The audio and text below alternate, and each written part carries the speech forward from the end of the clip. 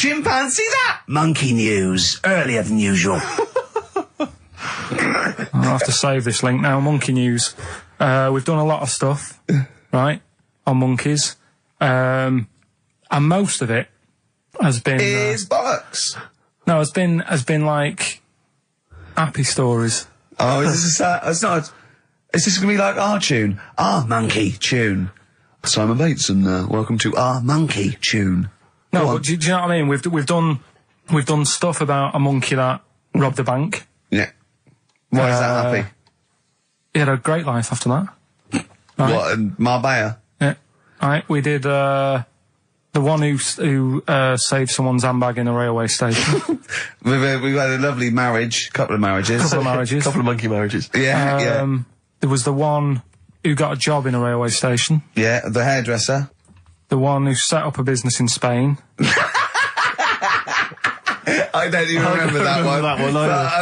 I'm willing to believe that happened. Go on then, Carl. But anyway, yeah. So today's isn't that happy really. It's about some monkey. I think it was a chimp. Who's an ape? Go on. He tried to. I mean, the story sets off at a sort of a weird thing. Yeah. It's something about he went to Russia to do some business. What are you talking about, Carl? It jumped past that bit though. It didn't start there. What are you... Do you know what I mean? It didn't tell you what he was doing. It just said, "There's this monkey went to Russia to do some business, do some stuff. I don't know. Bit of monkey business." And anyway, didn't work out. So, they were furious. We wanted a surgeon. You send us a monkey. Anyway, ended up being homeless. Oh no, you're joking. So it's taken a turn for the worst. What? Couldn't even get into like a tree hostel or anything like that. That's the problem. And God. ended up homeless. Got in with some tramps. I don't know where to start. Come on. Yeah, so he's knocking about with some tramps and stuff. Sharing drink and what have you around a little fire. They broke into some home, not sort of squatted. Right, so not homeless anymore. Problem was, he had a roof over his little area he had. Yeah. And he goes, "Oh, this is good. This is, we're having a good time. This is sorting me out." Yeah. He had his He mate. said that in Russian though. What was he eating? I don't know. It didn't say. But they're in this house. Well, he could only be eating sort of like fruit, nuts, vegetables. I mean, they classically sort of don't eat pork pies and. But they've got drink McDonald's coffee. in Moscow now, so sure. You probably turned down on that. Yeah. Anyway, there was a bust. What? I knew this was There was a bust in the flat that they were squatting in. All the other tramps sort of knew what was going on, legged it, left little chimps out there, got arrested. And they thought it was a real fella at first. They were like, "Get him, he's obviously just a scruffy bloke who hasn't had a shave and stuff." Yeah. Hasn't shaved his back for a while. Or his face. Yeah. His head. Got him down the station, and the boss was like, "What's going on here? We've got a monkey here." He was like, "What?" So you arrested a monkey. Well, so the arresting officers hadn't noticed all the way to the station that he kept slipping out of the handcuffs and was going for the entire journey. They didn't notice till they got there. What, did they put a hood over his head maybe and just like, I don't know. I'll give you the story if you want. There's the headline. What is it? What's the headline, Steve? I don't want to see it, but... The headline, this is once again from supposedly reputable news organisation Ananova, homeless monkey arrested in Russia. Did you read on, or did you see the headline and make up that whole story? It's most of it is there. What isn't there? What bit isn't there then? No, I think Steve can have a look over it, check it out and stuff. Point out the embellishment for me, Steve, will you? Well, what it doesn't say is that the police didn't realise it was a monkey. That's what I was guessing. Really? That they got it back and they said, "What are you doing? We've got a monkey." And they go, "Yeah? Yeah. Oh, God." There's some more monkey problems in the week. Have you seen the Alfords advert with monkeys in? No. There's a new advert out for Alfords selling bikes and stuff. Yeah. Got some monkeys in it. It's caused an uproar. Why? people are saying it's, dressing them up in tracksuits and that is, Taking the mickey out of Manchester.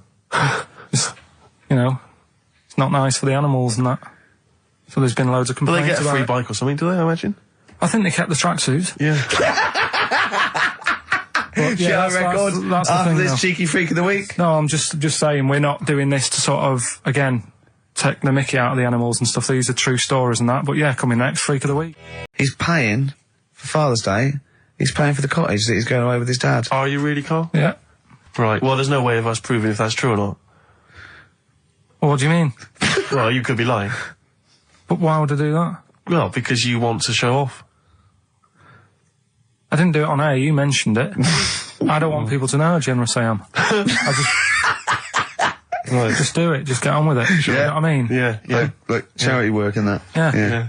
Exactly. But I'd have thought that you wouldn't have fallen for Father's Day. I'd have thought you'd have known that it was like... Well, we don't, I mean, to be honest, there's a bit of a coincidence, because I paid Yeah. for it anyway, and it just happens to fall on Right. Father's Day. But Right? don't I mean, buy a Dad's not card. normally that bothered. Don't fall for it. I mean, obviously that and Mother's Day and a plethora of other things were, literally invented by card companies to make more money.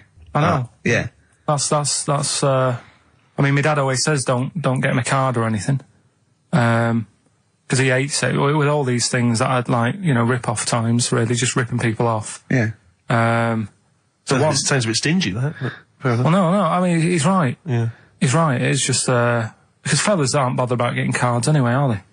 But the other thing that he noticed, helping out the flower companies, the Princess Diana thing, when she... Oh, sorry. Yeah. No. Jesus. God. So when... Carl, what do you mean? What do you mean? That's what he said. He said, oh... I nearly swore then because I was... you surprise me all the time. No, I'm but just... that is incredible. Sorry, what? I don't understand. What are you talking All about? the flowers that were sort of sold that day... Right. Or for Right. people to leave as a commemoration or Yeah, something? they made a mint, didn't they? Who did? Flower companies. Right. So what are you saying? So he was just saying, makes you wonder. What, whether About what? it was in the floor or behind the hit? Oh. So it's a conspiracy. It's a conspiracy by the flower I would companies. love to see you and your dad just sitting at home watching a bit of Channel 5 when apes go mental, right? With your roast dinner. When's that on? And then talk like, well, yeah, you know, kill Diana, don't you? Flower company's son. Right, quite right, Dad, you're not wrong. What are you talking about? No, I'm not, I'm just saying, it's like you were saying about the cards, on Father's Day and that. It's just a bit, too much a of a bit weird. coincidence. Too much of a coincidence. I'd be interested to see sort of, like the business graph Sure. on how the companies were doing, then suddenly, Yeah. I Yeah. But then by the same token, Elton John, he had the biggest selling hit record, didn't he, off the back of that? I mean, so, is he incriminated as well? if you want, I mean, It's a conspiracy theory you've not kind of analysed terribly closely. You've put it out there, and if people maybe who are investigating want to kind of add that into their inquiries, then they can. yeah. Sure. But, no, that's all I'm saying. I'm just, because it's always the same thing, isn't it? Like, I was out shopping the other day, treating Suzanne like I do. I like spending money and that. Yeah. I was in WH Smith's. Yeah. Oh, classy. What was it? Was it a big birthday? Was it? Was it a 30th? No, I was getting a. Was it 2 biros for the price of 1? I was getting a card for my dad for Father's Day anyway, because I'm seeing him. Yeah. Big Toblerone. Yeah. There was a giant Who is it who said Father's Day? They love a Toblerone. I've never understood Toblerone because the only time I see Toblerone is in airports, Yeah. right, and minibars. That is what the small Toblerone is for the minibar in a hotel, 3-star upwards, and the big Toblerone. Well, it's the big Toblerone is a gift, isn't it? It can only be a gift. You wouldn't buy a big Toblerone for yourself. Yeah, a duty-free gift. The Toblerone. It's next to Chanel No. 5 Toblerone Yeah. and a bear. But who specifically would you be buying that Toblerone for? I don't know. Someone who's clearly never had it before and would think it was interesting novelty. Yeah. Well, this gift's interesting. I'll tell you what though, Toblerone is brilliant. I mean, if whoever makes that, if they want to send sort of, you know, some Toblerones. I mean, I will eat Toblerone. Well, yeah. I think very much the same about, I think very much the same about fags. And of course, just cigarettes. If you've got any boxes of cigarettes and, that you don't want, you know, duty free or whatever, send them. I'd just like to say that, in no way do I endorse Carl's dad's theory that flower companies were behind the death of Diana. No. Maybe I could say that on air as well, just to save any complaints. I'll tell you what though, talking about fag packets and that, right, I'm committed to this treatment. Yeah. Is one of them. I've got to go for that one. Yeah? Yeah. Or the other one is the police are causing a bit of a stir. He still says it like it's the best thing he's ever come up with, which in a way is. It could be. Right, go on in. I'm committed to this treatment. Right. Do you know the saying... Is it just sayings now? Are they all sayings? This No, they're not. Okay. No, the other one isn't. Frog in your throat? The saying, there's a frog in your throat? Yeah. I assume it's when you croak a little bit. You sound like a frog. No. Right. Might seem a bit weird, this one, right? But years ago... Oh, yeah.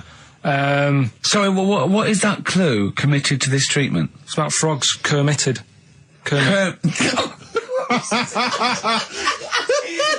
Probably works better with a K and an ER written down. Well, also, if you pronounced it Kermitted, yeah, but not committed. Committed to this treatment! Right, go on then. That's genius. So, yeah. Well, what? You go to the doctors and you go with throat hurting a bit. Right. And what they did ages ago. Ages ago? What year was this approximately? We are going back quite a bit with this one. Oh, okay, go on. And the doctor would say... did history. Imagine years ago. Go on. And the doctor would say, right, keep your mouth open. I need to look at your tonsils. And the jaw would ache a bit because they weren't as quick back then because they didn't have the technology and stuff, and they'd have to like stare at it and study it and stuff. And like they get an achy jaw, right? Keeping their mouth open. Yeah, like you get, you eat a Mars bar or whatever. So they'd sat there, and they used to always close their mouth, and it used to annoy the doctor. Yeah. Right? Oh. So what they did, they used to get a toad, right, and put it in the mouth. Rubbish. Okay, keep talking. Keep talking. And that way they couldn't close the mouth because either they'd squash it, right, or apparently you're not allowed to lick a toad's back. So the doctor would have them for breaking the law? No, but it's poisonous, right? A toad's back. You should never lick a toad's back. Or put it in your mouth, really. Oh, just stop for a second. Wait. What? Can I just ask one question? Go on, yeah, ask one question. I've got a few, but go on. Sure. My initial thought is, it sounds like a brilliant bit of sort of medical knowledge there. It's a great idea. Yeah. My only thought is, how does the doctor see past the toad? Yeah. Your tonsils? What's he actually looking at with the mouth open? Surely the toad is in the way. Hopping around in the way? It didn't say. Sorry, and my first question is, was this on the internet? Yeah. Yeah, okay. Carl, that is bollocks. That is, I mean... Well, alright then. Let's turn this round. Where does the saying, you got a frog in your throat come from? Probably because you sound a bit croaky. Probably that. Probably because you sound a little bit like a frog when you've got a sore throat. Carl, did you not question it just for a moment when you read it? Just for a second, didn't you think, that seems an odd approach? Firstly, why a frog of all the different species? Because it's poisonous. A toad. So it's a toad as well? Yeah, well, it worked. I'm committed. Worked. No, I was going to change it to, have you heard the news Toad Day? But I went with the frog. Oh God! Right, so that's rubbish. So that's rubbish. Next, can I have Let's play a tune. Let's come up with a God. Can I just say? No, just play it. Yeah. Yo, Carl. I have to thank my mate Dave, who sent me an incredible 4-disc compilation. That was one of the tunes on there. It looks professional. It's amazing. It's incredible. The effort. Oh, he's gone to too much effort. Ben Queller. It's a track called "In Other Words" from his album Sha Sha. Open wide. Oh dear, that's interesting. Oh, hey, doctor. Look, you've actually got a frog in your throat. I didn't get there. I put it in there. That's the most ludicrous story I've ever heard, Carl. Well, it's a saying. Do you know cold shoulder? Giving someone the cold shoulder. Yeah. All right. If you have someone round at your house, and you try to get rid of them, and they're hanging around and stuff, and you're like, oh, I wish they'd go. I'm tired and that. Well, years ago. When? Literally years ago. Well, ages ago. sort of, Olden times. I think it said medieval times. Yonks ago then, yonks ago. Yeah, medieval, yeah. We're going back quite a bit on this Well, one. you know when you find out these books, why don't you just pop down when it was? Just make a note. I don't think it says all the time. It just sort of says, you know, a few years back. Yeah. No, it doesn't. Well, Never. All right, I'll make an effort next week. Okay. Right? So, it's annoying that, because my girlfriend said to me, just make a note of the time and they'll stop having a go at you. Yeah. Yeah? And I kind of thought, it's all right. Didn't listen. I don't think it matters anyway in this one. We're looking at the saying, right? So Yeah. it's giving someone a cold shoulder, right? And what it is, right? Ages ago, there wasn't enough houses for people. Right. Because there wasn't much money being made. You know, there weren't big businesses. People weren't earning good money like they are now. So there wasn't as many houses, right? So what you ended up getting is like, you know, the rich people having a nice place to live. Oh. And the poor people were like wandering about, you know, looking for places to live and that. And what they ended up doing is they had like, people would go around to the mate's house and say, look, I haven't got anywhere to live. It's a bit cold. Can you let me stay? Right? So they'd go, all right, then you can stay a couple of days. But they ended up staying for like weeks. Yeah. Right? So to sort of get rid of them, what they'd end up doing, they'd be making the dinner, and they'd be making a lovely dinner, like a bit of meat, nice warm meat, and nice veg, gravy. And This happened every time, did it? works. This is where the saying came This from. is what happened, Rick. This is what how happened every time. It was in that vague book. The book of vague sayings and stuff. Right, so they'd be making a nice meal, but what they did, they looked after all the family. But the person who won't go home, they just give them some, like, sort of a cut-off of cold meat. Right. So they'd say, you're giving them the cold shoulder. Meaning... Right. Okay, that's rubbish. Okay. Absolute. Carl, why would that necessarily work? Yeah. Why do they always, in every situation when you want to get rid of a lodger, well, still feed him every day, but make the meat lukewarm. So They always leave then. Yeah. Oh, this food's lukewarm. I'm going to become homeless and they again, go, wandering the hold streets. on, are you giving me the cold shoulder? Yes. Do you want me to leave? Yes. Just say leaving. No, I like to do it cryptically. That way, in years to come, someone will have a little saying about it. Well, anyway, that was our bacon in the morning. Yeah. If you've had enough of meat, we'll leave that. Well, Bacon in the morning! Oh, bacon in the morning if you've had enough of me! come back. What are the others? Just tease us again with the others. We'll come back to those. You've got, he's a bit of a nuisance, and we'll have a big fire tomorrow. Nice, looking forward to that. Right then, so we've got, we'll have a big fire tomorrow. Yeah, go on. Is that the one you want? Let's go for it. Right, I think this was like round the 1700s. Bluffing. And Just bluffing. Who was the king then?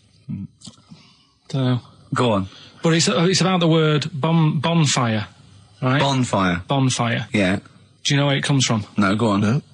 Right, what happened is it's got nothing to do with Guy Fawkes and that, which is what I thought when I saw it. It's got nothing to do with that. But ages ago, at 1700s, right, they didn't have enough houses, like I mentioned. Okay. Yeah. So if that happens, you get people living on the streets. You get diseases, people aren't cleaning properly. So you get more deaths. All right? Yeah. So think about it. You've got all these dead bodies lying around. They're running out of space because there's like, I don't know why they're running out of space, but they haven't got much. I don't know why really. I was going to say they should have just buried them, but there's probably more land back then than now. Think about it. He doesn't need anyone else in the room to have a conversation with himself. Yeah, we could leave and we'd come back and he'd go, I've sorted it. Yeah. But anyway, for some reason, They presumably, if it's going to be they burnt them, it's presumably to do that it also kills the parasite or whatever's carrying the parasite on them, as opposed to burying them and not killing the disease. well, yeah. So that's that. There you go. You've worked it out. They piled them up and they turned it into a celebration because there was a lot of fed up people at that time. Is this going to be the word bon, meaning good? No. I'll tell you in a minute. Go on. So you've got all these people who are like going around and like, oh, you know, so and so died the other day, and you know, nearly every week someone they knew was dying. So you can imagine like just constant like being depressed. So, and they've got all these bodies lying everywhere. It's like, oh, God, what are we going to do? So they said, we're all too fed up at the moment. Said, let's make this a better world. This was 1701 by the time they got together. Yeah. So they said, what we need to do is have a big party. So they said, yeah, Good thinking. see what you're thinking. So they go, right, well, we'll put all the bodies in a big pile. And they're all diseased and that, so they set fire to the bodies. And they said, let's have this as a celebration to remember them by. And, you know, we'll have a drink and that, and have a chat. We'll have this big fire going, and it came from bone fire. Ah, right. So it was all the bones. Bomb fire is bone fire. Yeah. Excellent. Yeah? Proper news? News. Right, well this one, it's, I'm not going to take the credit here. I heard Christian talking about this on breakfast, right, because it's a good story that happened. Basically, I don't know if I told you about it last week when we were having our spaghetti, but, I think you did. Right, I know what it is. I know what this is. Okay, I've not heard this. right, there's a little midget. Right, there's a circus. I'm loving it already. Circus going on somewhere. I think it was in America. And is that present day or old times? I'm talking like in the last 3 weeks. Okay. Right, little midget. Circus, really packed out show. People are loving it. Steve, you'll ask the same question I did. I know. So there's a little midget jumping up and down on a trampoline. That's what circus is. Right. I'd pay good money to see it. So everyone's clapping and he's getting carried away. Because he can't believe they're loving it. I didn't know they'd like a little person on a trampoline, but they love me. But you know what it's like when, if there's a crowd of people sort of encouraging you to sort of go higher and stuff. Yeah. And I'm sure he knew it was getting out of hand. But he was jumping and he was coming down, they're all going higher, and he's going really high in the air, right? So he's doing this, crowd are clapping. There's a hippo, right, just sat next to the trampoline, getting ready to come on and do his act. Oh, right, I thought he was in the audience. There's a hippo getting ready to do his act, Steve. Yeah. So he's a ventriloquist. What do you mean he's sitting by the trampoline waiting to do his act? Because why does he sit in the dressing room and they go, 5 minutes, Mr. Mouse, 5 minutes, Mr. Mouse. So anyway, right, so the hippo's there. He's getting annoyed, is he? Because the midget's He's going, how can I follow this? This is really annoying. They're going to be, no. So he's thinking, he's already done the trampoline, my pogo stick act is never going to work. Yeah, go on. So there's a hippo waiting. See, it's a great story, and I just know he embellishes it or it gets slightly wrong. Go on. So there's a midget jumping up and down. The hippo's getting annoyed. The crowd are going mad. The midget's loving it. Can't believe his luck. Although you think he probably knows he's dicing with danger. Yeah. So next thing you know, they're all saying higher. He gives it one big, like, heavy sort of landing on the trampoline, goes really high, but goes off at a funny angle. Oh. Hypotenuse. Okay. Yeah. And sort of flies up. Hypotenuse! Sure. Flies off at a funny angle. Oh, dear. Hippo's there, swallows him whole. Crowd are clapping, thinking that's why the hippo was waiting there. Rubbish. Rubbish. It's not rubbish, though. But no, maybe there was an accident in a circus with a midget and a hippo, but at no point was this hippo waiting to go on, going, come on. The midget flew off at hypotenuse and landed in the hippo's mouth and was swallowed whole. This is what you embellish it. That is great. And what's that? I have to say though, Rick, when I heard midget, trampoline, hippopotamus, I was thinking accident waiting to happen. Yeah. So. Yeah, maybe. I mean, it is that you should never put those three together. Never. It's a recipe for disaster. Everyone knows that. Midget, trampoline, hippopotamus. Are you mental? You're asking for trouble. Well, you know when he told me it, he said, and the midget, he didn't mention the hippopotamus, and he said the midget went on, and soon he fell off, and the hippo ate him. And I said, sorry. What was the hippo doing there? He went, it's a circus. I've never heard of a circus having a hippo. What do hippos do? What can they do? You can't train them, can you? What do you? Aren't they, like, very deadly? They're huge, aren't they? You can't have a hippo in a circus. Are you sure? You're not thinking of Zippo? He's neither clown. Yeah. And it wasn't some sort of where Zippo was eating a midget, and it's some sort of horrible sexual act. No, it was definitely. I heard it on breakfast, right? Okay, sorry. No, it's definitely fact. Yeah, okay, It's definitely true. Chicken, you believe it? Chicken, you believe it? So they're the two that are left. Which one's you going for? Chicken, you believe it, is not that picture, is it? In that we saw. Which picture? The bloke with the... No. Right, okay. God, that was bad. Right, okay. So... I just better explain We that. can't really discuss this on air, can we? Well, we can. Steve brought in, Carl, the best book ever, which is, what is it? I found it when I was moving house. It's an FHM publication, and it's kind of like lots of grotesque pictures and stories, and like a book of freaks and weirdos and And Carl opened it, and the first one was like... At the back. At the back. Well, you couldn't believe your luck, could you? What was it? What was number 50? A bloke with two heads. And he said, what's number 1? Yeah. And then number 6, there's a bloke who's a squid or something. Octopus. Yeah. yeah. He's loving it. At number 1, he said, well, it's just a fella under a rock. And I went, oh no, read on, I think I know about this. And it's the fella that was found, he caused a landslide while having sex with a chicken. And they pulled him up, and there he is, the chicken. Right, so Carl could not believe his luck. So it's not that. Chicken, you believe it? I'll have that one. You're then. going for that one? Yeah. Right, well, we've talked a lot on the show about... We've talked a lot on the show. Yeah. About animals without heads. We haven't! We haven't! We talked about cockroaches could live without a head for 7 days. Yeah, we talked about that. And then, of course, there was the well-known one about the fella who had his head cut off, and he blinked. He said to his mate, "Count how many times I blink when my head comes off." Yeah, when you told it to me, you said his head came off, and he said, as he said, it was in the basket, he said, "Quick, count how many times I blink." And it was Nick Frost that had to go, "No, Carl, no, he said it before." I went, and that was lovely. So yeah, we've talked quite a lot about things heads coming off. Go on then. Well, this one, yeah. Right? Back in 1945. You looked up the date. It's got a specific date. Wow. Mate Jonathan sent this one. You know him as well. It's a lad at the BBC, right? He emailed this one in. So thanks for that. Chicken. It's called Mike. There's a chicken called... Sorry, I missed a bit there. There's a chicken called Mike. Chicken called Mike. Okay. Right? Yeah. What happened was, it was living on a farm, right? Loads of chickens knocking about. And the owner of the farm is like, getting ready for tea, and his wife says, go out and get a fresh chicken, because my mum's coming round. So he thinks, well, I want to get a good one in, because I want to impress her. Cause back then, even then, they wanted to impress the mother-in-law and that. So they said, all right, I'll just nip out and get one. So he sees Mike, chicken, running around. Is this during the war or after the war? 1945, I'd say that was after. No, it ended, It ended in 1945. Yeah, Okay. September, go on.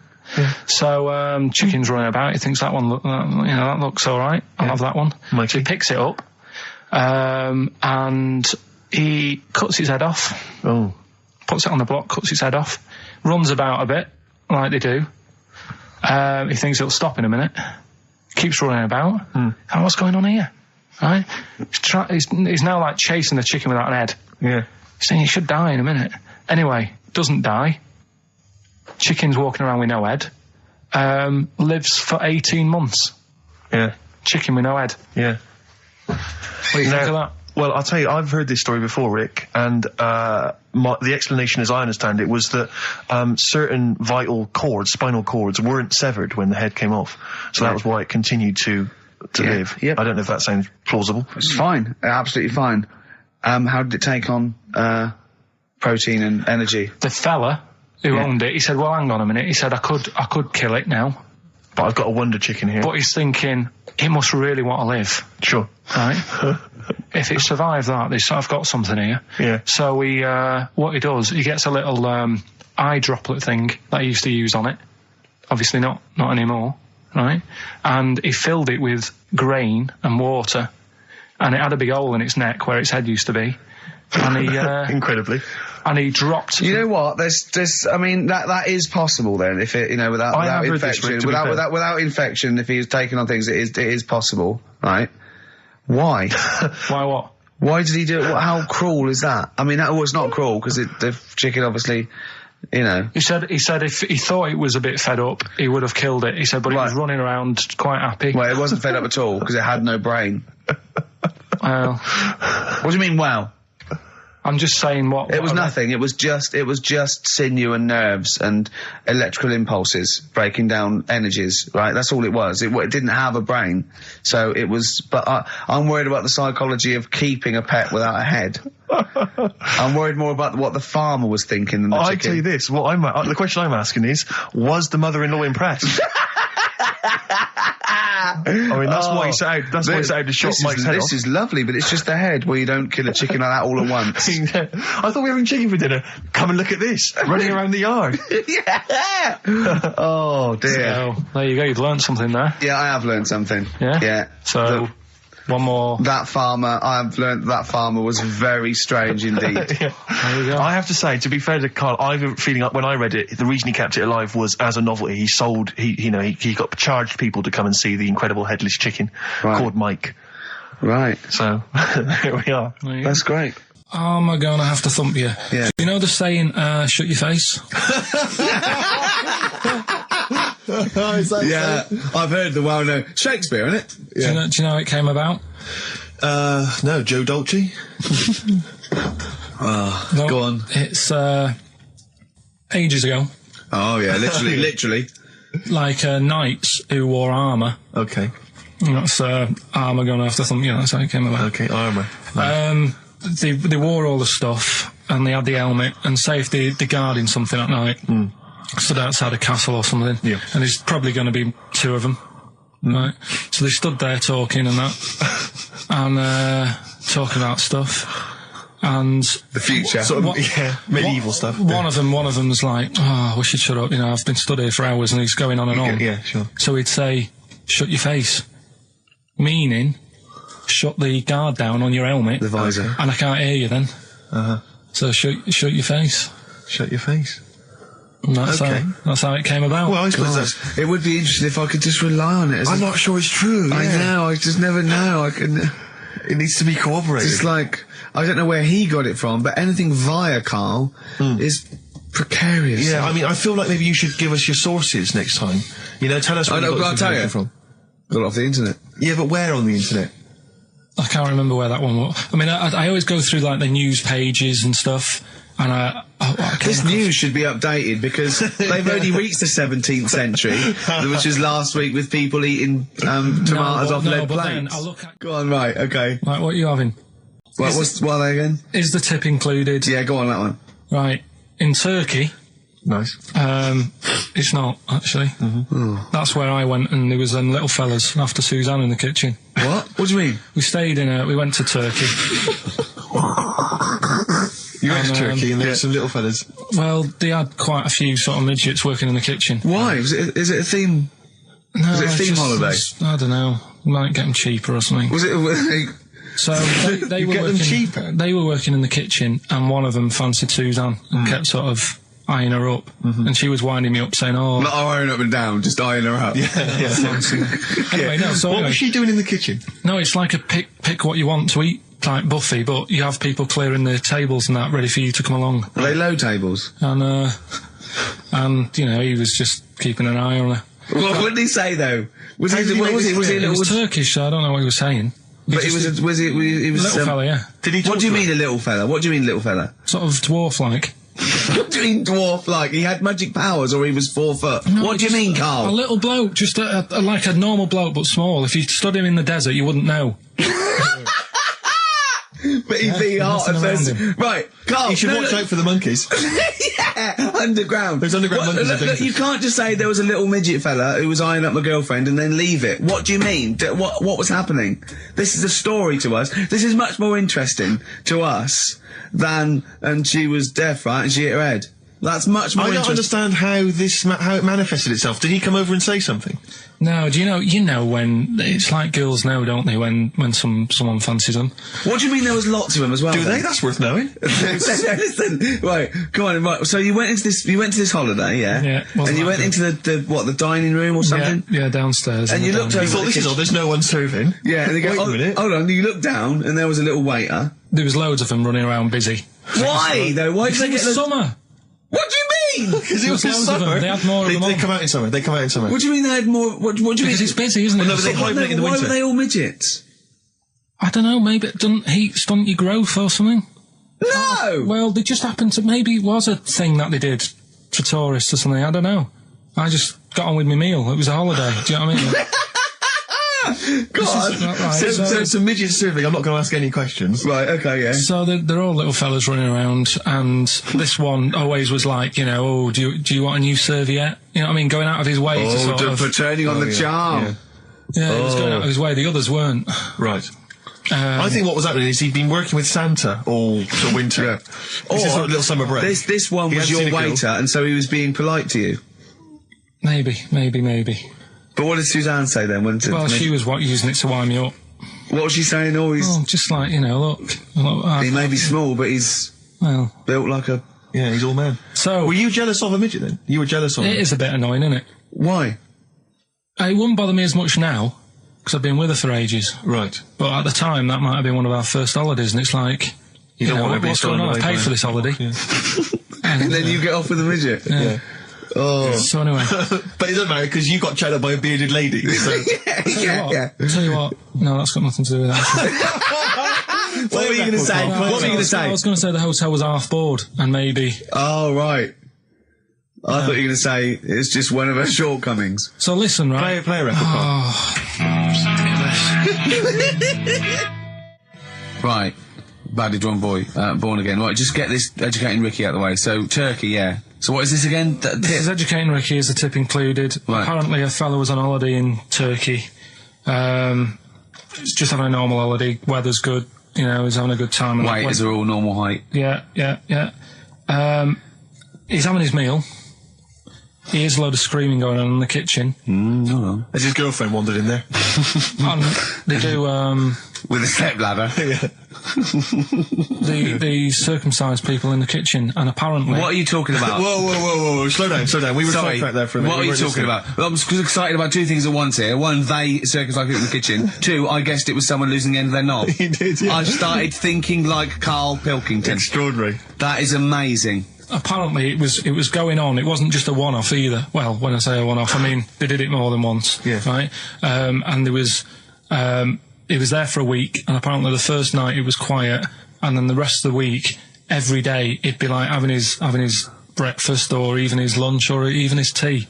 Yeah. Right? He'd be doing it all day. Oh. You'd be hearing Lunch and screams. breakfast, fair enough, really. Yeah, Circumcision at tea time. Don't do that. And apparently it's a tradition over there.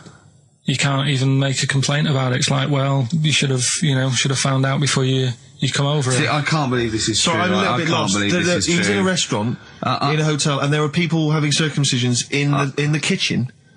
Yeah. Is that right? I'm even worried that we're bordering on the racist here, suggesting that is tradition, that Turkish people cut the end of their cocks off in the kitchen Yeah. at meal times. I think you're wrong, Carl. This just sounds ludicrous, Carl. No, I don't think it happens everywhere. Right. I think this Just in Oh, particular this in this restaurant. hotel.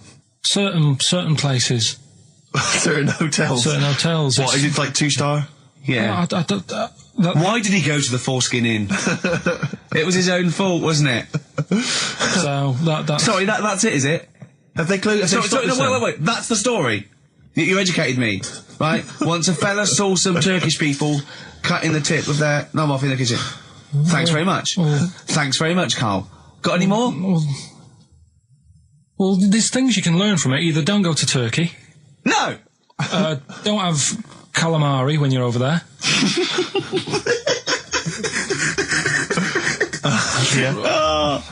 Carl, you've done it again. Well, What's the last one? Give us the teaser clue it again. was, I want to come here in hindsight. I wouldn't have come here in hindsight. Yeah. Right, give me some education. This will be the thing that teaches me something. I can feel it in my bones. Come on. There's a kid in Kenya. He was messing about with some beans. Magic. We guessed that as well. You did, yeah. He's fed up because we've guessed his puns, I think. He put one of them in his ear. Yeah. The mum or the dad said, what have you done that for, or whatever. Yeah. So I'll have to take you to the doctors now. So they took the kid to the doctors, and the doctor said, he said, I can get that out, I can sort that out for you. So he took it out, and the doctor said, right, that's £3.50. And the dad said, I've only got £2.70 on me. And the doctor said, right, well, and he put the bean back in his kid's ear.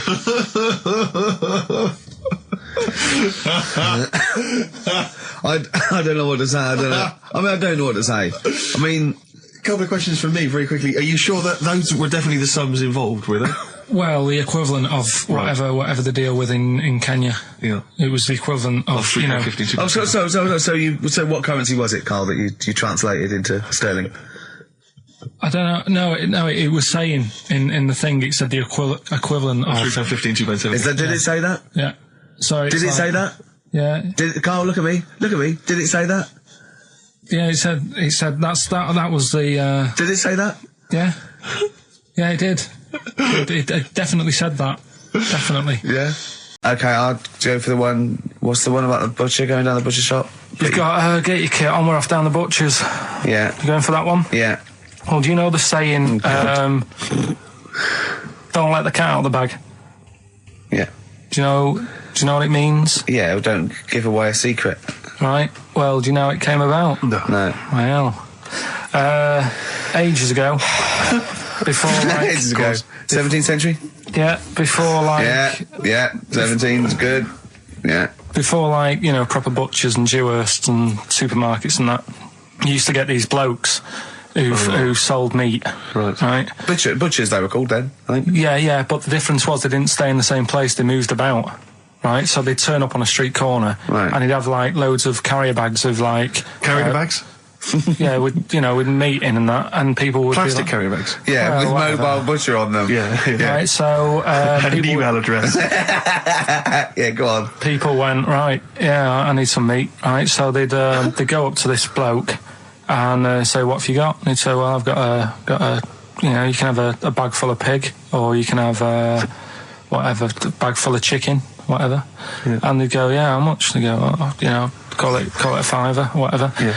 And they'd buy them, and to make more money, they didn't always fill the bag with what they said was in it. Oh, I thought that might be the case. Right? Yeah. So what did they they used ever to do... put cats in there? Yeah. But I don't see what... Okay, so sometimes they would put a cat in the bag and pretend it was chicken or whatever else. Yeah, so... But why was a cat any cheaper than a chicken? Because cats are wandering around the streets, aren't they? Chickens aren't. So they'd get a chicken, they put a chicken on the top so that when they look in it, they'd go, yeah, that's all right. Got a bag full of chicken. They'd get home to make the dinner, and they'd be like, what are we having tonight? And they'd go, well, you'll never guess. And they'd have, like, you know, well, you can have a chicken leg, and, you know... But it would be a cat. Yeah. They'd have to defrost a pizza. Yeah. Did they mind that they were eating cat then, in those days? He didn't say. He just was saying about the saying, don't let the cat out of the bag. It's like, you know, if they see that, they're going to go mad. Well, so it was the people that were doing this, it was the dodgy butchers that coined this phrase. Were they saying to each other, don't let the cat out of the bag? I.e., what I mean by that, Jack, is don't let them see the cat, what we've stuffed in there. Yeah. Dodgy butcher, that's another phrase, isn't it? Yeah. So that's the first one. Is that a euphemism, or is it dodgy butcher? As his meat delivered round the back. Sure. So that's that one. Like, follow me in the van. And he was like a northerner like you, and he was giving it all the, all right, yeah, you know. I tell my girlfriend's a DJ, she's got some of these speakers, they're fantastic, da-da-da, and he's giving me this. And then my mind starts working. Now that I've got a bit of time to think, I'm thinking, wait a minute, this all sounds a bit dodgy. Yeah. It dawned on me, Rick. You know, Paul, are you? You're streetwise. Exactly. You're streetwise, Steve. Not only that, I was thinking, how am I going to get them home? I've got to drop the car off at the BBC. How am I going to get these huge speakers back to where I live? And how can I pay for them? Because I've just spent £100 on Find the Lady with a couple of blokes in the square. It seemed like a fair game. Some of his friends were winning. But so I explained to him, I said, I can't get them back to, like, Brixton, where I was living at the time. He went, don't worry, give us an extra 20 quid, we'll take them home for you. Oh, that's good. Deliberate. They do a whole service, you see. And there's also a backup guarantee. Did they have the guarantee, the 3-month guarantee? They didn't. No. But so I said, I'm not sure about that. He went, well, why don't you put them in a cab, send them back, and your housemates can collect it? I was like, oh, no, there'd be no one in. And I was beginning to sort of get a bit conscious of, like, maybe this was a bit of a scam, after all. So I pulled into, like, a little side road, and I said, I'm not sure I'm into this now, actually. He went, what are you talking about? It's 200 quid for a pair of speakers. It's a bargain. You never get a bargain like this, mate. I'm going, not too sure, actually. I don't think I want them. He went, 150 quid, mate, 150 quid. I went, no, he's 100 quid now to you. And I'm thinking, wait a minute, this doesn't sound like the kind of work that Dixons would be doing. Dixons don't do that when I go in. This is it. Dixons never negotiate in that way. When I go, they'll look around and I leave. They go, where are you going? I go, no, we'll have anything then. Have anything for a So quid. I stopped the car and the white van pulled up behind me with his mates in. Sure. And And I said, can you get them out? I'm not interested. And he went, 100 quid, mate. Oh, you, and he was just going, you tosser, you obviously want some speakers. And he was having a go at me.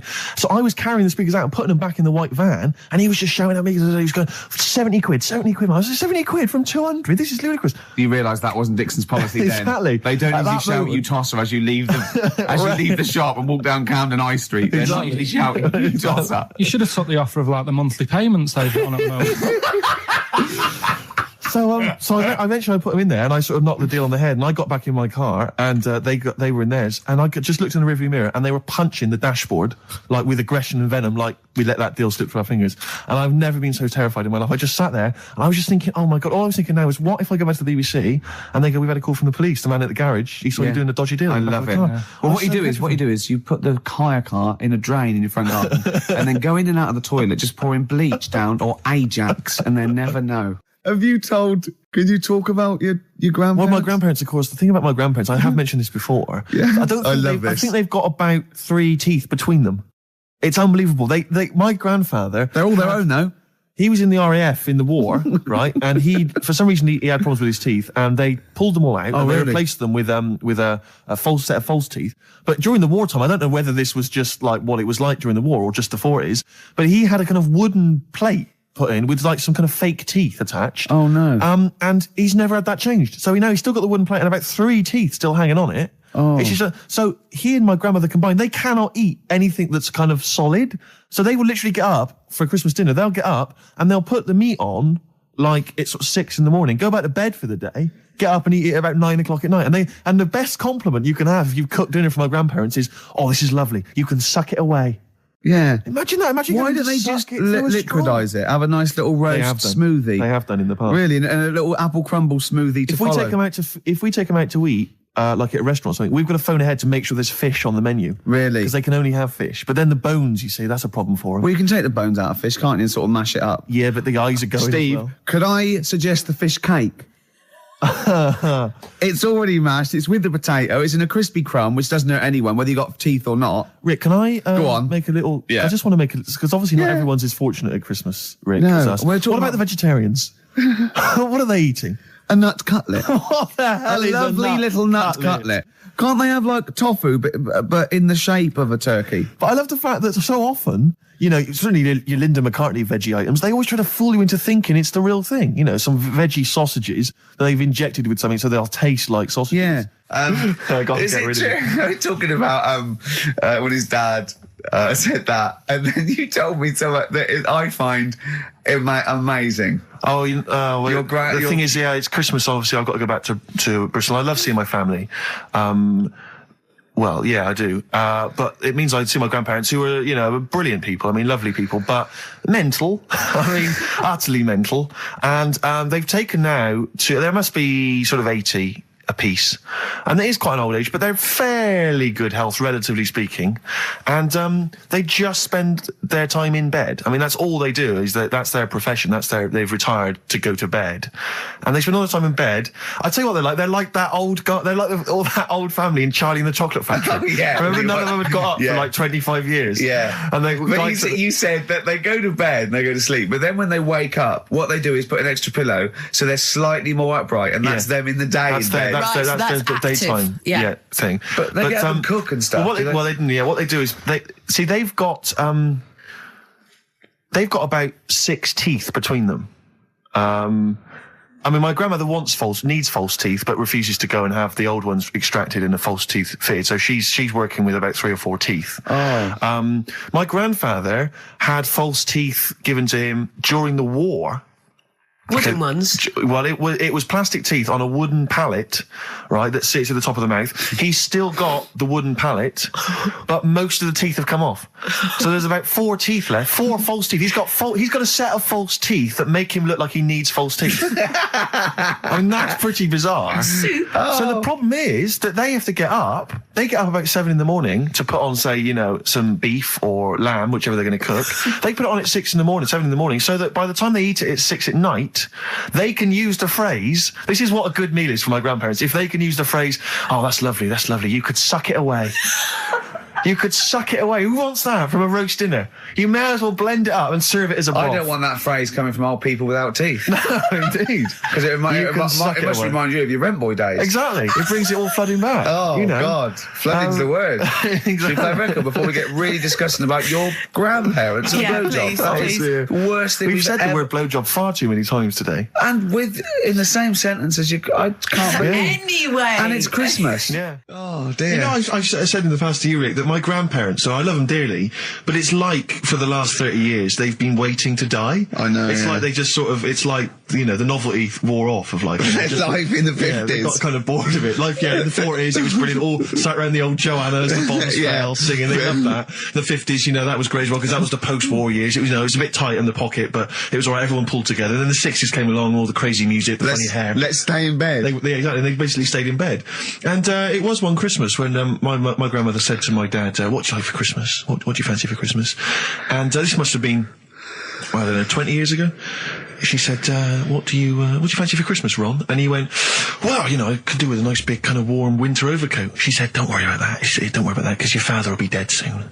It's right, you can have his. Meaning my granddad. Well, to be honest with you, my father's still waiting. Which is good news. Good news for my grandfather. Less good news for my dad. He's freezing. He's freezing. He finds out, how is he today? He's fine. You go, okay. Oh, I'm freezing. It is it's such a weird mindset, that. I think that, to me, is what sums up people from that older generation, the 40s and 50s. And it seems to me that you've got that kind of mindset. It's like you were born in the 30s. And whenever you talk of your childhood, it's like you had, like, a baked potato to take to school. And a hoop and a stick as a Christmas gift. The other thing is, I think that that sort of generation, it seems that the man is dependent on the woman. There's a total dependence. Oh, absolutely, If she dies, he's done. Yes. He's done for. Just pine away. If he dies, she's got 30 years of pottering. Absolutely, yeah. Do you know what I mean? Yeah, and going to, like, you know, the youth club and the church. I know what you mean, It's sort of like that.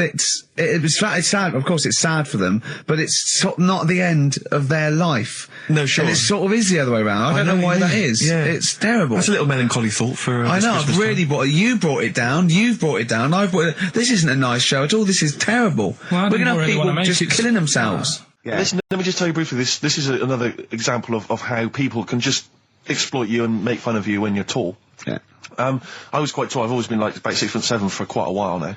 And when I was about 16, I went to a big New Year's celebration in Bristol, where I come from. And everyone kind of congregates in this big sort of part of town, and there's all people dancing around, like in Trafalgar Square. And I was there, and somehow I just picked up a balloon somewhere along the line, one of those kind of helium sort of balloons, and I was holding that, sort of dancing around. And these two girls came up to me, and I was thinking, yeah, okay, you know, it's New Year's Eve, brilliant, you know, that's my kind of party. Yeah. They came up, they went, hey. Once a year. And they said, you going to be here for long? And I went, well, maybe. And they said, it's just that we've arranged to meet back at you in about an hour. I went, what do you mean? I went, well, it's just because we can see you wherever you are. Don't worry, you can move around and stuff. We'll see you with the balloon. Just arranged to meet some friends. I love that. A landmark. So, like, pilots use that. Oh, we're just coming in. There's where we go. When we see Steve Merchant, we'll be descending to Bristol Temple Mead. What's really funny is New Year's Eve, Trafalgar Square, you got a huge column, but they use Steve as like the meeting point. Steve's got a huge column. Brilliant, Rick. Well done. Award-winning comedy from Ricky Gervais. Weren't you in a car park once? Oh, no. It was New Year. And we were all gathering up. You know, like in Trafalgar Square at New Year, everyone gathers and they have a big kind of party and stuff. Well, in Bristol, they do something very similar on a smaller scale. And I was there one New Year's with my friends, and I for some reason I picked up a balloon during the evening. You know, I don't know where I got it from, but I was holding this balloon, and these girls came up to me, and I thought, yeah, nice, you know, maybe a little New Year kiss. They came up, they said, hey, are you going to be here for a while? And I said, well, yeah, I probably will. They said, it's just that we've arranged to meet back at you at midnight. What do you mean? Because I was so tall and had a balloon, I was towering above everyone else. I said, what? They said, we're going to meet back at you at midnight. They said, don't worry, you can go about your business because we can see you wherever you are. This is where Nelson's column is. No. No, this is in Bristol. Oh, right, okay. Yeah. And so I'm sort of wandering around, and then at midnight these two girls turn up again, and some of these lads come and meet them, and they're sort of laughing and joking. I'm thinking, they're probably going to invite me back to a party. I watched them get in a cab. They went off. They had a wild night. But then I did have a balloon, so it was a great New Year for me. I did have a balloon. Oh. You were going to tell us a little story about a Just Volvo past my estate? test, Yeah. my parents had a big Volvo estate, and there's quite a big Oh, I car don't to drive. drive. My parents didn't have a car. But I know you don't drive cars, Rick, but it's got a big car to drive if you've just passed your test. It's safe though, isn't it? It is very safe. That was the thing. Yeah. And I come from the West Country. Obviously, there's quite a lot of windy lanes. around No, there. you're joking, do you? They have cars there. Well, here he comes. Blimey, Carl. Learned on a tractor, automatic it was. Do you want me to tell it or not? Oh, don't give up the accent. Oh no, I'm not a Wurzel. Go on. Go on. So I went to this You party. never going to him being from the north. Not when he's telling an anecdote. He's never told an anecdote. Oh yeah, fair point. Yeah, go on. So I went to a party and I was quite excited because I had the car, the motor, and there was a chick heading down to the party that I was like, I had my eye on. And I thought, now I've got a car and going to the party, it's going to be amazing, right? You glass And eye, various friends had said, like, can we get a lift? I thought, yeah, groovy. Yeah, I'll pick up the chick as well, who's a friend of a friend. Yeah. So cruising down to the party in the motor, the Volvo estate, and there's nothing sexier than that. Slipping a little bit of Billy Joel on the stereo or whatever. Something classic. Go, champion. Exactly. And maybe it was Billy Ocean. I think maybe it was quite a Billy. Maybe it Billy was thing. get out of my dreams, get into my car. Ideally. Yeah. So I get to the party, and inevitably it was one of those house parties where the chick that I had my eye on, she kind of was chatting to other guys, and she wasn't really paying attention to me, and I was sort of... Found out to get, was she again? Same old story. Oh, they make me They know laugh. how to tease, don't they, the make me ladies? laugh. Who are they kidding? So I'd follow her like a dog, from room to room. Yeah. And watch her Quite while... literally, sometimes he was barking. Yeah. Go on. And while, just watch her while she talked to other blokes. And then, obviously because I was driving, I wasn't drinking, so I was not really enjoying myself. And then somebody said, should we go and pick up Vera? And I thought, right, okay. And they went, Steve's got a car, let's all leap in there, we'll go pick up Vera. And this girl was like up for it as well, so I thought, brilliant, I'll be back in the car with her, away from all these lads. Yeah. One guy she had her eye on, he came as well, I was a little bit annoyed. Yeah.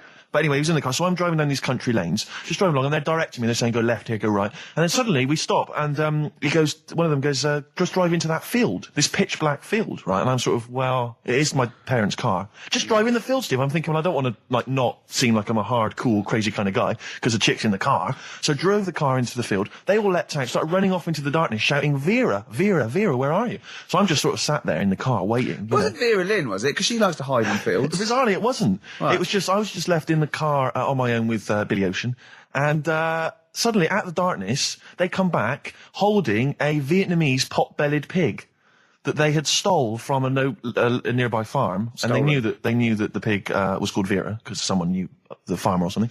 Anyway, so they got this pig, so now they're going, I'll put the pig in the back of the car, we'll take it back to the party, it'll be hilarious.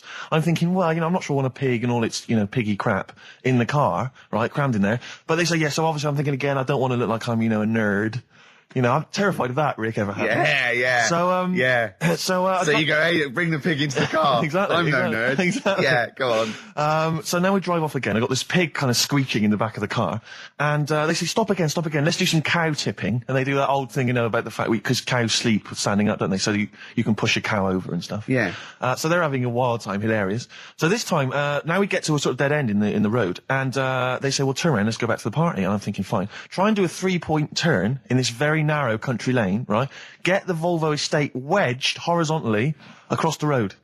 Can't get it out, just can't seem to sort it out. I don't know what, I'm panicking because there's a pig in the car, right? And, local disgruntled farmers, right? People drunk, partying, probably off their head on some kind of weed. Rick. Was it loads of blokes with pitchforks and flaming torches Exactly. going, burn him. He's playing with our pig. Exactly that. And so that, I was so terrified that all I could think was they're going to have to send a helicopter to lower a magnet onto the top of the car to lift the car up and put it the right way around. You used to read a lot of comics, didn't you? Yeah. So, do you know what I started doing? What? Crying. Did you really? Yeah. Why? Just started crying, just very slightly, started getting upset.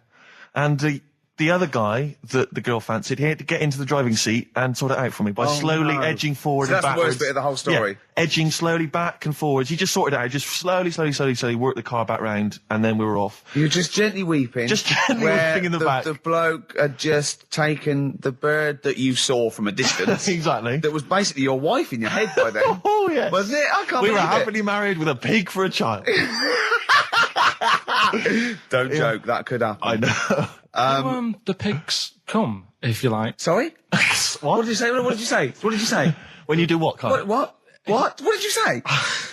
No, what did you say? Because I don't want to have to go to the radio authority again. What did you say then? Just remember.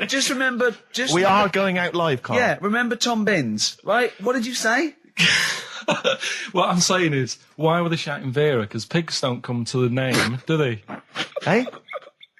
I don't know the ins and outs of pig, you know, how to lure a pig into your trap. Can I just tell you some very... The other thing you do, sort of when you're about 15, 16, is start writing songs about, like, the world's trying to take a piece of me. Hey, you think I'm going down? I'm coming back. I'm against the ropes. They try to drag me down. It's like you want to be Cool Hand Luke. Yeah. They put me in this emotional prison. The man's on my back. Who? They try and take a piece of me. Who do? Well, You're 14. Parents and that, don't they? You're really Sometimes. comprehensive. The teachers, yeah. I absolutely love it. I still remember a poem, I'll not say his name, we're about 14, 15, and we had to write a poem, and obviously everyone's was pretty rubbish, but we mercilessly took the piss out of this bloke, because I still remember the poem, and how he did it is he went through a dictionary and found things with that, and this is a poem, right, okay, remember? I've remembered this for 25 years, right? The reason why I had to die. Did I bleed the blood of greed? What was my destiny? And when we hear this, we were laughing. I mean, for a year, we would go, what was my destiny? It was just great. I hear it again? I enjoyed the reason why I had to die. Did I bleed the blood of greed? What was my destiny? That's almost as catchy as Monkey News. Oh, God! Oh! I've got some monkey news for you. But, because when I was younger, I remember being outside a post office once when I was about 10 or 12 and finding a purse and thinking, oh, that's nice. And opening it up, there was some money in there and a pension book, and so it was obviously an old lady. I found an address, I sent it to her, and my mum said, you know, you've been so good there, you'll probably get a little reward. She'll probably send you a little reward. Nothing. I got maybe a thank you note, but no cash, no moolah, nothing. Really? And I was livid, because I'd been told that I was going to get a reward. I thought I've been a good Samaritan, nothing. So, many moons later, when I was at university, I learnt from that, and this is the most bizarre thing. This explains a lot, doesn't it, Carl? This is like the Mary Celeste. I went to a cash point to I thought, I can't get my card in here, and I realised there was already somebody's card in the machine. They put the code in, but then they just disappeared. They'd been kidnapped or something, so it was just there, waiting, sitting. It said, what do you want to do? And it gave you a number of options. I thought, interesting. Steal or go to heaven? Yeah, exactly. You went, oh dear. Yeah.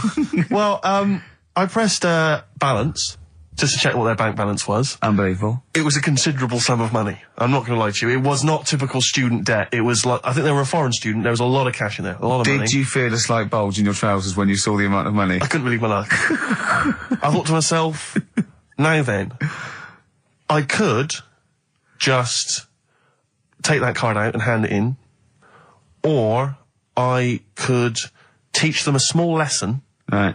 And maybe give myself a reward, because last time I did that, I didn't get a reward. So if I give myself £30, then I'll take the card out. 30? Give myself 30 You didn't really? Well, I thought that's a good reward. And I went in, I handed the card in, I took that. Steve, and that's a little reward for me. And I'll tell you this, don't think it's evil, because I went in and I bought everyone a drink. Well, brilliant. Yeah, I didn't tell them I got the money free. Well done. Excellent.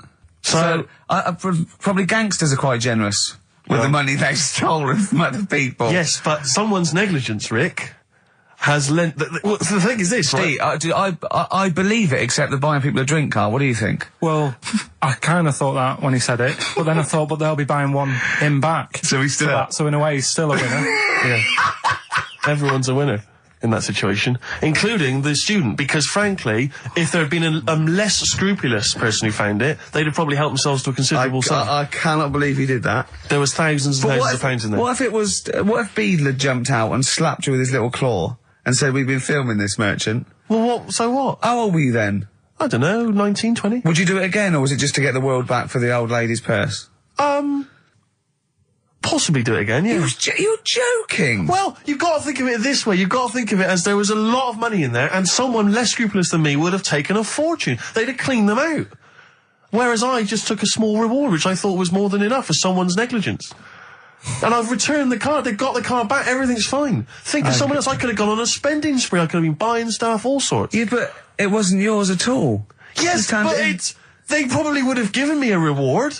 And because, you know, sometimes people forget or, you know, they don't give you a reward, I thought I should He had take to it go at your myself. dad for nicking a loaf of bread out of a phone box. Yeah, but that's because it's for old people, geriatrics and stuff. How do you know how old was your people who you were robbing from? It was on a student campus. Well, Wow. I think it was more, I thought it was excellent behaviour. I thought it was that's good, honourable incredible. behaviour. That's showing another side to him, isn't it? What would you have done, Carl, in that situation? And tell the truth. I might have helped myself a little bit. There you are. I don't know what this is helping No, yourself a but- bit. Like you say, just sort of, you know, send them back and sort of say, you know, If you find a £1 coin in the street and you can be bothered to bend over for it, then have it. But someone's cash point card or personal belongings. I'd let them know though. Did you send it to them and say, I've you know, service charge included. I've took that out already. No, I handed it in to You'd the, let them know. What do you mean? You'd let them know. I'd say, you know, you're lucky here, right? I just took. I'd probably said 20 actually, Okay. because that's just like one note. Sorry. Right. Okay. You are winding me up. No, I'm not. I mean, not for once. I mean, I know what Steve's like. He is tight, right? He is. And you know that, don't you, Steve? Financially, I'm not, you mean? Well, no, I mean, just the way you are. You're very Sure. sort of, you know, you're not wasteful with your money. I'm careful. No, I'm not wasteful. Absolutely right. No, but to the extreme. Not towards the extreme. Not towards the extreme. No. Look out for the pennies. now. The pounds will take care of themselves. All right? Simple to remember. Good advice. Yeah, All right. But the thing is, right, I know that I take the mickey out of you for, like, you know, the way you look and stuff. Sure. Right. Well, I'm right back at you. But the thing is, you can't help that. Absolutely. But I'll tell you something that women don't like, Sure. and it's fellas who are tight with the money. Sure. I'm not frugal with money with ladies. I'm frugal with money with you. Well, I've got no reason to splash money out on you. I've never seen you splash money out. Well, you've never been out with me. Steve, have you ever splashed out on a lady? No, but I hope to one day. The right lady. Play a record. Sorry, just suddenly struck me something. I don't know if I mentioned it before. You mentioned that you tried to catch your guy out when you came back once. You opened the door really quickly to see what he was up to. Did I ever tell you when I was at university? Now, I'm very tall and I've got enormous feet. Size 14. Size 14 shoes. And when I was at university, everyone, it seemed to me, was wearing Dr. Martens. It was like you had to wear a pair of Dr. Martens. It was kind of the rule. Dr. Martens was big for you. Yeah, so that's a big pair of Dr. Martens. That's where the myth of the old woman who lived in a shoe, I think, came know. from. People with my size shoes. Anyway, I just literally kind of moved to university. I'd been there for like literally a couple of months. And obviously in that first period, you're quite keen to kind of, you know, reinvent yourself, strike yourself, you know, try and give an impression of perhaps being quite sophisticated, worldly, cool, all those things that, you know, you've left behind all your childhood friends, so you're trying to, you know, develop something. But you didn't new. bother, you didn't. What, sorry? You didn't bother. No, I was working hard on it, and I was kind of, you know, I was doing alright, you know, and I had a tie-dye shirt, and everything, you know, I was looking good.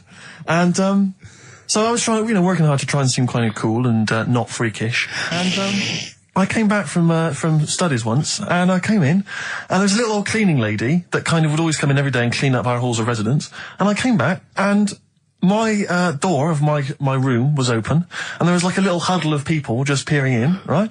And I thought, this is odd, you know, that my door's open and I'm not in there, and there's people staring in the door. And I looked in, and the little cleaning lady had my Dr. Martens on and was clomping around, Making them all laugh. making them all laugh, doing an impression of me. That's amazing. And Imagine that. Imagine the psychological scars that has. I know that she's more popular than you. Yeah, exactly. And they go, come on, Maud, let's go to the JCR. Exactly. And they carry her down. They go, drink. And she goes to, Steve, you better have that spotless by the time I come back. You go, all right, I will. All right. But what I like is the fact that I'm sure that's not part of the cleaner's code. The cleaner's code is you don't have the keys to everyone's room so you can go through their belongings and play practical jokes. I mean, surely it's a kind of, there's a trust. She must have looked like a wall bracket. I went bowling with him once the first time, and we went bowling at this place. Where was it? I mean, Finsbury Park. And I'd never been before. And he goes, you got to wear special shoes. I went, all right. He went, so and so. He goes, have you got size 14? And she went, yeah, I've got one pair. And she put them on the table, and they look like crusty. Honestly, honestly, it looked like, it was, I just started laughing because they're so long and thin anyway, and they're multicoloured, aren't they? They're two colours, and it looked like Krusty the Clown's feet. And then this teacher just went, all right. 14, that is big, isn't It it? is a huge size shoe. You're right, yeah. And it was just the one cleaner in them. Just the one, sadly. She did have loads of kids eventually and brought them up in there. You were talking about renting an office. I'm a little bit intimidated because I'm just at the moment thinking about trying to buy a flat or something because I'm just tired of pissing money down the drain every I month. know, yeah. And, but I'm really petrified. I've put it off because I'm really gullible. When I'm confronted with anyone in a suit who sort of knows what they're talking about, they can sell me anything. I'm intimidated. It's like, you know, how you're supposed to go in there and you're supposed to sort of act like you're the guy with the money. This is what I want. This is what no. But I go in there and it's like I'm afraid they're going to say, clear off. I don't want to sell you a house. I'm not really interested. Have you ever thought of like really putting on sort of like some sort of cool air? Like, sort of like kicking the door and going, what's that? Is it like, you'd be found out in 30 seconds, wouldn't you? Exactly. You'd go in there, you'd stub your toe, and they go, what do you give? I can't put my toe, I've got my toe. Exactly, yeah. Brilliant. Just tapping the walls. Yeah, tapping the wall. What's the rates? What rates? I don't know. Well, do you remember, I don't know if I told you before, I wanted to buy a laptop computer, and everyone said, go up Tottenham Court Road, and I was reading like magazines and stuff, they were saying haggle, make sure you haggle, make sure you're planning to haggle, get the best deal you can. And I found a shop which was selling the computer I wanted, and I went in there, and I had this whole plan in my mind of what was going to happen. He was going to say, like, it's worth this. I'm going to go, well, look, I can get it cheaper here, I want to buy it from you, I'm going to haggle, and off I went. So I went in the shop, and I said, yeah, looking for this, interested in this Toshiba. How much is it? He went, oh, it's 1,500 quid. I went, sure. Okay. I said, I'll give you 1,300. He went, it's 1,500. And I said, sure, but I'm willing to give you 1,300. He went, 1,500. And I was done already because he hadn't even begun to haggle. And I was assuming he'd at least go 1,400 and we could start, but nothing. So now I was screwed. My whole plan went out the window. Yeah. What did you do? Just leave? No, I said to him, the thing is, I can get this computer cheaper down the road, but, you know, I like what you're providing here, I like your service. I've had good stuff about you. It was amazing. I said, I've heard good stuff about you. And he went, I said, seriously, I can walk down the street, I can buy it there for cheap, for like 1,400. And he went, well, see you later then. And I was like, right.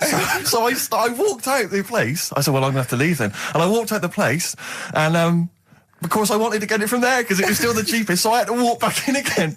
I went, yeah. I've just had some second thoughts. Listen, I'll tell you what, I'll pay the 1,500. Can I get a free carry case? He went, the carry case is free anyway. I said, I'll take it. The carry case is free I got anyway. nothing. No, but how much would you charge for that if it was on sale? Carry case a tenner. Well, let's just say it is a tenner. Give it to me for free. And he went, no, it's a tenner. And you went, well, you said it was free a minute. Yeah. It's just pathetic. That is lovely. It's having to walk out making a big statement and then come back in again. Oh dear. So I'm really scared. I feel like I need someone to come with me and do all the talking. You know what they're talking about. Because I'm not going to be able to tell if there's subsidence or if there's damp or... No, but you don't do that. Don't I? Is that not my responsibility? No, you get a survey done. Sure. And did they charge for that? And then you don't have to go around doing it yourself. Right. Could I make a saving if I did it myself? Yeah, this should be all right. Yeah. There's a hole in the wall, Steve. Yeah. Yeah, but what's a hole in the wall? Put some newspaper over in that. Chaucer's day, that was the toilet. That'd be fine. I'll tell you, you're going to go along later to the Live 8 gig and you're probably going to see some bands that are going to make an effort to entertain you. But if you want entertainment, Rick, you know it. There's only one person to book. Go on. Me. If you have perhaps something to do, because I'm obviously a top DJ on the radio, but where I really come into my own is DJing in any kind of club environment. Well, you told me you were DJing, I didn't go to it, DJing a party, and you said the place was rocking. The place was roaring. And they loved it. Carl just said he was there and they weren't. Well, that's nonsense, Carl, because you know very well that when I'd put on a tune, they'd cheer. Yeah, but it was late on in the night. They would have done that, whatever you put on. That's nonsense. No, they were happy and everything. I'm not saying they weren't having a good time. It was your party. It was all right, but they weren't going mental like you're sort of making up. They were definitely going mental. When I put on the Proclaimers, they could not believe their luck. They would have walked 1,000 miles. Was it good though? Were they really? What were they doing? They were dancing, were they? Dancing and that, but they weren't sort of cheering, going, more and all that at the end. What are you talking about? Oh, Take On Me came on, the big cheer went up. Oh, I don't know who to believe. I've been there, done it, Steve. I've been the DJ as well. It might be jealousy. It might be like professional jealousy there. Yeah. I think it's because my fortunes are on the up and these are on the down. We all know famously that he had Pilkington making music, his DJ outfit. Didn't happen. I did enough. I just wanted to do enough to pay for the equipment, and I did. And that was that. But I don't like crowds, do I? But you're safe, aren't you? You're behind the little thing with the flashing lights. But there's still a lot of people and that. Forced fun. Don't like that. Forced fun? It's not forced fun. They haven't got to dance if they don't want to dance. Yeah. Don't like it. What do you mean you're forced into on the up anyway, DJing? Well, I'll tell you, I was hired. Well, I say hired. I did it as a favour to a friend. His wedding the other week, and I got there. I was thinking, yeah, because everyone had their little role to play, and then people were doing a good job. I love you taking it seriously. And I did. I spent wedding. ages putting together some CDs, special selection CDs. I love that. Because what I did was I burned them on iTunes. Did you turn up with your own headphones round your neck? Own headphones, wearing a suit, but headphones. Metal case. Didn't need it. Just had them all in one small box. Brilliant. Boom. I thought this is good stuff. I got some classics here. Give me an example. Give me an example of that, like the first hour, the warm-up hour. Rick, I'm coming straight in with Frankie Valli, Oh What a Night. Brilliant track. I mean, when those beats start at the beginning, who's not getting on the dance floor? Wait a minute, what's this following it up? Go on. It's the Jacksons. What, I Want You Back? I Want You Back. Brilliant. It sounds good at the moment, Carl. Yeah. So I'm thinking, I'm gonna roar this back because they laid on a good spread. The ceremony was nice, food was nice. I'm thinking this is going to be the piece de resistance. Yeah. Alarm bell started ringing. Why? When I realised there was a marquee outside. Of course, it's a balmy summer evening. I'm stuck inside on the dance floor, so I'm thinking I'm going to be struggling here to get them in. Even with flavours like this, I thought I'd struggle, Rick. So I'm sat there in my suit. I'm sat behind this little DJ console. I got to all the big numbers. There's one or two people making some token effort, but frankly, most people are outside everywhere at the time. I was livid. Of course, they couldn't hear it out there. So I was playing to an empty room, really, and I was furious. I was absolutely furious. Because, I mean, what is, they're wasting my time. They're wasting now. I could have just stuck the CD on and gone out. They're wasting Frankie Valli's. Frankie Valli's time. They're wasting the Jackson 5's time. They're wasting, D-Light's time. Yeah, yeah. And, so I'm sat there, and there's a couple of people making a cursory effort. Mainly when they come to get a drink from the bar, they might have a little quick, couple of twos. You shout, we don't want your not interested. All of you or no one. All of you or no one at all. And, then there's a microphone set up because people have been doing speeches. This little girl gets on the mic, right? It's being funneled through the speaker system. So every time I put my headphones on, Miss Dynamite, was it? It wasn't sadly Miss Dynamite, although she decided to have a little go at MCing. She was screeching a little head How off. old is she? Oh, I don't know, 8 or 9. At their most annoying. when children are their most annoying, because they got a bit of confidence there. They're a bit cocky. They're not shy anymore. They're a bit arrogant. Yeah. She's screeching her head off, so I'm playing, and she doesn't know it. Your face! I'm playing into the groove. No one's getting into the groove because she's going mental. She's just going, what's this? I don't know what this is. Play something I know. I'm thinking I haven't got any bloody DJ Otsu or Crazy Frog. I'm not going to play what you... So she's just screeching along, ruining it for everyone. I say everyone, there was no one there. So me, she was ruining it for me. I bet you were really I angry. was furious. But of course as well, every time she screeched, it went through my headphones.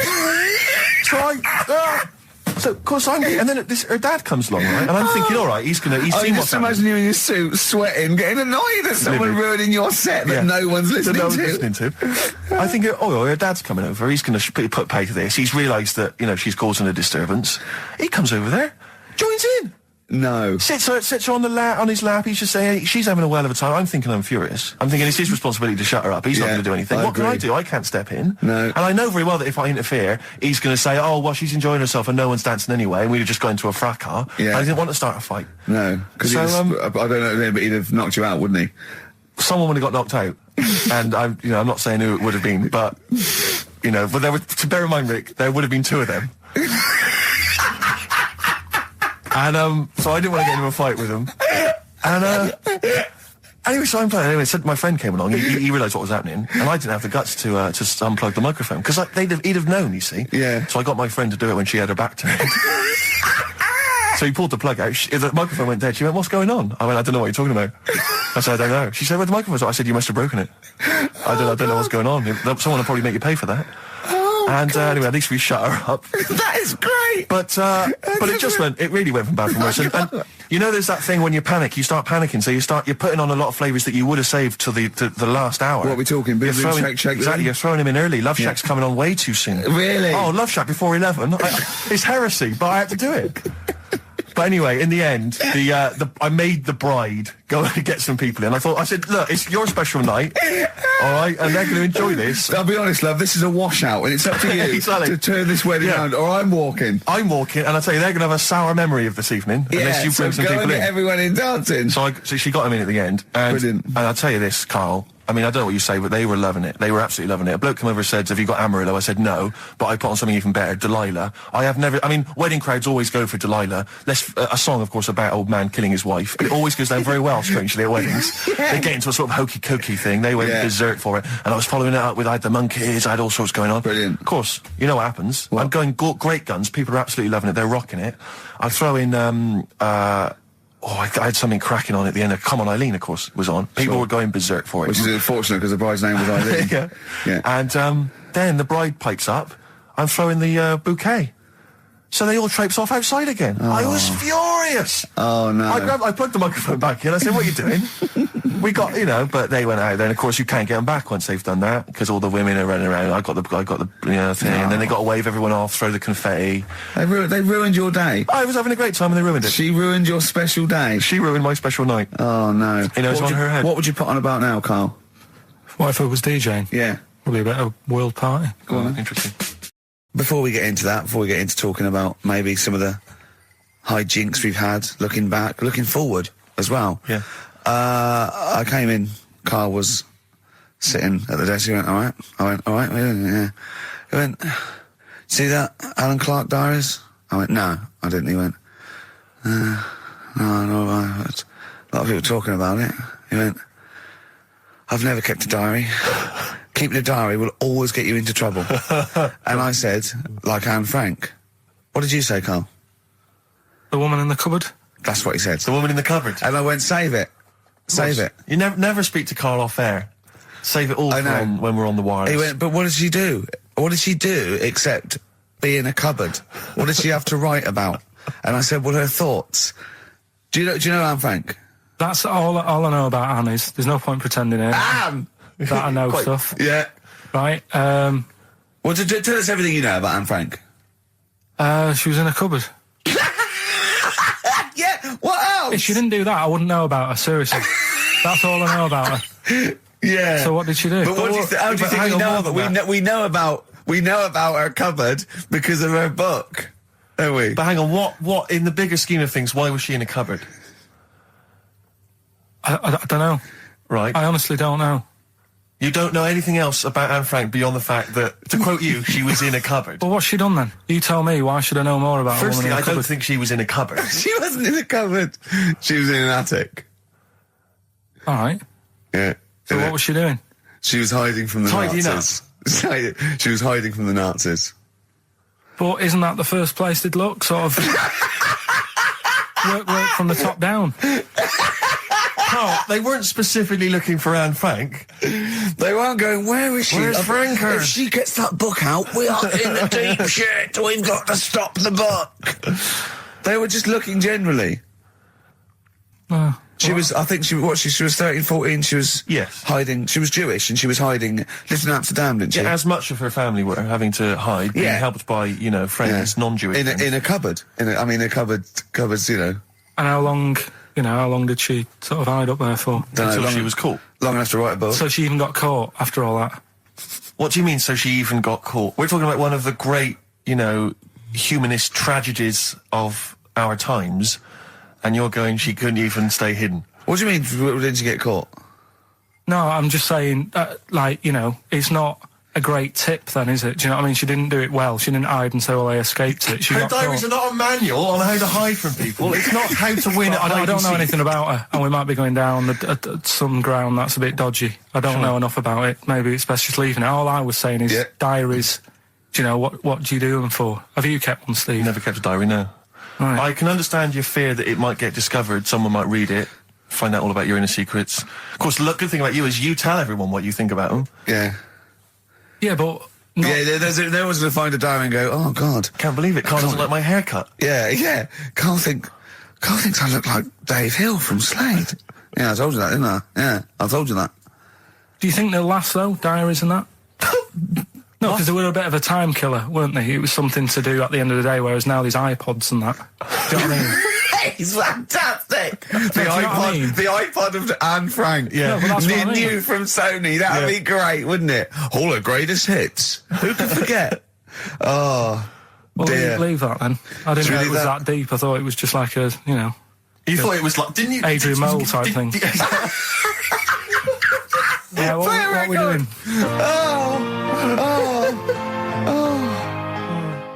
Since you've been gone, by Rainbow. Since we've been gone, Steve. What's been going on, mate? Well, so much has happened, hasn't it, in the world? Politics and stuff. There's been an election and the like. I'm Ricky Gervais, with me Steve Merchant, and our producer, I say producer, Karl Pilkington. All right. Yeah, very good. We've been away for a while. I think the last show we did was January 2004. Yeah. And nothing's changed. Nothing's changed whatsoever. Nothing's been mended. I'm pretty sure I threw that away in the bin before I left. Yeah, there are some of your old bacon rinds.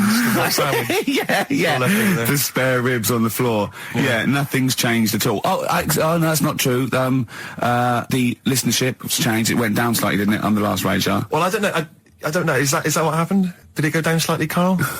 A little bit, I think. I don't think XFM gets new listeners, because I think what happens is, because the reason it goes down just very slightly each time is that their old listeners die. Yeah. Old Cure fans dying of... Yeah, smack addictions. Gout. Yeah. But anyway, I haven't listened to this station for a year and a half, so that's increased by 1, which is probably quite a high percentage. Exactly. I suppose that my question, to you, Rick, would be, why now? Why have you come back now? I was a bit bored of sitting at home. Okay. Yeah. Because we're just here for 6 weeks. 6 weeks. Well, we're standing in for Adam and Joe, aren't we? Yeah. Yeah. How the tables have turned. I remember when they were standing in for us, but... Yeah, I don't know. But the only reason I'm here is because my housekeeper cleans between 1 and 3. Oh, right, that's a good idea. So I just want to get out of the house. And, Are they listening to XFM? Well, no, she doesn't speak English. I'm not made of money, Rick. If I can help out, a young immigrant lady, then I will do. And there are so many things I can do for her in so many ways.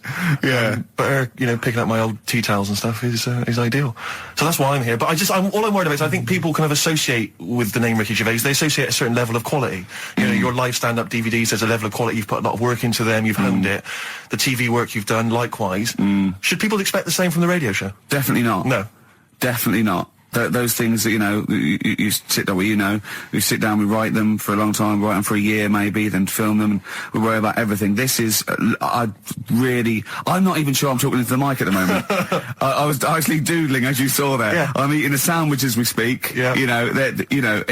Although we do like music, that is true. That's absolutely right. Should we play some great records? Let's play a great record now. Coldplay, Speed of Sound.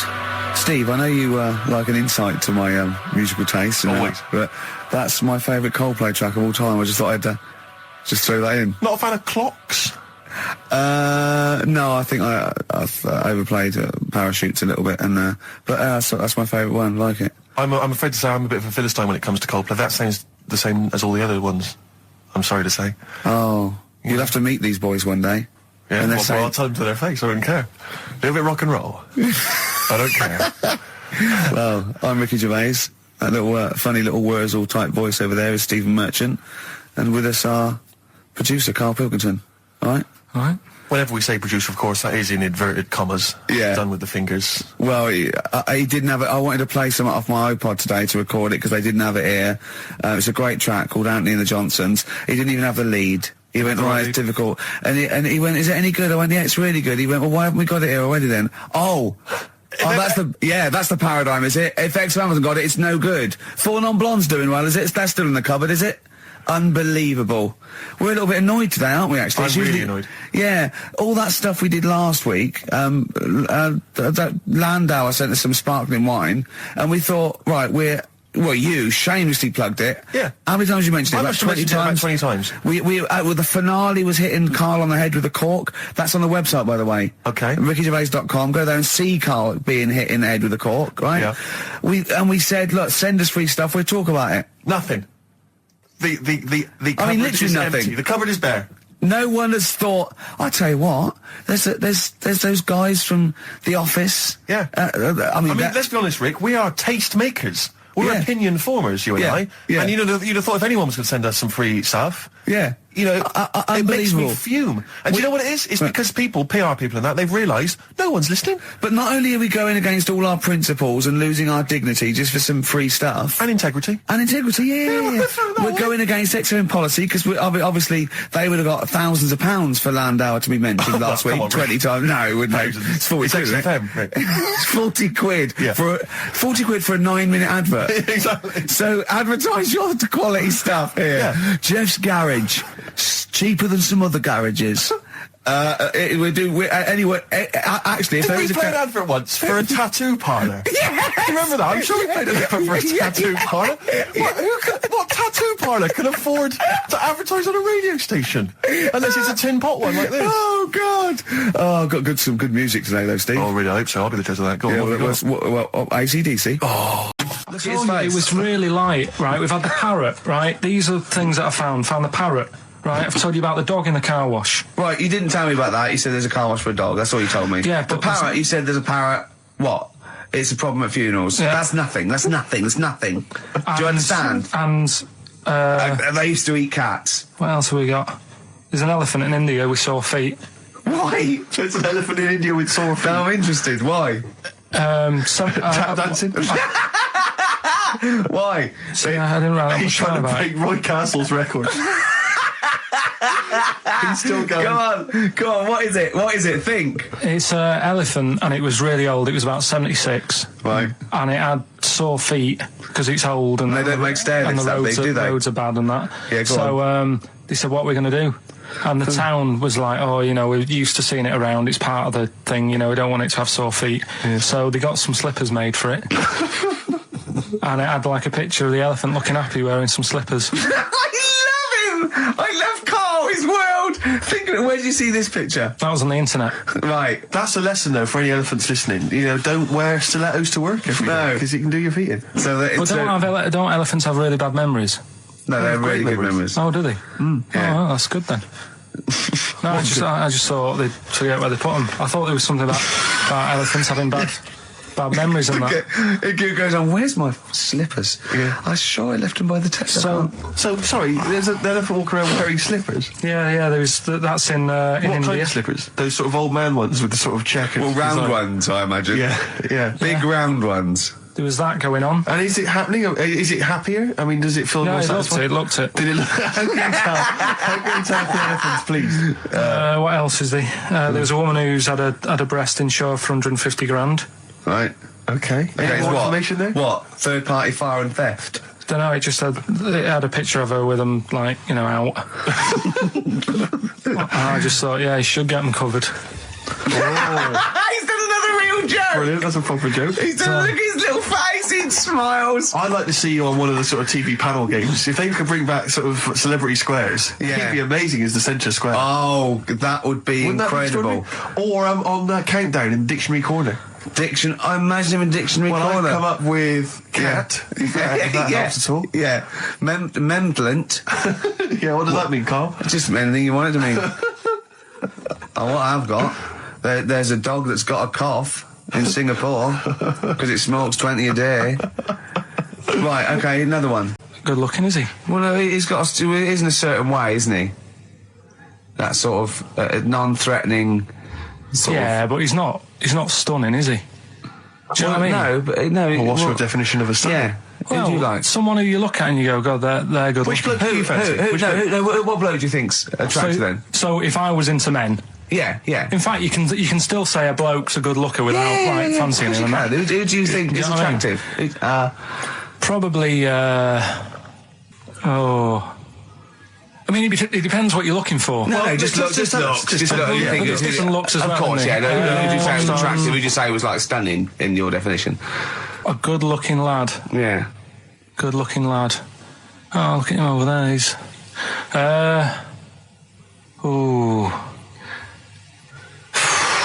Do you find, Robbie Williams, do you find him attractive? Boy next door, look. No. Who do you... Carl, hurry up, because it's, we've only got 2 hours. Probably. I can't think of one offhand. Mark Owen is pretty good looking then, really. There's not, just name one bloke that you think's an attractive guy. there must be one bloke that you've either met or that you've, you know, seen in a pub Who do you or think on a was attractive? poster. Tell you what. Go on. Tell you what. Works here. Young Alex Zane. Well, we know Alex, maybe we can fix you like that. Oh, I love you, Alex. You've got Brilliant. I love that. That's like a ride song or something. That's my favourite one. Ride-ish. Ride-ish. Feeder.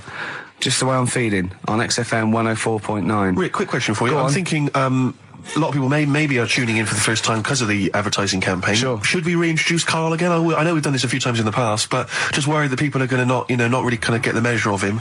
I'm Ricky Gervais. I'm the one off The Office. Yeah.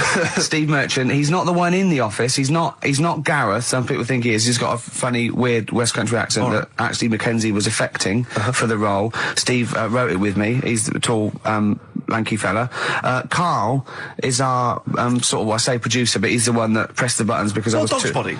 Yeah, but I mean, it was just because I was too big to run the desk. Yeah. Too like important, I used to have to do. Literally too big. You couldn't get behind there. Yeah, and then we discovered that, you know, he looked a bit like a boring sort of, alright, yeah, but then when we sort of, you know, poked him with a stick, he came up with, he doesn't realise, but some of the I think, some of the some of the most funniest extraordinary things I've ever heard. Say hello, Karl. All right.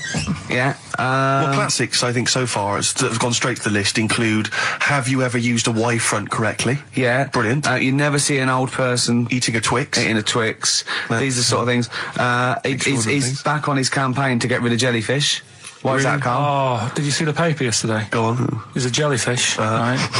It's about 15 foot long, about 5 foot wide, and there's a fella swimming next to it, and the paper's going, oh, look at this we've found. There's loads of them in Japan. Yeah. And it's because the water's getting hot, so it's making jellyfish really big. Oh dear. How's the campaign going to get jellyfish get rid of them? What was your point about jellyfish? They don't do anything. There's no point. They get in the way. Jellyfish, yeah. It ruined my holiday because I got stung by one. Yeah. But you think the same thing about Liverpudlians, and we can't just go around, you know, wiping out things that ruin Well, your let's do the holiday. jellyfish first, and then we'll move on to the Scousers. Yeah. But yeah, I don't know what they do, and I'm trying to look on the internet. I've been busy this week. You're jellyfish now, not Scousers. Yeah. You don't know what I don't know what they do either. To sort of try and work out what would happen with the sea if it didn't work, because they say like if there's no. See, this is what we're talking about. People who listen for the first time, they've got to listen to every word you say. You want to find out what would happen with the sea if it didn't work?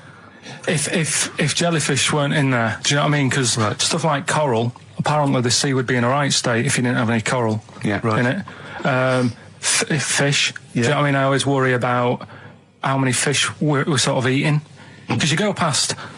Sorry? No, do you know, like, you go in Marks and Spencer's or Selfridges... There's loads of fish in there. And there's really fancy stuff that you think they've killed that, and it looks good on the counter, pretty impressive. Yeah. But is anyone going to buy it? Yeah. Do you know what I mean? It's a big, like, a shark sat in ice. Yeah. And you go, yeah, they've got like, a lot of fish... For sure you won't go around the Tate Gallery. Do you know what I mean? I've Selfridges never seen a big shark sat in ice in Selfridges. They do it. And it's like... You go in the morning and you can go back at night and the same shark sat there and it's So you know it's the same shark, do you? It's the same one. So what, same face? Are you sure he just hasn't lost his mum?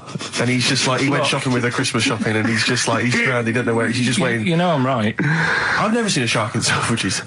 Well, all right, then say maybe that's one day a week, but on other days they'll have like... Shark Monday. I think, Selfridges. Today at Selfridges is Shark Monday. Yeah. No, it's just that... So your point is that there's all these fish not being eaten. Yeah. So and they're being killed. They're taking them out of the sea, no one's eating them. And you're worried, that the sea's going to rise because the more things you take out? Well, we're just going to run out. Because the fish drink it, don't they? And that keeps the water level down. Yeah. No, well, you know what I mean. There's stuff that worries me. You're worried that... Was it you who said that you were worried that...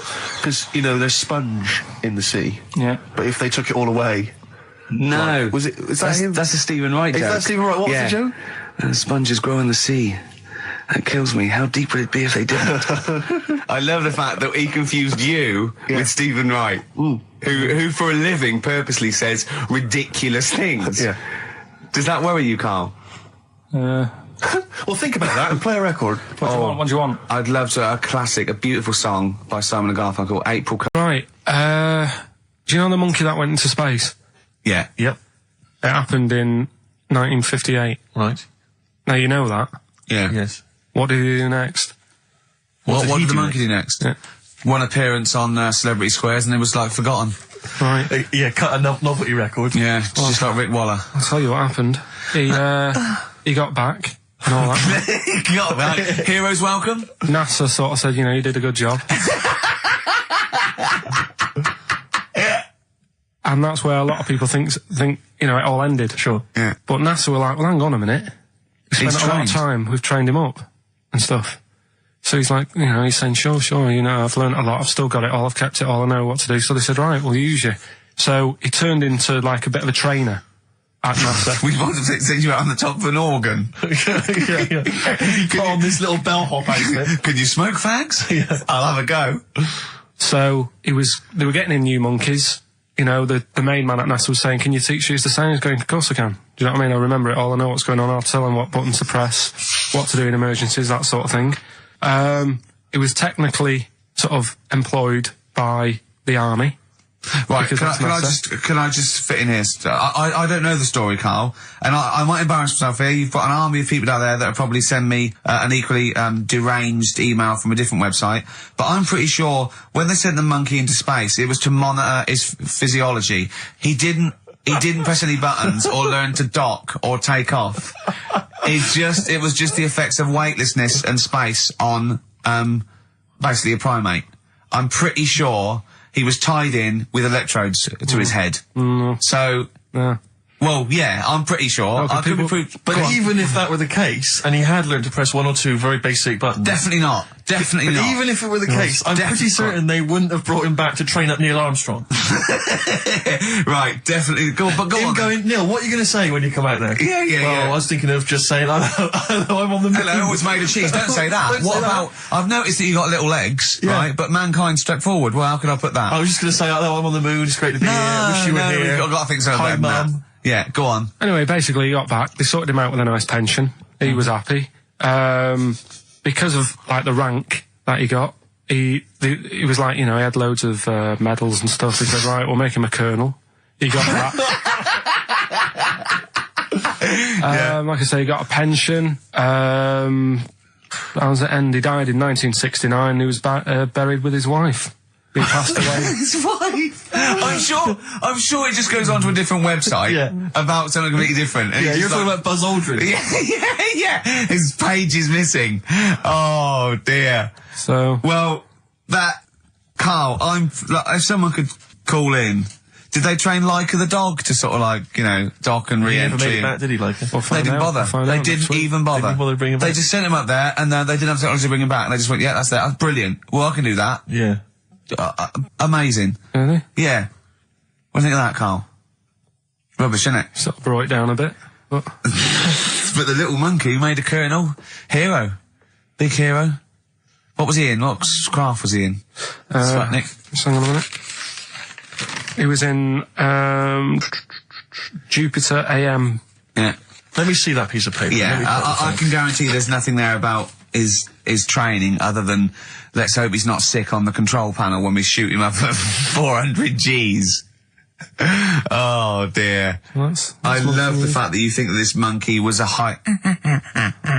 Do you know what I mean? Do you, when you think of these things that they send a monkey in space, do you think of the Planet of the Apes? Like they're sort of talking, sort of chimps and gorillas, and they're in tunics on horseback with snub-nosed rifles. What do you think of?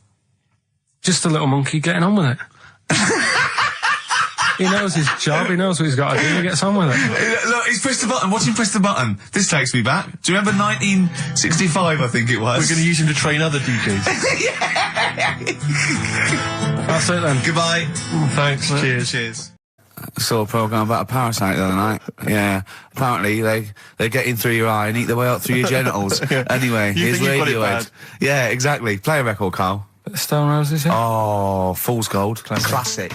Stone Roses, Fool's Gold. XFM, 104.9. Brilliant. Can't help but notice you've brought some sandwiches in, Rick. What's in them there? Cheese and onion. Cheese onion? Yeah. Because I've never, ever seen you make sandwiches before. I've seen you take a piece of bread out of a loaf Yeah. and sort of fold it in half crumbs everywhere. Well, Jane made that for me because I was in a bit of a hurry. I didn't think for a minute that you Why? made Because it them looks yourself. neat. Well, they're wrapped in the tin foil. A knife has been used. As opposed to chewing round Yeah, the baguette. exactly, Yeah, breaking it in half. Yeah, yeah, A yeah. la Albert Steptoe. Yeah. Yeah, brilliant.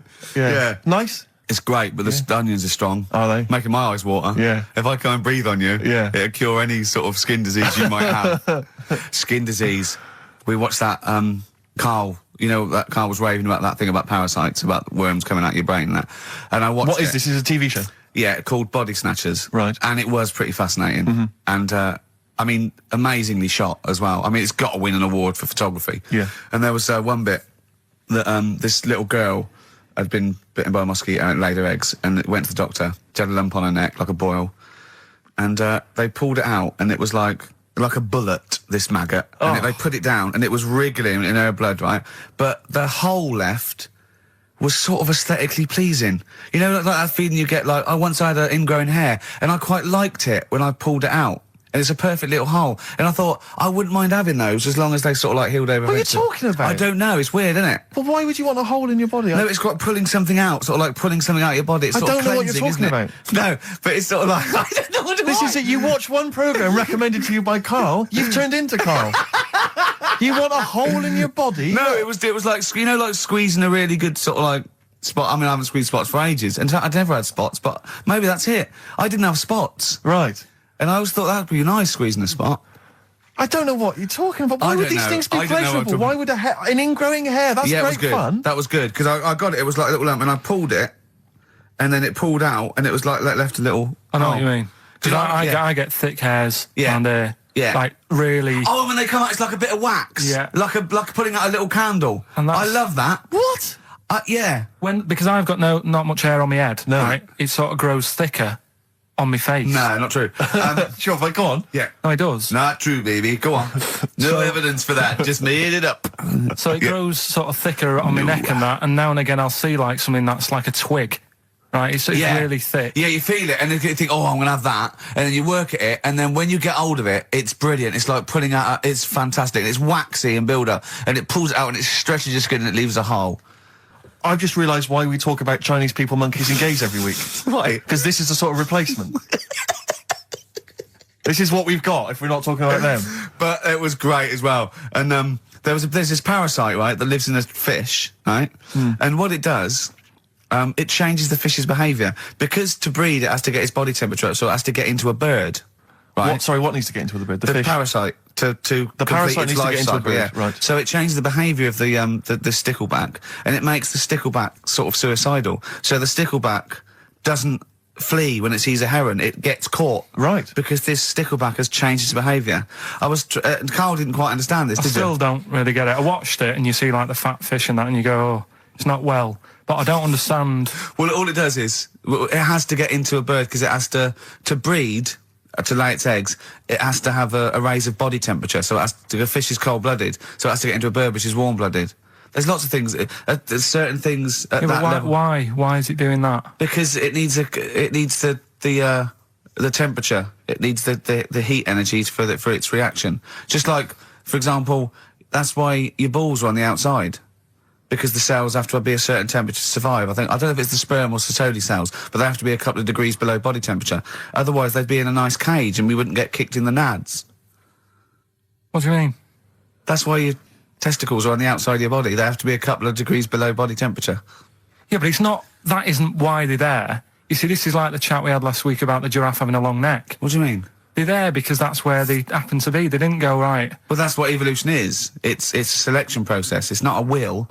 The balls didn't say, look, I'm too hot, let's get us outside, let's get outside of here! All right, hang on a minute then. What? So a little man monkey, right? Theirs are in the same place as ours. Yeah. But they're walking around naked, so it could be anywhere. They could be like on the back.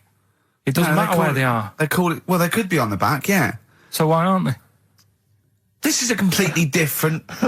Steve! You started it. I wash my hands of the whole affair. And we're not only back to balls, but we're back to monkey balls. Yes. In one thing from about parasites, we're back to monkey ball news. Yeah. How do we get back to chimp testicle news? All right then. So this worm's in a fish. Yeah. It's like a little platyhelminth. I think it's some sort of. But what I mean is, why are they about? What do you mean? They Why? evolved But why haven't they died out? because they're very successful. Yeah. What do you mean? Yeah. What do you mean? Yeah. Tell me the brain event that made you say yeah in that 1 second gap. Because in a way I don't get it, and if I think about it too much, it hurts a bit.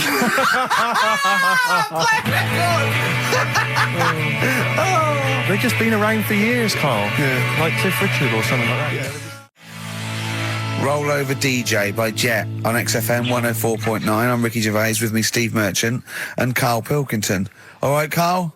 Yeah. Bit miserable today, Karl. Let me explain why. Go on. Steve, and to you, the listeners. Oh, chimpanzee that monkey news. Okay, monkey-related news from Karl Pilkington. Right. Do you know the monkey that went into space? Yeah. Yep. It happened in 1958. Right. Now you know that. Yeah. Yes. What did he do next? What he did the do monkey do next? Yeah. One appearance on Celebrity Squares and it was like forgotten. Right. Yeah, cut a novelty record. Yeah, just like Rick Waller. I'll tell you what happened. He got back and all that. Got back. Heroes welcome. NASA sort of said, you know, you did a good job. And that's where a lot of people think, you know, it all ended. Sure. Yeah. But NASA were like, well, hang on a minute. We spent He's a lot of trained. time, we've trained him up and stuff. So he's like, you know, he's saying, sure, you know, I've learned a lot, I've still got it all, I've kept it all, I know what to do. So they said, right, we'll use you. So he turned into like a bit of a trainer at NASA. We wanted to send you out on the top of an organ. yeah. Put on this little bellhop outfit. Can you smoke fags? Yeah. I'll have a go. So they were getting in new monkeys.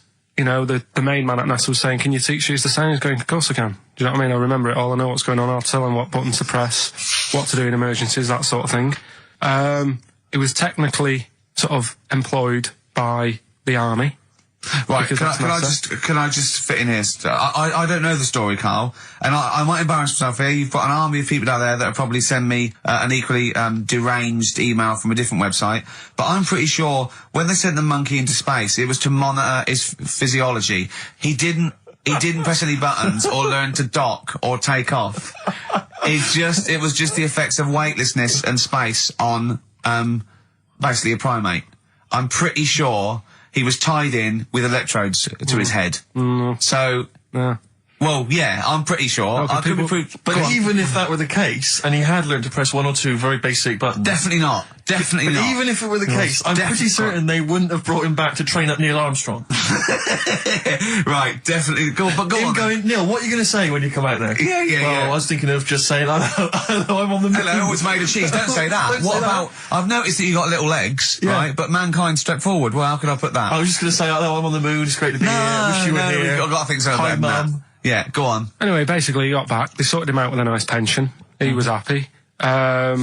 Because of, like, the rank that he got, he was like, you know, he had loads of medals and stuff. He said, right, we'll make him a colonel. He got that. Like I say, he got a pension. That was the end. He died in 1969. He was buried with his wife.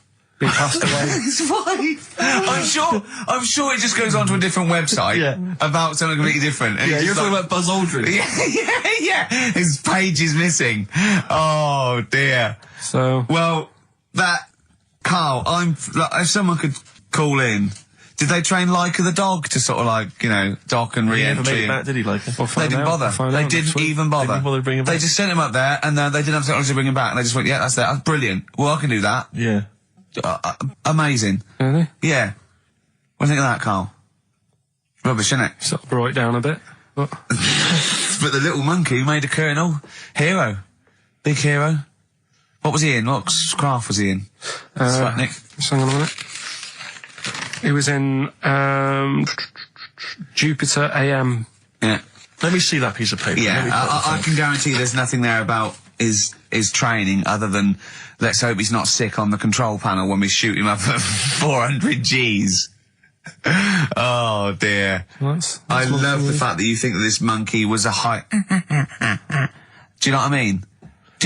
When you think of these things that are less than the monkey in space, do you think of the Planet of the Apes? Like they're sort of talking sort of chimps and gorillas, and they're in tunics on horseback with snub-nosed rifles. What do you think of? Just a little monkey getting on with it. He knows his job, he knows what he's got to do, he gets on with it. Look, he's pressed the button. Watch him press the button. This takes me back. Do you remember 1965, I think it was? We're going to use him to train other DJs. That's it then. Goodbye. Thanks. Cheers. Cheers. Okay, monkey news? Do you want a bit? Yes, please. Play the jingle. This rash is weird. Oh, chimpanzee that monkey news. Right.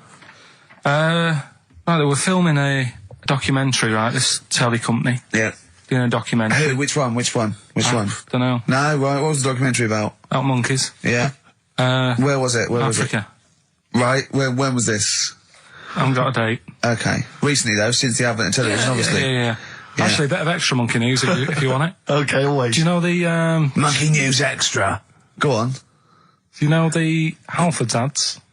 Halford's ads? I don't think so, no. What happens? Halfords, they've you know, they sell nuts and bolts and stuff. Right. They were using monkeys in the ads. Okay. Yeah. And what happened? Don't they sell bikes, Halfords? Well, mainly. Bicycles and motorbike stuff in that. Okay, so they're using monkeys in the advert. What happened?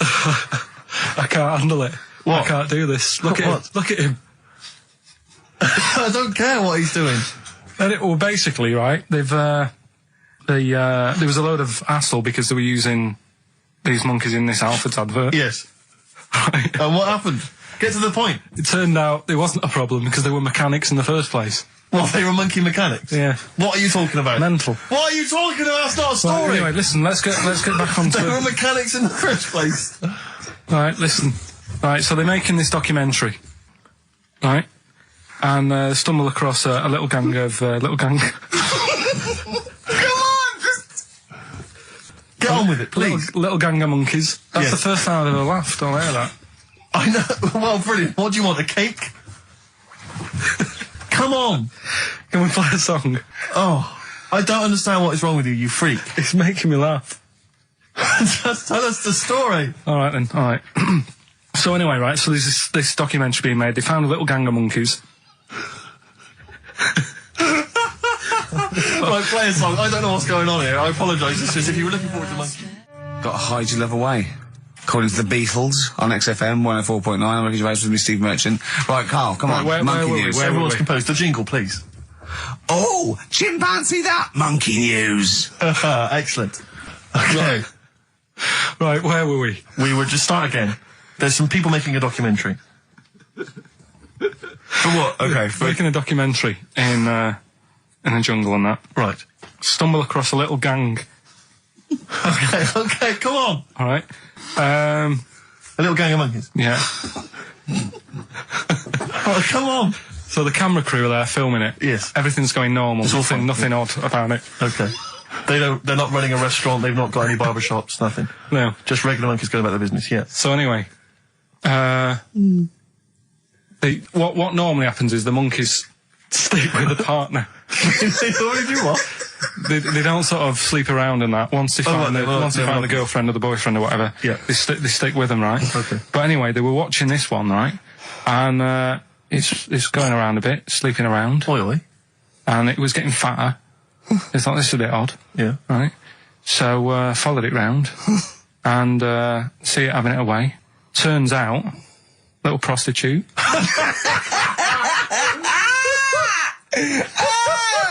Oh, God! It's a little monkey prostitute. And it was getting fatter because it was charging them bananas. What a load of old rubbish. Charging them bananas! What was it, a boy or... It was a... Woman. Little woman monkey. That's the most extraordinary monkey news I've ever heard. Oh! That is genius! Has this documentary been televised? I don't think it's been on yet. No. And that's all the information you've got? Yeah. And is that's one banana for everything? The half banana is for... Just oral. A poor job. Right. If you want full-blown monkey sex, it is 2.5 bananas. Sure.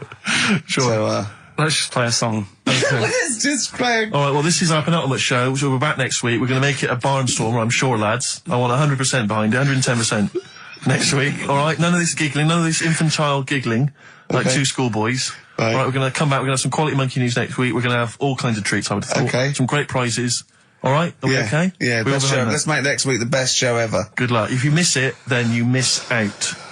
We're ending with a track from a couple of years back. I think it was 92, 93. Dinosaur Jr. Start Chopping. Play that. Start playing. Forget start chopping. Start playing. All right. All right. See you next week. Yeah. Anyway, it's what everyone's been waiting for. For It's the what last Carl time. exists for the last time. It's the... This is XFM 104.9. I'm Ricky Gervais with me, Stephen Merchant. You're listening to the best of, basically, Karl Pilkington. Just check, because there are rules in place, aren't there? Yeah. There was a big bust up in the week. I don't know if we could talk I'm only about it. allowed to wind him up. I'm not allowed to wind him up socially now. I'm not allowed to... What am I not allowed to do socially? I think squeezing the head, socially, Yeah. has been crossed off. Right, okay. And I agreed to that because it got to a head where, you know, Carl was really upset and he was thinking of just giving it all in, weren't you? Yeah. Yeah. Why was that? Because you were just winding me up too much. Yeah. I mean, do you want to bring it all up again? I don't mind. What was I doing? It was just... I mean, I should say now that there was a conversation where we were all sort of really walking on eggshells. It was frosty. It was a conference call, and Carl was on one end. And I'll tell you, it was. I was very much a media. I was very much a UN mediator. What is it Well, I that, had to Carl? It was difficult to sort of keep it serious when I'm saying stuff like, I'm sick of you putting a Burger King bag on my head. Do you know what I mean? Yeah. There's a part of me that's like, I can't believe we're doing this. But What I like about it is that I'm laughing and going, well, I won't do that anymore. And he's going, you can still do it on air. And like today, I came in, I went to squeeze Eddie, went at 1 o'clock. I love those rules. Yeah. I love those rules. Well, between the hours of 1 and 3 on a Saturday, you can squeeze his head. You can put a Burger But I King back on can't his. wait. It's terrible.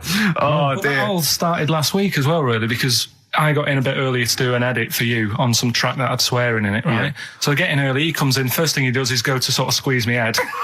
And my reaction was, not now, do it later. As if it's all right to do it later. So that's kind of what made me think this isn't normal.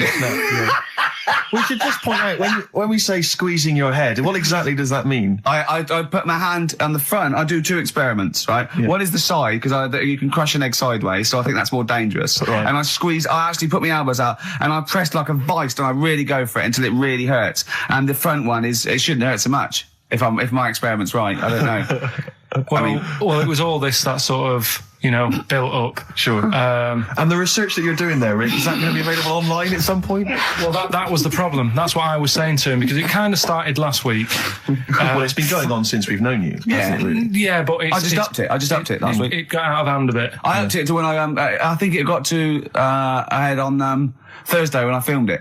That was it, yeah. That's right, I yeah. brought in a cameraman to film me torturing him, and there was some people from the 6th floor being shown round. Yeah, some management and that, showing probably clients round, sort of, they've probably been on all the different floors, same what all the different radio I've seen stations Dr. do. Fox. This is XFM, the sort of this sort of noise going on. Yeah. You see them all look down, I'm saying, don't do that, right? Sure. They might want to spend a load of money. Yeah. And he's doing that, he's wrestling with me, he's filming it. So that's when I just thought, Man, isn't it? and then when we were having the argument on the phone, I was saying, has this been some sort of experiment? He did. He said that, and of course I lost it. Yeah. But it's all good now. Do you isn't it? want to squeeze his head before we play the next I record? won't at the moment because we've got to get on. It's not right, and that annoyed me as well because I was trying to find out where he was going. I was filming him. I was going on waiting for Carl. Told Johnny he's meeting a mate at 6, which annoys me on 2 counts. So I'm just doing it to the camera, So I'm gonna follow him and just turn up and go. All right, where you been? But then when I came in, he went, I'm meeting a mate, and he told me where it was. So I told him that spoils my fun. Of course. Because you'd want to just track him down. I don't want him to like it. Yeah. Which is pulled the rug under my carpet now that he's going to let me do. Do you know what I mean? It's just, it's a little bit annoying. Right, is this talking about diets and stuff, right? Go on. They've come up with a drug that, they tested it out on a mouse, right? They said, it's a problem that weight is a big issue in the world, and, a lot of people are depressed, and that, probably like Rick Waller. Well, right? I'm depressed looking at Rick Waller. Well, Oh. I mean, you could sort out Rick by you know, Jono is an old man. He's got loads of money. He's not old. No, but he's getting on a bit, right? He's about no, but my hang on a age, minute. you- What I mean is he does his own shopping, right? So I bet it's Sorry. hard What do you mean? because he's like, how old is he? 35. Right, he's got loads of money. He does his own shopping. So when he goes to the supermarket and he passes, you know, the sponge cake section, it must be tough when you've got loads of money to burn that you go, oh, just one more. Yeah. One more. Look, sorry, we are getting close to libel here, I think. No, but I'm saying how it is, because Right. I've tried, like, losing a little bit of weight. Have you? And it is difficult when you're in Waitrose and you see a little chocolate muffin and think, well, one more and I'll do without... Do you like a little chocolate muffin now and Well, again? yeah, right. Is that your favourite thing? So the A thing chocolate is- and Let him muffin? finish his point. So the thing is, right, now with Rick, he lives at home with his mum, so why doesn't his mum just say, I'm going to buy less this week, and if you eat it all, you're not getting any more? Yeah. That's sort that Does out. he live with his mum? Sharp shot. I bet he does. I bet he does. 'Cause So he- you don't actually know if this is true or not. No, but anyway, right, so this drug they've come up with... They've tested this on mice, haven't they? They've tested No, I'm worried if they haven't tested it on mice. Thank God for that. It's definitely been tested on mice. Definitely. They fed a mouse a load of cake, Yeah. right? And it went a little bit chubby, and he said, right, stop a minute. And then they gave it this drug that makes you lose weight. Yeah. And its weight went down, but the only bad side effect was its eyes were popping out. Well, that seems to be fine then. Let's give it to Jono. There doesn't seem to be any problem. Oh, let's Rick should get some of that. Yes, truth, Doc, look at these. Oh, Jesus, Jono, your eyes are popping out. That happened to the mice. Sorry? That happened to the mice. But what do you mean? That's the option. It's What do you mean that's the option? So I love the fact that your choice is either be like a fat, happy man who has the odd sponge cake. What albums am I getting? Is that good? Good, yeah. What albums am I getting from for working for this place for 6 years? All right. Ricky.Gervais at xfm.co.uk. Do you want to apologise once more for anyone you might have offended over the year? Yeah, like I say, I never upset anyone. We're No, just chatting about stuff. it's just chatting. It's from the heart. You see something, you say, "Oh, it looks a bit like so and so," or "Isn't it a bit?" You're not really, you don't really try and hurt anyone's feelings, do you? But I think most people know that. And I've got to apologise for laughing at anything you say. I actually can't help it. Again, it's not vindictive, but when Carl comes out with some of the things he says, it's impossible for me not to laugh or react. So, have a Merry Christmas, everyone. Well, before that, Rick, is there some final, for the year, monkey news? Tell you what, let's play a good song. Okay. Right, we'll have a bit of monkey news, and then that's it. A bit of Amy Mann, then. Perfect. Brilliant, this one. I bought in Metal Christmas, is that all right? That's my only request from this show, that we do play Paul Di'Anno's version of Santa Claus is Coming to Town. The rest of it's over to you. Yeah, we're going to play some Christmas tunes. We're going to play some, our favourite hits of the year. But mainly, this is the rock programme. This is the rock programme. What worries me, Rick, is there's a lot of people who listen to our show and they're not regular XFM listeners. They just kind of crawl They're out not of their regular morphine people. stupor on a Saturday afternoon, put the show on. So they might not be familiar with Well, Ian work. Canfield is a young man. He's been in. He's about 14. He's been in radio. It's weird. He's 14, but he's been in radio for 15 and a half years. He was weaned on the milk of Avant. Yeah. Right. And he's going to be the new. He's going to be the new rock god, aren't you? Well, I'm trying. Yeah. No DJ Canfield. Just go, yeah. Right? And over the 2 hours, I want to work out the 4 pillars of rock, right? I want 4 names, 4 pillars of rock, right? Huge rock pillars. And then I want the king who stands astride them like the archangel of metal. So we'll be asking Ian, every few minutes we'll be asking, right, who's your first pillar of rock? And then, keeping the one that stands astride them. Okay? And how many do we need? Well, we need 5 names then, don't we? The 4 pillars of rock and who stands astride them. Right, Okay. Like the Overlord with these Axe Attack albums. Yeah. Yeah. This is Oasis. Christmas. I just wonder if there's one more contender. I don't know who this was, Ian, that phoned in with it, but possibly it's topical. Deathly Hem. Yeah. Deathly Hem. It's brilliant. Oh, it's Deathly Hem. Please welcome to the stage, Deathly It's Hem. Deathly Hem. Who's that? We've got to give it to I don't know who that was. Oh, but, well, if you came up with Deathly Hem, email again. Deathly Hem. It's the greatest name for the greatest rock band of all time. Will you please welcome to the stage, Deathly Hem? It's Golden Tonsils. Isn't it? I was going to go see him once at the Camden Underworld about a year ago, and they had this sign up, right, saying that Graham Bonnet, who sung that song, had cancelled, right, and it said, God willing, He'll be performing tomorrow. And just in case you thought he cancelled because maybe no one bought any tickets, the doctor's certificate was beneath the cancellation sign. Brilliant. Well, we've sung that a couple of times drunk, haven't we, Ian? Oh, but, at the top of our voice. We have done it. It is the best ever. Yeah, it is. Ben has won whatever you're giving away. Yeah, Ben came up with Deathly Hem. Yeah, Deathly Hem. Yeah. I mean, if you are in a rock band, you're looking for a name, and you think you deserve that name, then, you know, write to us. We want to know that you're really heavy, and Ian Camphor would officially hand over the deeds of the name Bethlehem. Bethlehem? Bethlehem, yeah. Bethlehem. They only play at Christmas. You only play, like, big venues at Christmas, and it's all things about, like, fighting, like, good versus evil, and God versus the devil. And you got to write songs like that, yeah. Bethlehem on XFM 104.9. Perhaps that the debut should certainly be a concept album based on the Nativity play. Yeah, Nativity, yeah, that'd be just the whole kind of Old Testament in kind of rock form. Yeah. With, like, it'd be extraordinary. It's the battle for humanity. Yeah. It's called, Humanity Manatee, and it's a fight in the ocean of hell. Yes. Sure. Yeah. Sure. Yeah. I'd like to see a serpent. Maybe pictured There'd somewhere. Be a serpent, isn't it? Track 4. Yeah. Track 4. Yeah. I think we should give massive props and suitable regards to Ian Camphor. He's come in, he's pressed the buttons. He stood in for an idiot brilliantly. He has stood in for the retarded. It's a shame that you've not displayed some of the usual incompetence that we've come to love and expect from Karl. It's a shame. Okay, well, you are the greatest DJ in the world, though. The way you sort of, like, drop press these buttons. But, you know, every time I've pressed a button off air, Ricky's been going, "Oh, what great DJ!" It's great because he ends it. It's just brilliant. I mean, we're lucky if we can talk with the mic on. That's the title, not talk over a record. We did some great links during the ads.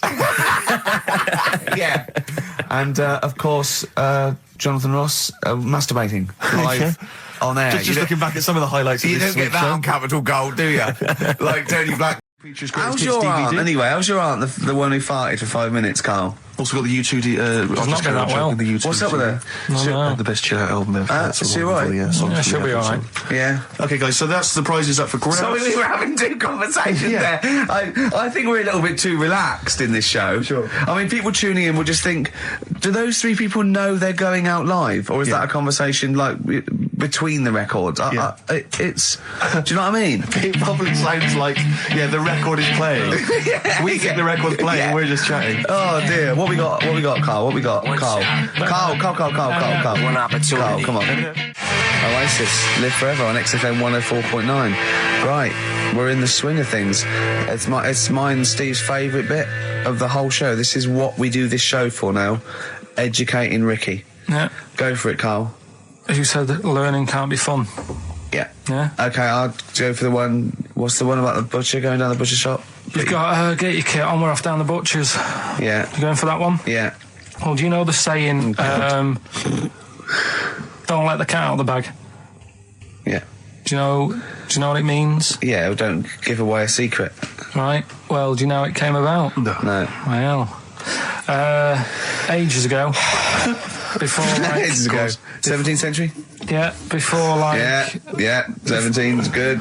Yeah. Before, like, you know, proper butchers and Dewhursts and supermarkets and that, you used to get these blokes who sold meat. Right. Butchers, they were called then, I think. Yeah, but the difference was they didn't stay in the same place, they moved about. Right, so they'd turn up on a street corner, and he'd have, like, loads of carrier bags of, like... Carrier bags? Yeah, with meat in and that, and people would plastic be like, carrier bags. Yeah, with mobile butcher on them. Yeah. Right, so and an email address. Yeah, go on. People went, right, yeah, I need some meat. Right, so they'd go up to this bloke and say, what have you got? And he'd say, well, I've got a you know, you can have a bag full of pig, or you can have a bag full of chicken, whatever. Yeah. And they'd go, yeah, how much? They go, you know, call it a fiver, whatever. Yeah. And they'd buy them, and to make more money, they didn't always fill the bag with what they said was in it. Oh, and I thought that might be the case. Right. Yeah. So what did they they used ever to do? put cats in there? Yeah. But I don't see what. Okay, so sometimes they would put a cat in the bag and pretend it was chicken or whatever else. Yeah, so why was a cat any cheaper than a chicken? Because cats are wandering around the streets, aren't they? Chickens aren't. So they'd get a chicken, they put a chicken on the top so that when they look in it, they'd go, yeah, that's all right. got a bag full of chicken. They'd get home to make the dinner, and they'd be like, "What are we having tonight?" And they'd go, "Well, you'll never guess." And they'd have like, well, you can have a chicken leg, and but it would be a cat. They'd have to defrost a pizza. Yeah. Did they mind that they were eating cat then? In those days? He didn't say. He just was saying about the saying, "Don't let the cat out of the bag." It's like, if they see that, they're going to go mad. I'm mildly disappointed with this story. It's all right if it's true, but there's something about it. It's just, I want to know more. He always leaves it. Is it Karl doesn't quench your thirst for knowledge? He creates more. I don't know if that's a good thing or not. Well, yeah, he's like the pot noodle of information. Yeah, do you know? He never. I want to go. I'm not nourished by it. It's like if for every fact he tells me, there's 10 others that spring up that I have to get clear.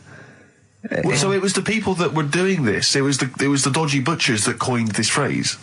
Were they saying to each other, "Don't let the cat out the bag"? I.e., what I mean by that, Jack, is don't let them see the cat. Yeah. What we've stuffed in there. Yeah. Dodgy butcher. That's another phrase, isn't it? So that's the first one. Is that a euphemism or is it dodgy butcher? As his meat delivered around the back. Sure. So that's that one. So let's get your kit on. What does that mean? Show, is it? I just suddenly caught myself. This is nothing. I told you that before. It's been bad today. No, but I mean, it's the way, this casual way that it's like we almost have no regard for our listener, and I'm not proud of that. I just don't know what to do about it.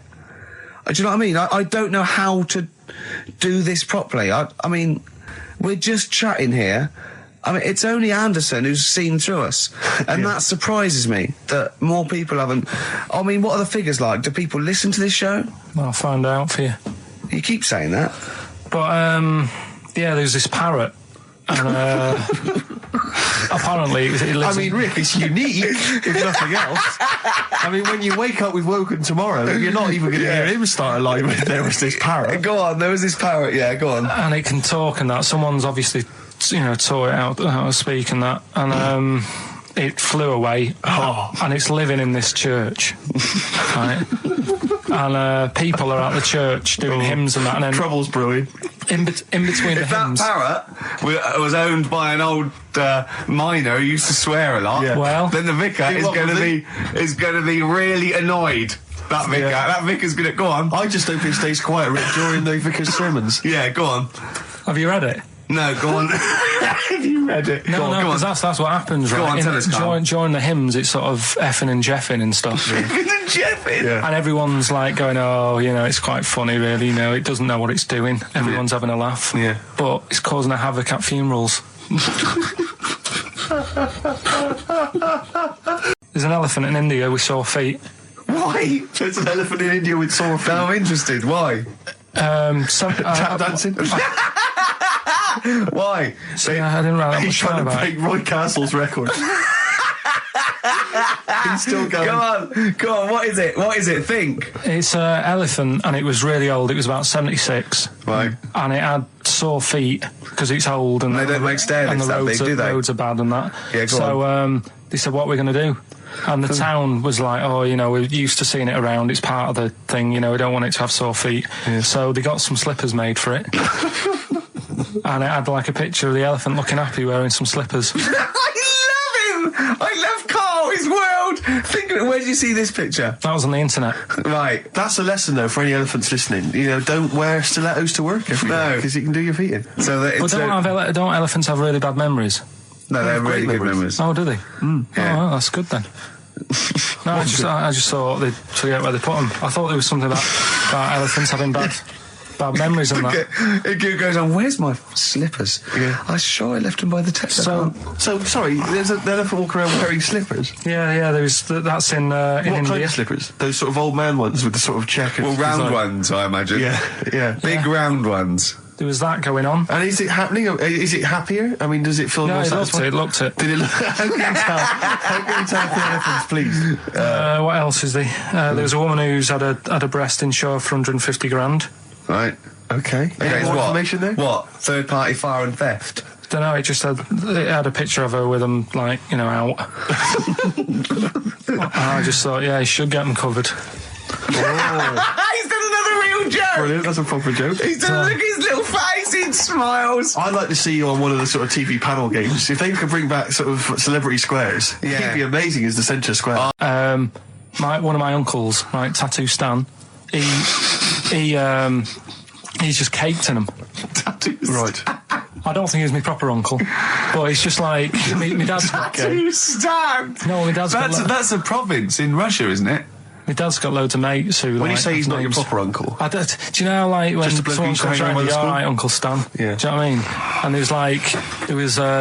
my dad had loads of mates like that. There was John the Screw. right? So he either works in a prison or he likes to have sex. Cabby. Cab driver. Okay. There was Jimmy the Hat. I don't know where he Jimmy did. the Hat. Yeah. And, Did he wear a hat? No. No. There was Fred the Veg. You sure he wasn't a relative? Sorry. Fred the Veg used to get us like big bags of potatoes and that. Fred Veg, okay. And there was Tattoo Stan. Right. And he was just caked in them. And I used to always look at him thinking, why have you done that? I must have only been like, 6 I or suppose 7. if you're born with a name like Tattoo Stan, Exactly. you're destined, aren't you, were really? they like a 1950s gang? I'm worried about... I'm worried about... doing a bank job. What was his name? The Hat? What was his name? Jimmy the Hat. I'm worried about Jimmy the Hat. Yeah. Not having a hat. I don't understand it. Are you sure he didn't have a hat? Not when I met him. Did he ever wear a hat? I didn't see him that much. Do you think it was a joke, like, when your mate's sort of like, 8 foot and huge, you call him Little John or Tiny? Do you think... Well, the fact that he never wore a Yeah, hat. they went, hold on, I've noticed something about Jim. Go on. No hat. And I go, oh, true, let's call him Jim the Hat. Jimmy the Hat, yeah.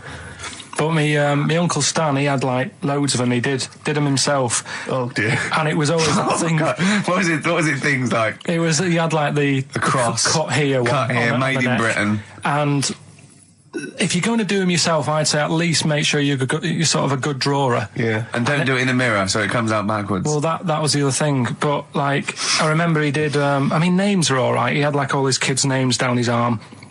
And, what are they called? Yeah. Oh, God, it's Tattoo Stan Jr. Yeah. And Paul shits to bed. I'm trying to. Oh, Wabbai Kate. yeah. But he had. Frankie never amounts to anything. Oh, God. So he had like. Johnny, I don't think he's mine. So he did all this stuff. How do I, Carl? I was watching. Did you watch The Mammals in the week? No, David Attenborough. No. I was thinking actually, right, all this MTV stuff, if there's one reason why I'd like to do it, is I was watching Attenborough, the Mammals programme. I reckon I could do something like that. Right. And just have like me, instead of Attenborough, like a young sort of fresh person, watching like certain animals and saying, do we need these? Do you know what I mean? Yeah. Oh, God! What's going to Death on Earth? Well, That's amazing! Do we need these? And, No, 'cause there's loads of and the stuff. audience at home would vote. Would there be some kind of telephone like a vote? vote out system. Oh, But the that- thing is like, it's something interesting that Attenborough was saying the other night on on Jonathan Ross's show, on his telly show, right? He was saying, he said you could take all the humans off the earth and it would carry on, but take like some animals off it, mammals and that, you got problems on your hands. I thought that was quite interesting. Yeah. So it's like the question is, do we need these? Is that part of the big thing? Right. Like jellyfish. Yeah. We've talked about jellyfish. Yeah. Yeah. So which mammals in particular were You you talked about watching that that you Zoe Ball thought- show, haven't you? Hey? Which mammals were you thinking we don't need when you watched the show the other night? Any in particular that you thought they don't need them? They're not of interest. Well, I like whales, but I don't know what they do. And they're taking up quite a lot of room. Sure. But stuff like, Yeah. but like jellyfish, I looked into because Yeah, I well, was I know you talking did about that, them, and they were saying they've got no eyes, no heart. There's something like 97% water. Yeah. They're blind, and they do about 33 miles a day. Right. So it's like, do we need them? Could we clear them out? Yeah. Well, the big net. That would be the programme. What? Right, we'll get rid of them. Next week we'll be looking at Rhinos. I think it's genius. Honestly, I think it's genius. And like going along, sort of like picking up sea anemones and going and just lobbing them into the sea. well, what do you think about MTV doing that? And then I just, in between the bits, Play music videos? I play music related relates to to it. fish, so I could play like Fish, Yeah. that rock guy, or the Animals, Rock Lobster. yeah, or what else could This I get could in run there? and run.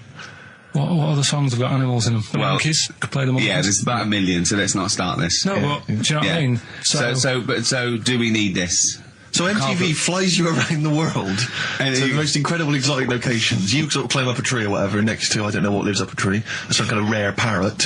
You say, look at Sloth. that, it's colourful, Sloth. it's interesting. Oh, you like sloths, don't you? No, they just live up trees, but I'd say, do we need them? Why? Well, what do they do? What do you mean? What do they do? What do you want from an animal? Carpentry. What do you want? I don't like scorpions, right? Right. But then I found out they look after those monkey things. They're not monkeys, they're Whatever. lizards. Well, all right, yeah, then lizards. They look after the lizards. So there's a reason. But do you need the lizard? Could be your Well, next yeah, question. because the local people made shoes out of them. But not when the scorpion protected them, they didn't. All right, we don't need them then. So, and so ultimately, would anyone decide? I mean, do the animals kind of get a chance to mount a case for their survival? I mean, is there maybe someone that comes into their corner and sort of defends them? I'd have like a David Attenborough type character who says, Right. well, they do this, and I'll go, yeah, but do we need that doing? Yeah.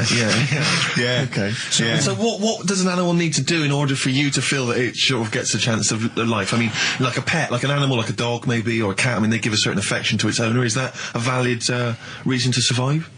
Not particularly for you. Not really. No, okay. I mean, saying that, though, blind people use dogs, so they are useful. So dogs are useful. Saint Farmers burners, use they dogs. often save people, don't they, in Yeah. snowy weather? Cats. I'd have to think about it. Okay. Keep the mice down. Yeah, but you got rent a kill. So Okay. what I'm saying is something that will affect the world. Right. I think you'll find everything does. Except Carl. I'm not sure what effect he's having on the world. I'll tell you what, though, Steve. Right? Did you watch the Mammals? I think if you want to get on TV, Carl, you'd be better as the subject of maybe like an omnibus documentary. Living with Carl.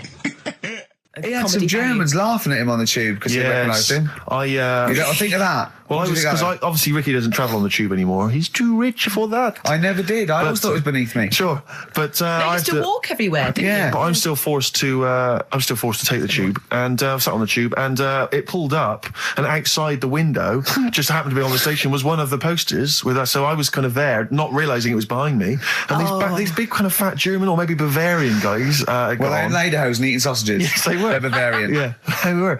And I noticed one of them kind of looked at me, and then looked at the poster, then looked at me, just happened to say it, and wittered something to his friend in German. You know, I don't want to try and do an impression. That's freaking goggle-eye. Oh, wow. I think that... No. But I know what you're thinking it means. It doesn't mean that. Right, okay. It means... What's a rough translation? Elegant boy. Right, okay, yeah. And so anyway, That's freaking goggle-eye. He pointed out the poster, and his That's mate... lanky piss and streak. and his mate burst into laughter. And then we pulled Well, they've up... got a great sense of humour, the Germans. Well, That's indeed. the thing. But we rumbled onto the next. We rumbled onto the next station, and the poster was in exactly the same place. And this time they tapped the shoulder of someone else on the train and pointed me out, and that person also An laughed. Italian? I don't know what it was. Yeah, there was a French. Was there a bloke with a beret and a little moustache on the other side? Yeah. Was the United? Did you get on the United Nations Express? Just to, oh, imagine that. Yeah, it was fake. See the freak. Look at his freaky goggle eye. Right, whereas I love the fact that before you were at least pretending to be speaking German. Now this is an Italian with an accent. It's just a guy speaking perfectly good English. So you've not even disguised the insult there. Oh dear. Oh, that'd be lovely. Try and insult me in other cod languages. You could bring Europe together if they just like, instead of Esperanto, that there was just one common language. The language of freaky goggle eye. I'll tell you what would bring Europe together is you maybe representing England on the Eurovision Song Contest. That would be great. With a self-penned tune. Should I do that? That would be magnificent. It's got to be worth thinking about. Just about everyone being the same. Yeah, like just about the people Euro being and equal. Everyone, not and also mentioning the Euro. yeah. Just doing that. I like all different cheeses. Oh, je t'aime la musique pop. Yeah. La baby belle. Et le cheddar. I mean, I'm not a fluent French. Le grand fromage. Yeah. Oh, it'd be lovely, wouldn't it? And they'll all be there, all in their different. Well, every line uniforms. could be maybe in a different language. Yeah, and what would I wear? I'd wear sort of like a kilt, You'd wear a kilt, but you'd also have on your head one of those kind of big, what are they called? Those big furry hats that beefeaters or whatever wear. Yeah, one of them. Is it kind of a busby or something? A busby? Yeah. Wear one of those, or maybe a kind of policeman's helmet, That'd be Bobby's good. helmet with the kilt. Yeah. You'd have the clogs. I'd wear the policeman's helmet under the kilt, so they just thought I was really enjoying the show. Yeah. Good idea. Hey? Excellent. I think we talked for about 3 minutes without having to mention some kind of genitalia. We should celebrate by playing one of my tunes of the year. Really? I said in the past to you, Rick, that my grandparents, so I love them dearly, but it's like for the last 30 years, they've been waiting to die. I know, It's like they just sort of, it's like, the novelty wore off of life. Life in the 50s. Yeah, they got kind of bored of it. Life, in the 40s, it was brilliant. All sat around the old Joannas, the bombs fell, singing. They loved that. The 50s, that was great as well, because that was the post-war years. It was, it was a bit tight in the pocket, but it was all right. Everyone pulled together. And then the 60s came along, all the crazy music, the funny hair. Let's stay in bed. Exactly. They basically stayed in bed. And it was one Christmas when my grandmother said to my dad, what do you like for Christmas? What do you fancy for Christmas? And this must have been, I don't know, 20 years ago. She said, what do you fancy for Christmas, Ron? And he went, well, I could do with a nice big kind of warm winter overcoat. She said, don't worry about that. Don't worry about that, because your father will be dead soon. It's what you can have his. Meaning my granddad. Well, to be honest with you, my father's still waiting. Which is good news. Good news for my grandfather. Less good news for my dad. He's freezing. He's freezing. He finds out, how is he today? He's fine. Oh, okay. Oh, I'm freezing. It's such a weird mindset, that. I think that, to me, is what sums up people from that older generation, the 40s and 50s. And it seems to me that you've got that kind of mindset. It's like you were born in the 30s. And whenever you talk of your childhood, it's like you had like a baked potato to take to school. And a hoop and a stick is a Christmas The other thing is, I think that that sort of generation, it seems that the man is dependent on the woman. There's a total dependence. Oh, absolutely, If she dies, he's done. Yes. He's done for. Just pine away. If he dies, she's got 30 years of pottering. Absolutely, yeah. Do you know what I mean? Yeah, and going to the youth club and the church. I know what you mean, yeah. It's sort of like that. It's sad. Of course, it's sad for them, but it's not the end of their life. No, sure. And it sort of is the other way around. I don't know why that is. Yeah. It's terrible. That's a little melancholy thought for I know, I've Christmas really time. brought it. You brought it down. You've brought it down. I've brought it. This isn't a nice show at all. This is terrible. Well, We're going to have really people just killing themselves. What? Well, I didn't really want to make it a Christmassy type show because I don't really like it. Oh, he's done it again. What, you did Christmas once, didn't like it? No, my dad always said... All right, steady on. Dad said Christmas morning was for for me. So he used to stay in bed. So he never... That's brilliant. That's a great thing to say, isn't it? Yeah. Christmas morning's for you. Run wild. Do what you want. Just don't bother me. I'm going to Honolulu for 2 weeks. That's great. Dad, it's Christmas. Do I have to do anything? No. So my mum used to get up because she used to like to see my face light up, when I open my presents. And then... to give fireworks. And then I'd have to go to my bedroom from about 6 o'clock onwards because my mum and dad were into having big Christmas parties and I wasn't old enough to go. Right. So they'd say, right, you've had your fun there, you go up to your bedroom, stay in there. Really? Yeah, I remember one year, right, I got a train set, that's what I wanted. Yeah. Right? It's brilliant. Playing with it all day. I thought, I don't mind about the party, I'm happy staying up here playing with this. Brother comes in, he's had a few, right? He's going, yeah, give us a go on your train. How old is he? He's a bit older than me, so he might have been let's see. Well, let him be 18. Probably about 18, 19, And how old something were you? like that.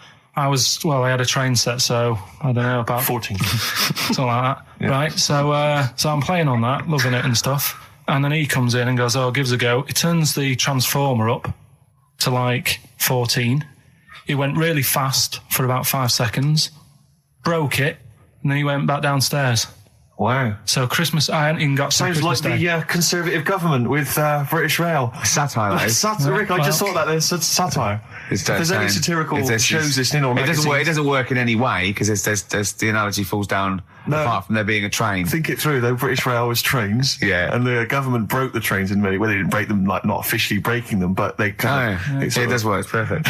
Oh, I'm very pleased with that. And I can't. And no one's asked him to be on. Have I got news for you? It's weird, isn't it? Because it's strange that when you've got a satirical mind that's as quick as that. Yeah. And he's broke your little train set. So what did you do? I just watched telly and had some sausages. I bet you were happy with that though, weren't you? Oh, it's just a bit annoying though, isn't it? When your main present of the year has been broke. And did it ever get it fixed? No, that was it. Put away. I'm intrigued why your parents wouldn't let you come and join in the festive fun. Was it like really debauched down there? Was it like eggnog everywhere? Well, no, but I mean, that's fair enough. 6 is a little bit early, but I just think, you know, if you're a kid, he had his fun, put him to bed at 8 maybe. And Do you think so on Christmas Day? I thought that was a day for family. Well, not if there's a party going on. And Well, don't have the party on the Christmas Day. Well, that's another option. Yeah. Your parents are weird, aren't they? A strange breed. Well, I think that was the year, right? You're talking about buying presents and stuff. I think I did treat my mum to. I didn't buy my dad anything. I think that was like when I got a bit older, he used to get me dad something because he wasn't that bothered anyway. No. So, got me mum. There was a cheap shop. Right. Can I just ask Karl how he got on over Christmas? Because the last time I spoke to him, you hadn't bought a present for your girlfriend. I had to say I was on tenterhooks all Christmas. Well, you changed it. After that show, I felt bad, even though I shouldn't have done, because... you hadn't bought your girlfriend a Christmas present? I said to you, I booked a table at a hotel in Covent Garden, had Christmas dinner there, which was nice, right? It's good food and everything. Didn't feel like enough to me. Well, then I went out and treated some stuff, and then... No.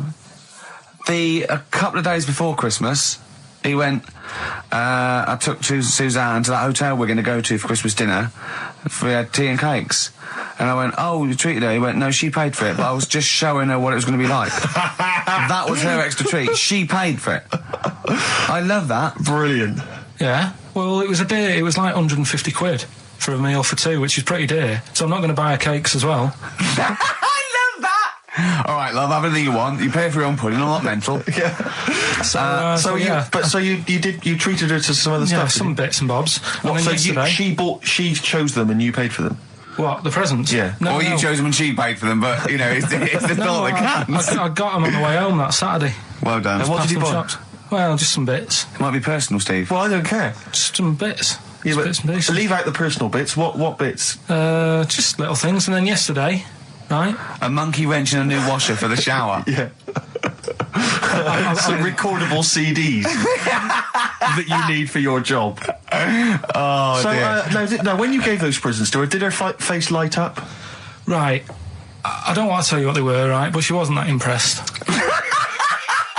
You're going to tell us what they were now, tell us what they are. You even know what they are. She told you on Christmas Day. Hold on, wait a minute. But it doesn't matter what they are. It does matter what they are. It doesn't. It does, Karl. It's you, mate. Of course it doesn't matter. Oh, God! Have you just remembered? Yeah! Right, but there's no need. I've got to tell him, Karl. I really want your permission because I don't want to be I know it's not, but we know it's not that embarrassing. It's really quite sweet. Yeah, but in a way, right, the way I look at it is, right, Christmas, even when I was a little kid, right, is not... Please let me tell him, Karl. Well, let me just tell you first, though. Oh. Let me tell you why I didn't go all out on the old present front. All right. Justify yourself. Right? First of all, I've covered it up since then anyway, right, with that present, because I bought her some shoes yesterday, and she did say, I'll give you the money for them, but when I get home, I said, it's all right. I said, you can have them, right? So not only did I buy her some food on Christmas Day, I got her shoes. She's probably had a total... And they feel like a horse. Yeah. It's sort of like, yeah, there you go, there's your shoes, there's your food, right, bed down, see you later. Yeah, but what I'm saying is she's done... fed and clothed. Yeah, did you comb her hair? She's done well this year, right? So... The thing She's done well this year. It's like you're a single parent living on a council estate with a smack problem, and you still managed to buy them some Lego. When I was a kid, right, it wasn't about what you got.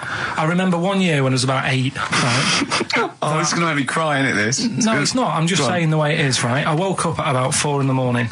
And I was like, oh, what forgot? And I couldn't sleep. I was that on edge. It's the excitement of Christmas, isn't it? It's like, oh, what's wrapped up? I need to know. Yeah. And it's the fact that people are saying, no, you won't know until tomorrow. Yes. Sure. That annoys you and winds you up. Okay. So I got up at 4 in the morning, opened my presents, and then went, right, I know now, went back to bed, had a great sleep. Yes. Right? So it's nothing to do with the excitement of what you get. It's the excitement of not knowing what you've got.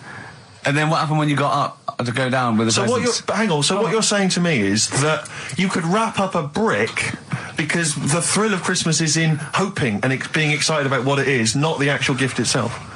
Yeah. Is that what you did? Did she get a brick? No, let me tell you now what he got. He got her a present, right? And she said, she came. I said, yeah, he got me.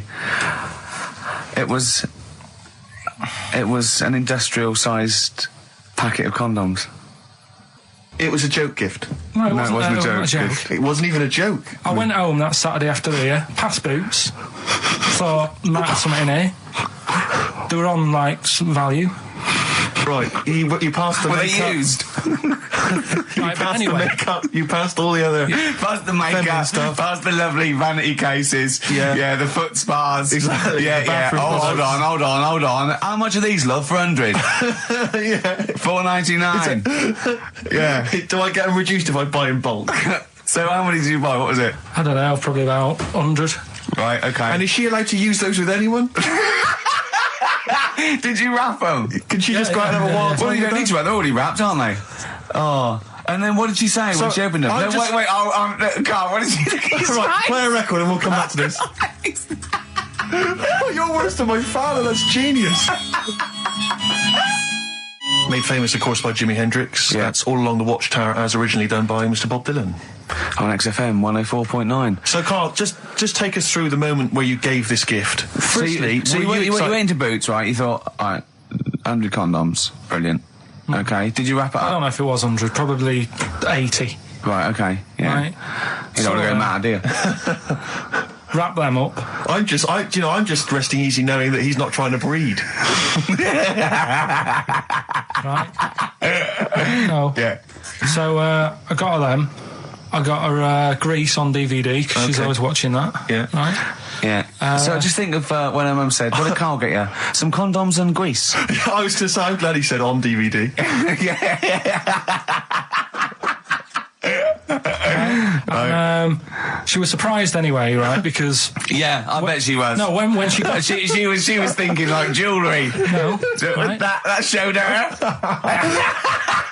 That surprised you, hasn't it? All right. So hang on, wait a minute. You thought it was a holiday, didn't you? Yeah. Look at your face. You don't know me at all.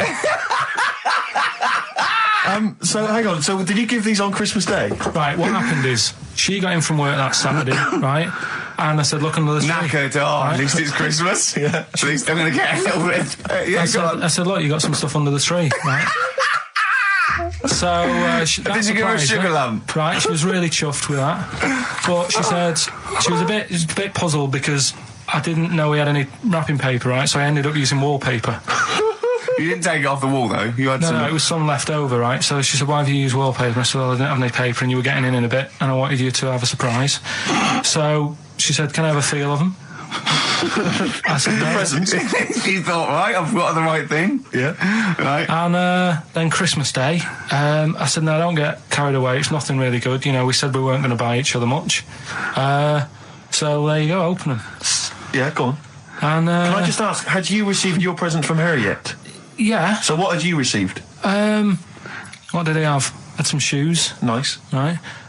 Getaway game for PlayStation. Nice. Which is all right. I'm just totting up Just the talk value the of value this. of those, Go on, yeah. And just also think about how much fun and pleasure you get from them. Yeah. Although, of course, condoms, I can see the Well, do see it. the appeal. Well, okay. Yeah. So yeah, I think but I can. also add to that bit 150 quid for a meal. If you're going to start Minus. totting up, 150 quid for a meal. I bought some shoes, 72 quid. Yeah, that was after the event, though. We had a cat. We used to get through loads of cats because we lived in a... Oh God! It started early today, innit? What do you mean you It's got through a only lot 10 of cats? past one. Because What we were lived you doing? No, we Running a lived, restaurant? we lived on. Oh God! What do you mean? No, we lived on like a main road. Oh, yeah. Right? So Yeah. we used to get through a lot of them. My dad It was kept their saying, risk. you know, stop wasting money. You know, it's not Stop good. wasting money, not wasting cats. Right. So anyway, we had this cat that was ill all the time, and It's just bag of nerves, probably. Yeah, malingerer. Yeah, I'm terrified. I'm going to which house? Rome. Oh God, bloody hell, Rome. Don't let me go to the Pilkingtons. and it, for some reason it kept being sick all the time. Right? Yeah, that is nerves. That's definitely nerves. So my mum kind of thought, I've had enough of this, and she shaved it. Whoa. Whoa. Now I know you're not vets in your family, but what correlation did your mum think there was between you being sick and shaving it? Because it kept being sick and it was a pain to wash because it kept getting So caught she up. wanted a dry wipe cat. So Why didn't she just varnish it? What? it's weird. It's weird. though. So now he's cold and sick. No, but not all of it. She left sort of the back half, but sort of from its waist, sort of. I love that. Shave it because it's sick on itself. And That is it was the genius. weirdest looking thing. I mean, normally I like cats. I'm always like giving yours a stroke on the head and that. Yeah. But as soon as she did that, it was like, oh, Yeah. can't touch it. And then So now it's sick, cold, and hated. Yeah. just doing some research, right? I'm sort of working my way through different creatures and insects and stuff that's on the planet. Yeah. Right? And finding out if we need them or not, right? Yeah. Do you know much about snails? Well, sea snails. Well, yeah. Snails in general. Don't know much about snails, land snails. I know a bit about sea snails, like whelks, top shells, that sort of thing. Would you say they're important? What sort of sense do you mean by important? Say if we had to sort of get rid of some animals and insects and that because we're running out of room. Right. Do you know what I mean? Because I'll tell you what I know about some snails. I don't know if this applies to sea snails as well. I mean, I called you today because a lot of other places are shut. Yeah. Right? So I know they like to eat stamps, apparently. The glue on stamps. They love it, right? Right. Apparently a lot of letters and stuff aren't getting to where they're meant to be getting because snails are crawling into letterboxes and eating the stamps. That obviously doesn't apply to the sea ones, but that's a problem they're causing. All right. Were you aware of that? No, I didn't know that. Bet you're glad you answered the phone today. Right? They love beer, Beer, yeah, who doesn't? and also, I don't know if this is right, but I heard that they sleep for 13 years, or can do. Right, I wouldn't know if they can sleep for 13 years or not, but I mean, sea snails are pretty important. Yeah, they do quite a good job in the sea. They graze on algae and But they provide food for other animals. I mean, you can say that about any fish, you know, or any animal. Why do they exist? would you be upset if someone said we're getting rid of them? Oh yeah. You would be. They're an animal, you know. I wouldn't. Forget being like favouritism and all that I get for them, right? There'll be other things knocking around you can sort of spend your time looking after. You'll still have a job. Don't be worrying about that. Because I'm not going to get rid of all the fish. Jellyfish need looking after, so you're safe. Yeah. But do we need them? Come on, there's loads of people saying, come on, we've got to move on through the animals, and you're holding them up saying, well, I want to keep them. Well, who's saying we need to? That just sounds a bit crazy to me. Just imagine. Do you know what I mean? And they would come to you because you work in an aquarium, so they'd be asking for your advice. Right. And you're slowing it down. Well, they asked my advice and I'm giving it to them, so, that's what I think anyway. Yeah, but snails, I mean, like I say, they drink beer and that, What did they do apart from some food for a whelk? They were around, their descendants were around a lot longer than we have been. Yeah, they've been around a long time, but what have they done? Well, they've survived that long, so they must be doing something pretty good. Well, apparently they sleep for 13 years, so really, even though they've been around for ages... I think that sounds a bit... I don't think they sleep for 13 years. Not all of them, just the tired ones. So, snails, do we need them? Well, yeah, I just think they've got to, just as, it's not for us to say, do we need them or not, we can't just... So you think we should keep them? Yeah, definitely.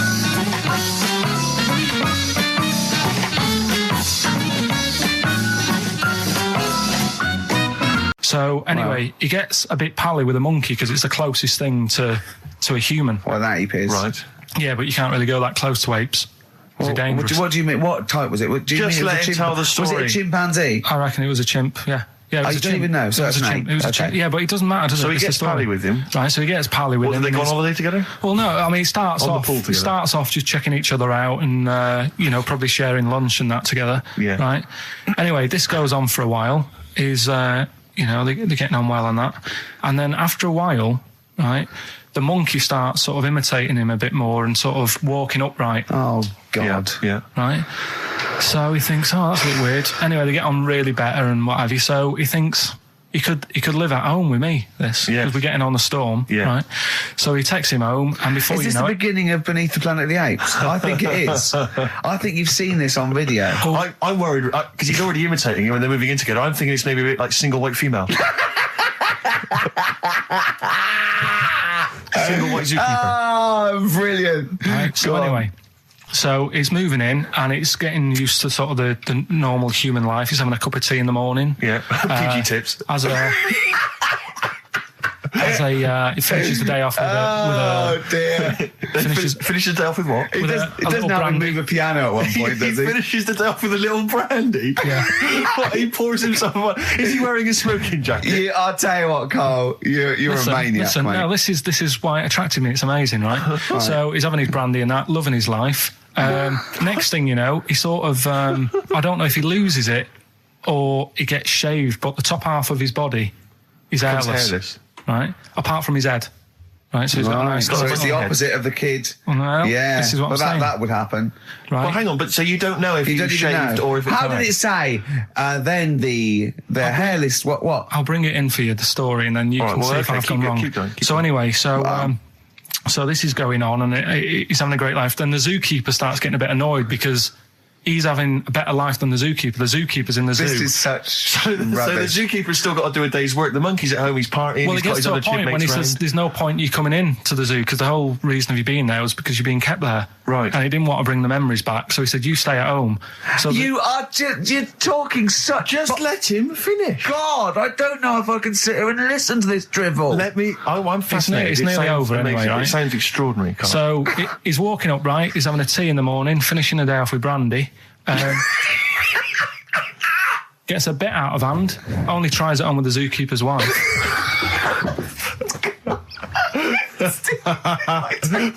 Make him go away, Steve. How does he do that? Well, because he's around humans a lot, he becomes a bit of a charmer. And, but what is it that he could do to seduce her? Pick fleas out of her? He didn't say. He was built. Yeah, he was well done. So what about that? What do you mean, what about it, Carl? It's obviously not true. I don't understand how... I love the fact he becomes a charmer. He's got better taste in brandy. Exactly. And what was it that he was doing that seduced her? I don't know. Maybe because he was at home more than the zookeeper was. But what would he be doing, Carl? He's not going to be talking with her. They're not going to be playing Trivial Pursuit. Maybe she liked the silent type. He didn't go into that. He just said that's when the trouble started. Carl, play a record. Right. Did I tell you the time when the doctor said I was going to die? All right, keep talking. Right, ages ago, must have been about 15, right? And at lunchtime there was this. We used to have a choice of stuff to do at lunchtime, right? Used to have like a burger place that had an arcade machine in it, right? So we used to go there and play on that and have a burger. Or there was this baker's, right, that my mum worked at, and did great cakes and stuff, right? So she used to like bring some home and that, but she couldn't always bring them home every night because, you know, they'd cost money, and she used to get them for free. And they used to say they'd rather chuck them away than give them to the staff because there's a chance that the cream might be off. Right. Right, so they used to chuck them round the back. So I used to go around the back with my mate and eat a load. Brilliant. Scavenging, eating out of bins. No, it wasn't out of bins. They were still in trays, but they just stacked them up near the bins, right? So this got out. I mean, it used to be chocker. Once the school found out, everybody used to go there, and it'd be like, well, have a cake. The headmaster chronicle fighting the kids off.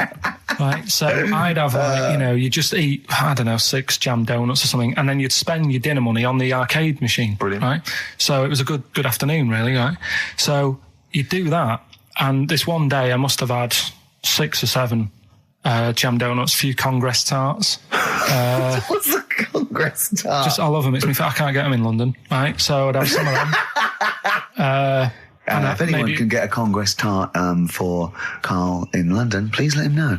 So anyway, this day, that was just a normal day. Do you know what I mean? Once, twice a week, you'd have a load of cake. In your life, yeah. Yeah, so normal anyway, day in your life. Were the frog boys there with the webbed hands and the big heads? And the horse in the settee? Yeah. But the day after one of these days, I had really bad cramp in my belly. Right? Okay. I was like in agony, could hardly walk. So I said to my mum, you could hardly stagger to the free cakes. So I was in absolute agony. I said, I don't like doctors, but you'll have to get a doctor in because I don't know what it is. I can't walk. She gets the doctor round. I won't say his name, but he said, well, doesn't look like he's got long left. Blimey. So I was a bit like, hang on a minute, I've only had a few cream donuts. Yeah. My mum was panicking. Sure. He went. My dad came in from work. She said, "Oh, something's really bad with Karl. I think it's serious. The doctor said he ain't got long left." So he said, "What?" He said that and just left.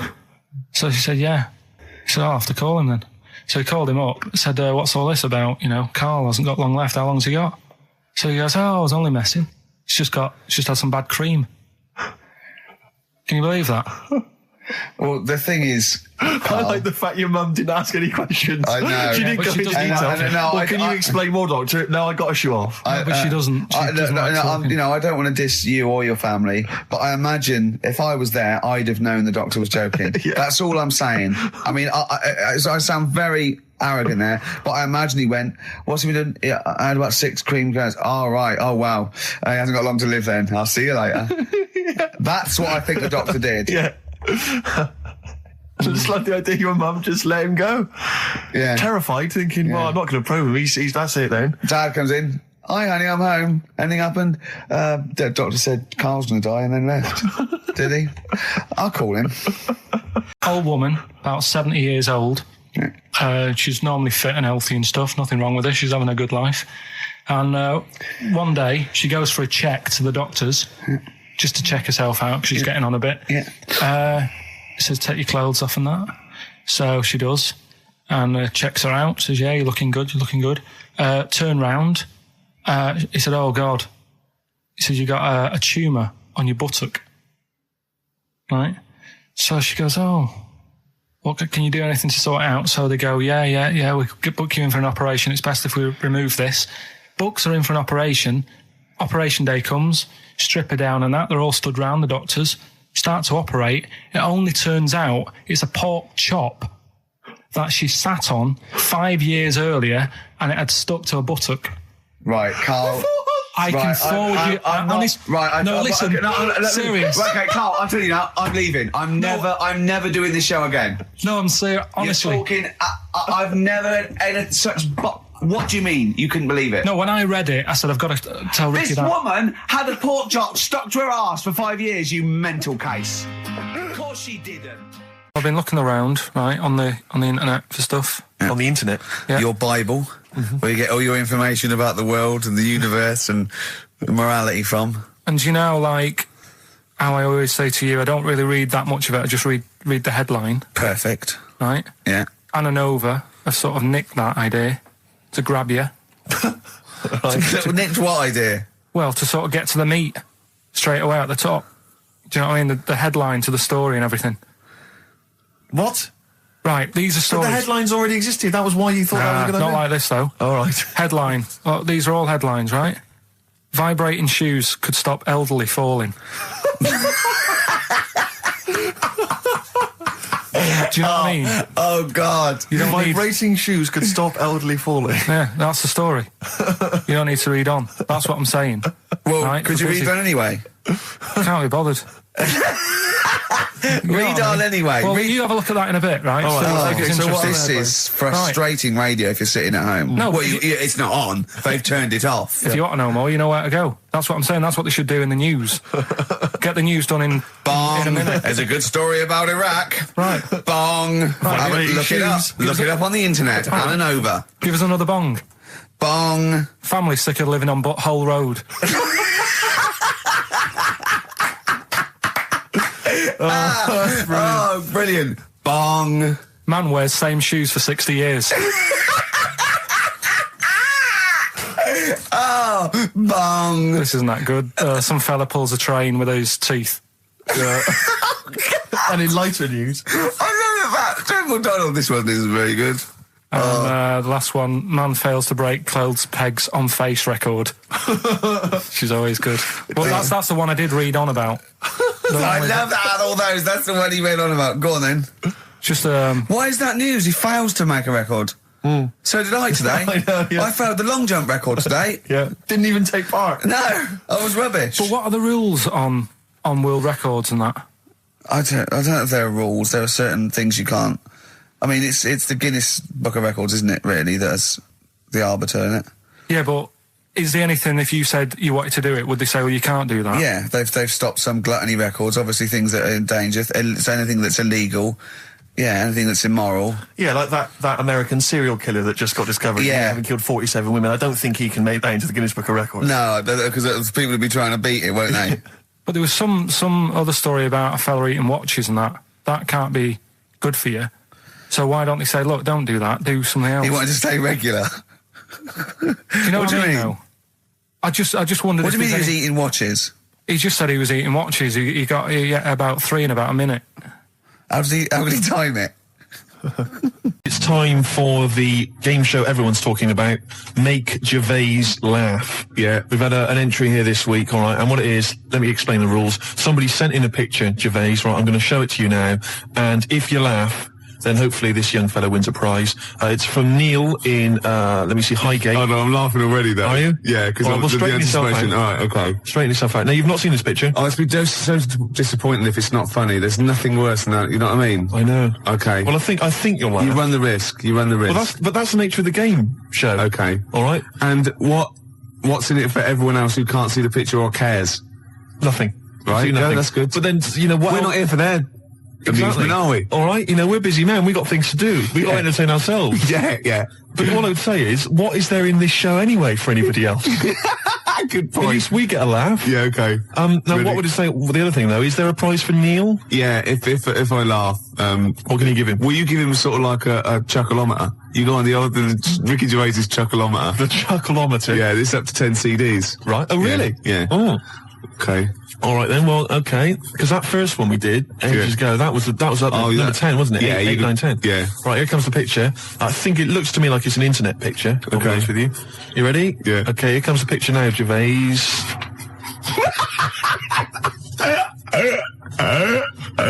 Oh God. Oh, has he done that? No. Now listen. What I'll do is let's play a record, Gervais, and I will.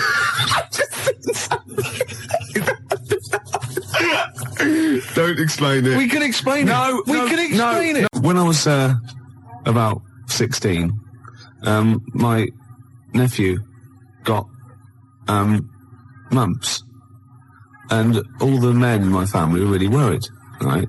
And I soon found out why. You know, obviously, if you get mumps when you're an adult and you haven't had it before, you go sterile, or it can cause sterility. Really? Yeah. Yeah. And I was about 16, and this worried me, and I went to my mum and I said, have I had mumps?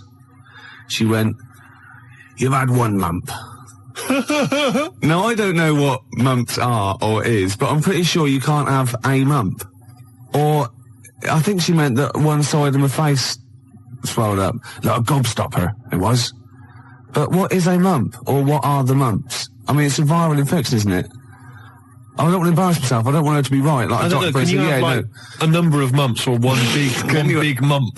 What if you had one big mump? Like a hunchback for a while? You're just like, you're mump-backed for a while and just walk around. You mump-back. Yeah, and you don't remember, because it's always when you're very young. You're mump-back, but yeah, exactly. But apparently I had one mump. So I could probably one of them, just one of them went a bit sterile. Can you, so you can become sterile if you have the mumps when you're an adult? Apparently, yeah. Can you, I mean, does that, for instance, it doesn't cause, say for instance, an adult had the mumps, right, and then he sort of had sex and he gave birth to a child, his wife gave birth to a child. Yeah. That can't cause any other problems. It can't cause deformity or anything. It's just, no, because it's just my dad had the mumps. I don't know. We should get our facts right, really. If there's a doctor out there, I mean, can mumps cause sterility? How does it do it? I have stories about, my teacher, his mate, had to have them, they swelled up, and he had to put them in cotton wool for about a month. God almighty. Because it can, you know, mumps aren't fun. No, I'm not saying it. I mean, all I can say, maybe you've had mumps and now you're sterile. That could be mumps aren't fun. Yeah. That's like go to work on an egg. Isn't it? Yeah. Who said that? I was having an argument with someone about who said go to work on an egg. Someone said it was that William G. Stewart bloke who... No, it was Faye Weldon. No, it was Salman Rushdie. It was. No, it wasn't. No, hang on. No, maybe it wasn't. It was Faye Weldon. It wasn't Faye Weldon. Right. It was either, right, let me tell you what it was. It was either that bloke that wrote A Year in Provence, or whatever it was called. Right. 0171 580 2000. Who came up with the slogan, go to work on an egg? It was either the Year in Provence fella. Who's that? I mean, what his name was, I don't know. 0171 580 2000. Who was the Year in Provence You know fella? that fella who wrote that book, Year in Provence? Everyone read it, everyone thought it was great. No, his I name's didn't know. Peter something or other. Right, okay. And I think he definitely wrote that. Someone must have come up with something. I think it was the year. See, again, I'm thinking that maybe it was the egg thing. But I would say as well that fella that wrote Year in Provence, he also came up with the, the Fat Willy cartoon series. What a hilarious series of books they are. Not Fat Willy, is it? It was called Fat Willy, wasn't it? What's the one, Where's Willy? That's Where's Wally? Where's Wally? Where's Willy? That'd be pretty straightforward every time, wouldn't it? Well, there's a fella there. No, there it is. Not where you come from, it wouldn't. Oh. Well, there you go. Well, Peter Mayle is the name of the bloke who wrote Year in Provence.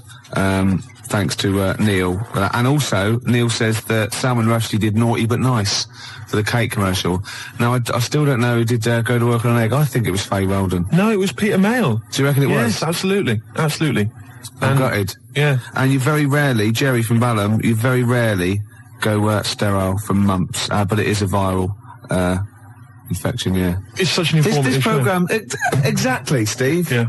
It's like a public service. It really is, isn't it? And we treat things sort of sensibly and maturely, and we give out, the correct information. I'll be honest with you. It's safe for kids to listen to, isn't it? Well, imagine if you were in the... I mean, this happens to us all the time. You're in the pub and someone will say, well, is mumps a problem? Is it going to cause infertility? And you're there just saying, Well, I was listening to Ricky Gervais. And... It's very rare. It is a viral infection. And do you know who did Go to Work on an Egg? They went, no. Peter Mayle or Faye Weldon, we're not sure. Possibly Salman Rushdie. No, definitely wasn't Salman Rushdie. That's quite incredible, though, to go from writing Naughty But Nice about cakes to live in a hole for the rest of your life. I used to write when I was at school. Oh, yeah. Now, I didn't watch sort of kids' programmes when I was growing up. I watched sort of crap adult ones. ITV on the telly from 12 midday through to like midnight, and I'd watch all the police series, Police Story, Charlie's Angels, Steve Austin, and Teen Knight Rider, yeah. And I wrote this essay at school, and I just couldn't stop, and I started serialising it. And every time I just kept writing, I was sort of like, people were reading it at school, and it was about a cop, a New York cop, who was as hard as, you know what I mean? Yeah. And I worked out what his name was. Now, God, this is how television influences me. Because it was one word name, which is his surname.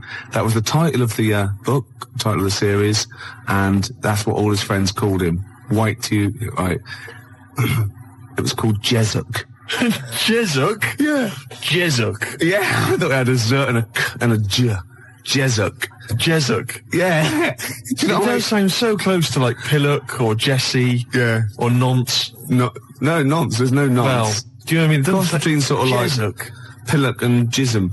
Damn you, Jezuk. Yeah. You're off the case. Give me the badge. Keep the stinking badge. I don't need a badge to be a cop. It was all stuff like that. And he'd first do, yeah. And so he'd look at his gun and go, this is my law. My God, it's Jezuk. How did he find us? Jezuk. Yeah, it was great. There'd be shootouts and everything. Oh, fantastic. Let me just ask, did he have perhaps have a broken marriage? He was hard-boiled. He played by his own rules. Didn't he? Yeah. I imagine. Simultaneous with this. He was a bit of a drunkard as well, had a bit of drink. No, he didn't drink, oh, no. He was a good-looking fella. But he was letting himself go. He was a bit hard-bitten. Yeah. And the other thing I was sort of simultaneous, which was more of a novel. I wasn't serious. I was actually writing a novel, and I got like 3 exercise books, right? It was about this kid, right? Oh, God. Right? He saw his parents just brutally murdered for no reason by a gang of outlaws, yeah? And he buried his father, and he knelt down on the grave, and he said, looked up, and he goes, as God is my witness, I will avenge thee. And then he sort of went to the store, and he got loads of bullets, and he practiced, and he was the fastest guy. He was only about 16. Yeah. His name was Jody Barnes. Jody Barnes is all right, yeah. Yeah. Imagine, that's nice. Yeah. Oh, fantastic. Have you still got any of those exercise books? Not. That would be the incredible. teachers used to sort of like, I imagine going, yeah, it's good. I imagine them passing around the, he's done another one. Gervais has written another episode of Jezuk. Yeah. But I say, seriously, if you brought one of those in and read it out, I'd be entranced. Imagine it. Seriously, that'd be great. Do you think The your mum ramblings might... of a twisted 14-year-old brain that only ever watched ITV cop shows. Do you think your mum might still have some copies of she Jezuk? No. Was it like sort of, the initial one was like Jezuk, then it was like Jezuk abroad, Jezuk in Paris, Jezuk on safari. Yeah. Here comes Jezuk. My mum... Return of Jezuk. I liked that Jezuk. He's a proper man. Yeah. He's not like you. But Mum, I invented Jezuk. You're a Nazi. you couldn't be like Jezuk. He's in my mind. Return of Jezuk. Here comes Jezuk, son of Jezuk. Oh, it's fantastic. What if Jezuk met Jodie Barnes? They'd get on. They'd have no quarrels. They could team up. Oh, it'd be fantastic. After the break, a little bit of Lars. Teen Jezuk. Steve. Yeah. You know we gave away those CDs. Hey, great giveaways. Just good radio, isn't it? We've got CDs to give away. Tickets and that's good radio. Do you remember who won them? What, last week? Yeah. Well, no. Right. I've got to get them back. What, are these the CDs that we took from the library? Yeah. Anyway? I've got to get them back. 0171 580 2000. If you won those CDs, could you give us a call? Well, why should they bother? They're probably busy listening to them. Do you know what I mean? You can't give something away and then take it back. Yeah, I need big time. I've got to get them back. We've had a bill for the computer as well. That's mine. No, it's not yours. It is mine. It's not yours. I procured that. That is mine now. No, that technically counts as ownership. Listen, Gervais, it's not yours, all right? I've told you this before. I've explained this to you 100 times. What? All right. If you urinate on something, it is not yours. It does in the cat world. That's what cats do. That is what cats do. They go around their territory. That's theirs. They urinate on it. That computer's mine. If a cat urinates on something, right? Yeah. In its cat philosophy, it owns that. I agree. That's a sort of what do you call it? A sort of territory thing. What's the difference? You're not a cat. No, I know. You're not a cat. That's discrimination. No, you're not a cat. You can't live life by cat rules. Well, I've got loads of stuff like that. My flat's full of stuff that I've got like that. What? Yeah, I've got 2 telephone boxes. Right. I've got a cash point machine. Yeah. Glyn was furious. He was getting out money. Right. Side of a church. That's yours. Yeah. 2 BMWs. Well, I had 2. I've got 1 now. What happened? The second one, the owner caught me and he started doing the same. And because I started first, I finished first, so he finished last, so it was technically his again. Is that how it works? Yeah. If I piss on something, then that's mine. Yeah. But if someone else pisses on it, then that's theirs. Yeah. Is that how it works? Could you say urinate? This is XFM 104.9. They are mine now. They're not yours. They are. They're not. They're my shoes. Yeah, and they're mine now. No, they're not. I can't believe. This is why I don't want to do this anymore. Why? I can't believe you. They're my shoes now. That is ownership. That counts. In the cat world? They're my shoes now, and some of the carpet is mine as well. In the cat world? Yeah, wow. You cannot live your life by the rules of the cat world. I can. What does your girlfriend What's this? Oh. Not many people can do that. XFM, 4.9, quarter past. How do these sort of little theories of yours develop? What? They come in my head. Then they're all right. Then I like them and they happen. Right. Then they're mine. Yeah, it's fine. It's fine. Okay. Yeah. What do other people make of the fact? They go along with it. What, your girlfriend? Yeah. And all my special friends and the friends that I make. Does she mind that your flat looks like an East End lockup and stinks of urine? No. She don't have a problem with that. I hate to kick people when they're down. No, you don't. You like it. And you like people twitching when they've been badly hurt. But I don't know how this came about, but I started to consider the songs of Carter, the Unstoppable Sex Machine. I don't know why. Someone was playing one in my house, and we were flipping through the record, the lyric sheets. Fruit bat. Now I don't know when I was when I was in the sixth form, when I was in the sixth form, Gervais, everybody had a Carter USM T-shirt. Yeah. You know?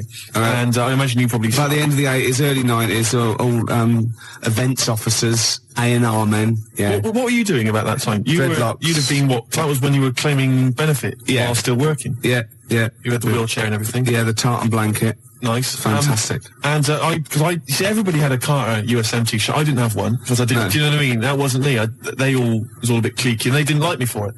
Yeah, it wasn't because of that, though, was it? It was because they sort of had like symmetrical heads. They were running in their human packs, weren't they? And just ostracising you. Go, oh dear. Those start. Yeah. Right. I'm just looking through the lyric sheet. This is from the album 1992, the Love album, right, by Carter. Yeah.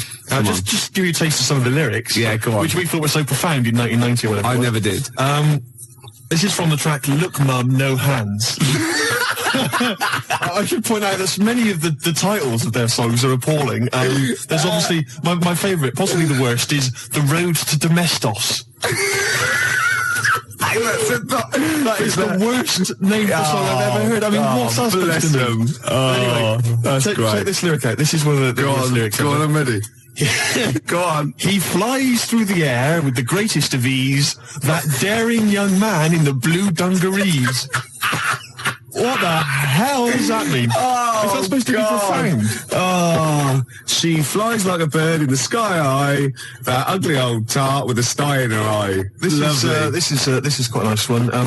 Listen to this. Is clever. This is bloody clever. Go on. What they done? What's fruit bat done here? If we club together, with all the diamonds. Hey, hold on. I'll stop you there. Club.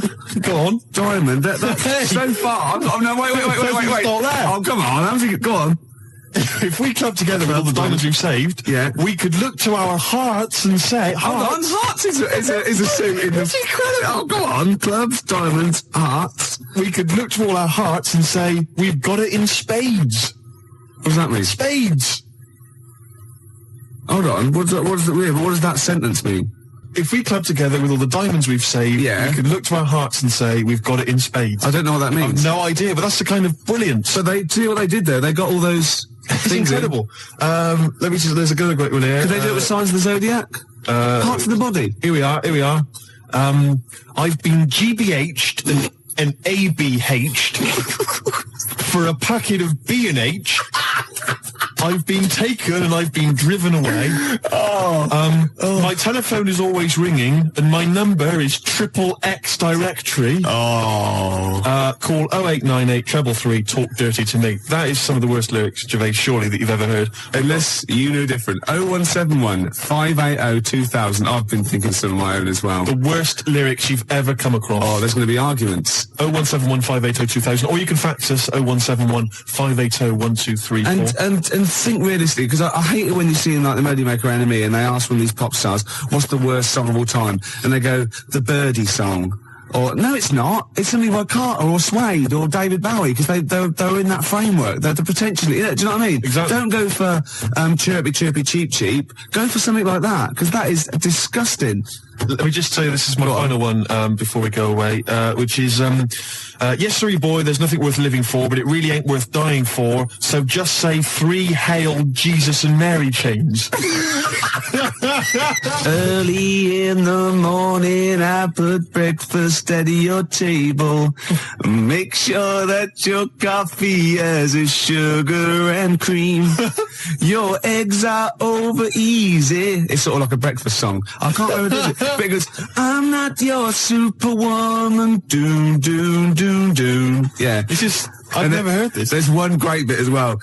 He goes, now you say your juice is sour. It used to be so sweet. And I can't help but wondering if you're talking about me. Isn't that great? Oh. Sorry, look, this juice is a bit sour. It used to be so sweet.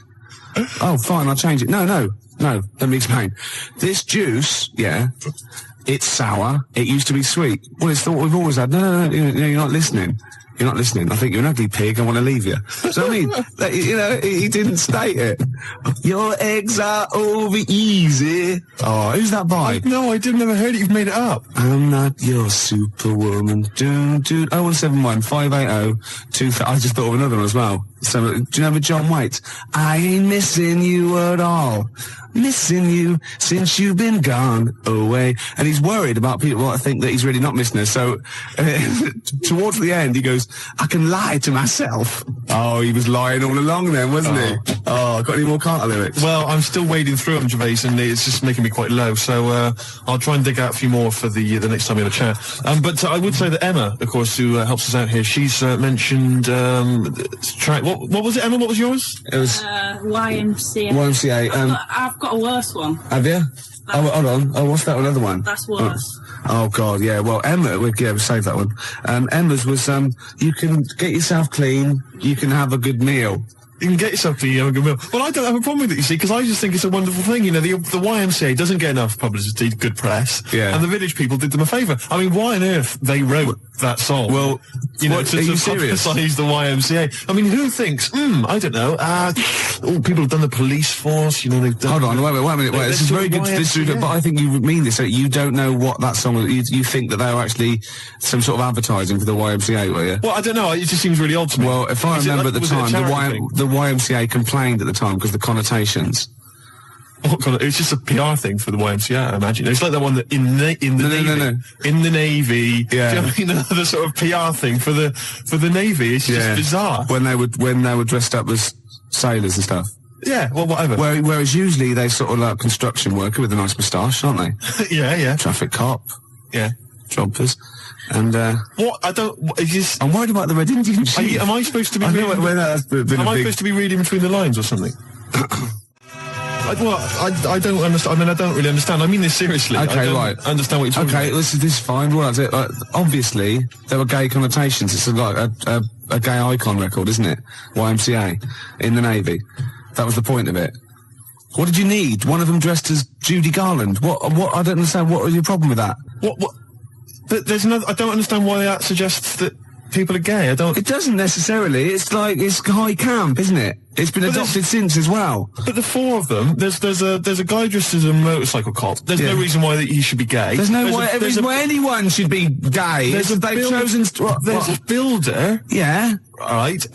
So no builders are gay ever. There's another one. I can't. What's the other one is? Right. And then there's a Red Indian. Why on earth the Red Indian is supposed to be an icon? I don't know about that. I have no idea. I'm flummoxed on that one, I'll be honest. So what I'm saying to you, Gervais, is if you're going to if you can talk about gay people, then why don't they use the cliches? Why isn't there a hairdresser? Right. Because it's probably the sort of cliches that even scene gays want to get away from. Also, you're confusing camp. ITV gays with real homosexual people who live normal lives. If I'm going to write a song about gay people, I'm going to have a hairdresser. Yeah, you are. In order to appeal to a gay community, I'd have a hairdresser, John Inman, Larry Grayson, obviously, and I don't know. You wouldn't have Jason Donovan then, obviously. Because he's not. So you wouldn't have him, would you? No, I wouldn't have Jason Donovan. No. Well, I wouldn't have Philip Schofield. I wouldn't have Andy Peters. Right. I wouldn't have Andy Peters. Okay, I'm getting scared. Shut up! I would not have Andy Peters. I'm getting scared! I would not have Andy Peters! A few more Carter lyrics for you. Go on. You'll enjoy this one. It's just one big knees up, a night on the town, a storm in a teacup, more like a teacup in a storm. Yeah. Man. You know what I mean, man? Yeah. It's more like a teacup in a storm. Yeah, they've twisted it, haven't they? All right. Yeah. Ian Camfield, you know, he's 12 now. He does the rock show. Oh. He called, and that I'm not your superwoman. It was Karen White. And he also says a worse lyric in YMCA is, young man, there's no need to feel down.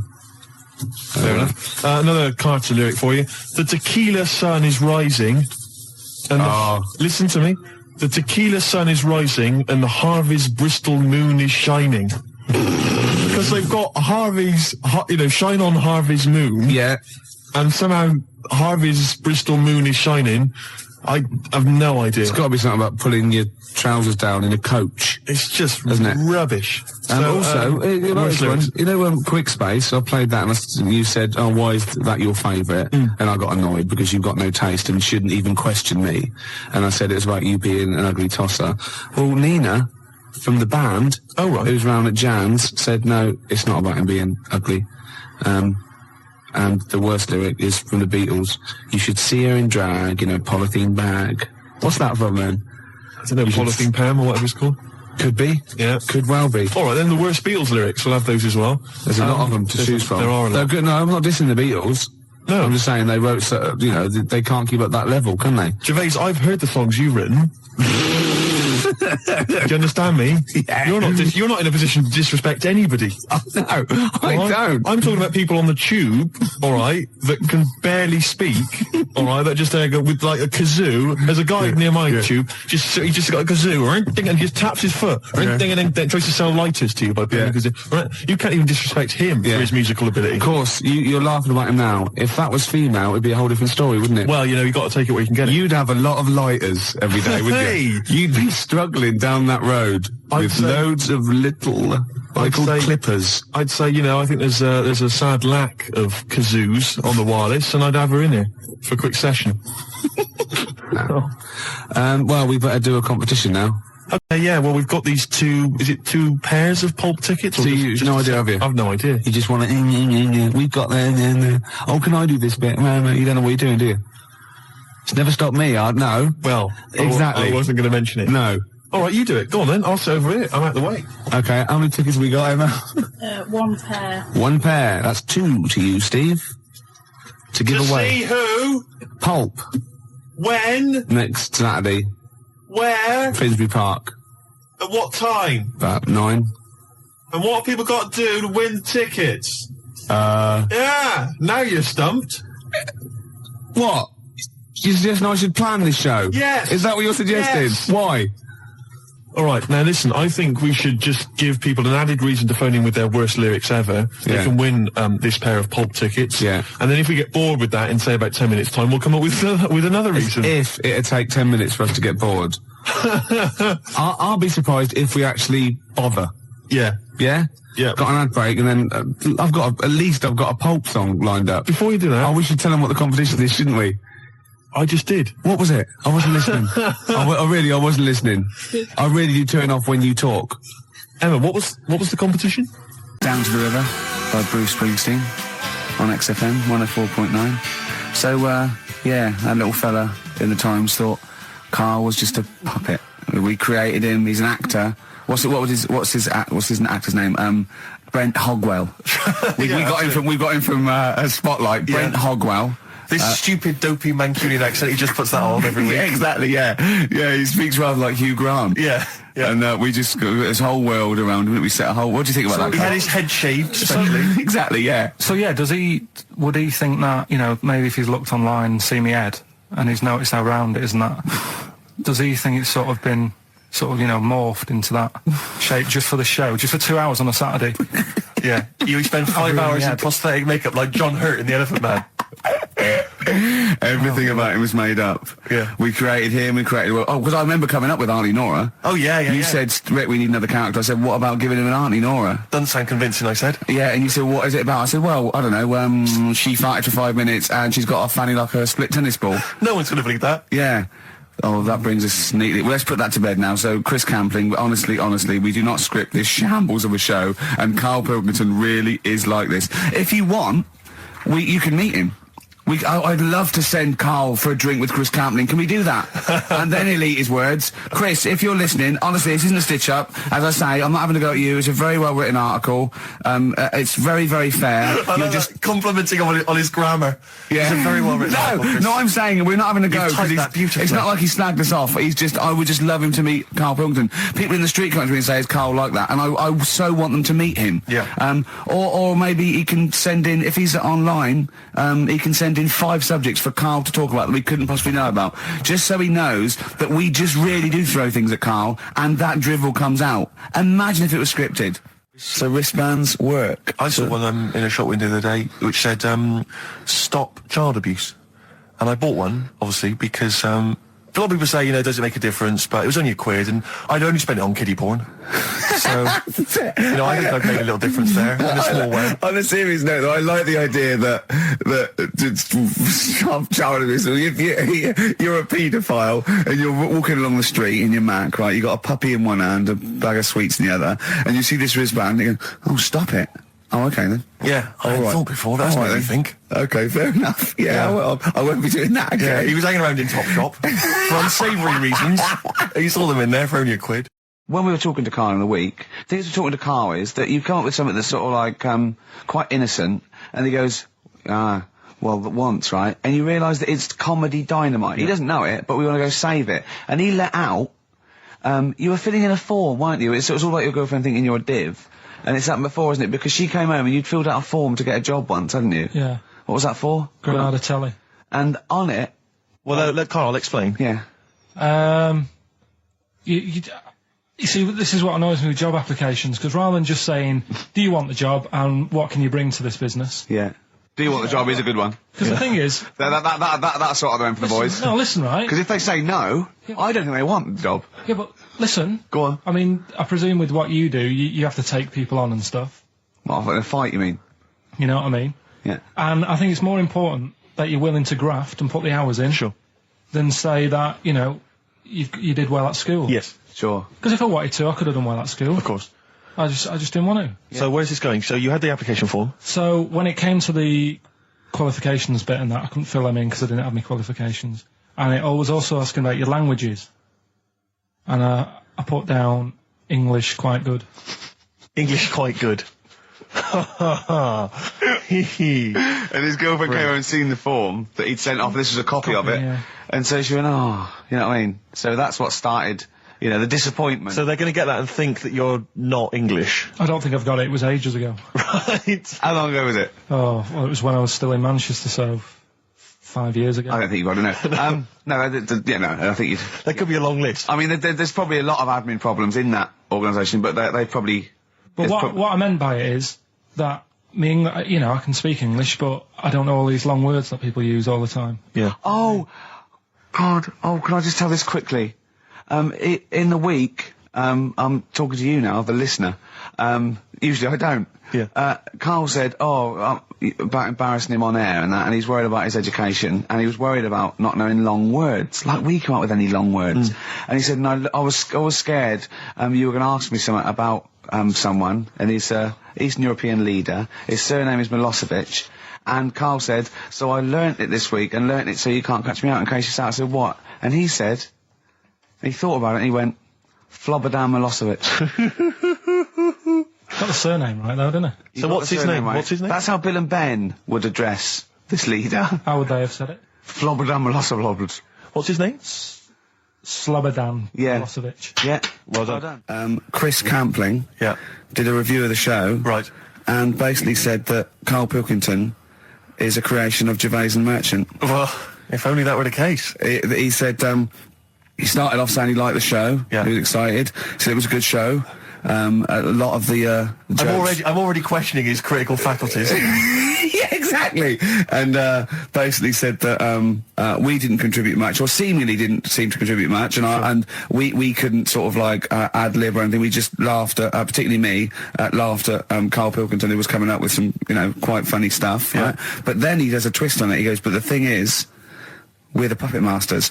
He's a created person. We've created the persona Karl Pilkington for our own amusement. Right. He bases this on simply that we talked about... What was it we talked about?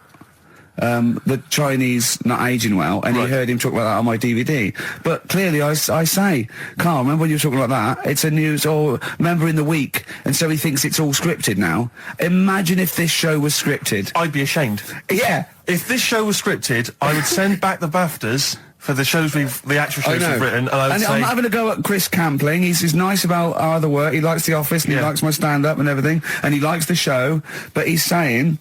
Because we're not spontaneous, we scripted this and invented Carl. So he's like, you know, we've invented another Gareth. If we had created Carl, I would not have squandered a character that good on this poxy radio station. Absolutely. Also, does he know that we spend about 3 months on half an hour script? So how long does 2 hours of drivel? But the main thing is, as if this could be scripted, it's dreadful. It's shocking.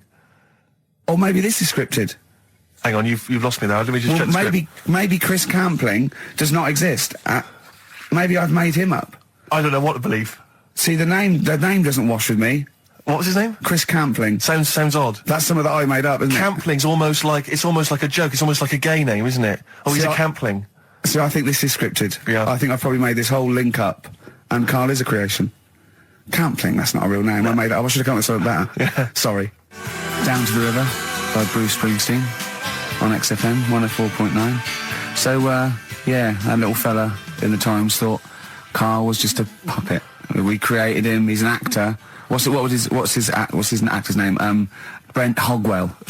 We got him from a Spotlight. Brent Hogwell. This stupid, dopey Mancunian accent, he just puts that on every week. Yeah, exactly, yeah. Yeah, he speaks rather like Hugh Grant. Yeah. And we just got this whole world around him. We set a whole... What do you think about that? He had his head shaved, especially. Exactly, yeah. So yeah, would he think that, you know, maybe if he's looked online and seen me head, and he's noticed how round it is and that, does he think it's sort of been, you know, morphed into that shape just for the show, just for 2 hours on a Saturday? Yeah. You spend 5 hours in prosthetic makeup like John Hurt in The Elephant Man. Everything about him was made up. Yeah. We created him, because I remember coming up with Auntie Nora. Oh, yeah. You said, Rick, we need another character. I said, what about giving him an Auntie Nora? Doesn't sound convincing, I said. Yeah, and you said, what is it about? I said, well, I don't know, she farted for 5 minutes and she's got a fanny like a split tennis ball. No one's gonna believe that. Yeah. Oh, that brings us neatly. Well, let's put that to bed now. So, Chris Campling, honestly, we do not script this shambles of a show, and Karl Pilkington really is like this. If you want, you can meet him. I'd love to send Karl for a drink with Chris Campling. Can we do that? And then he'll eat his words. Chris, if you're listening, honestly, this isn't a stitch-up. As I say, I'm not having a go at you. It's a very well-written article. It's very, very fair. You're just complimenting on his grammar.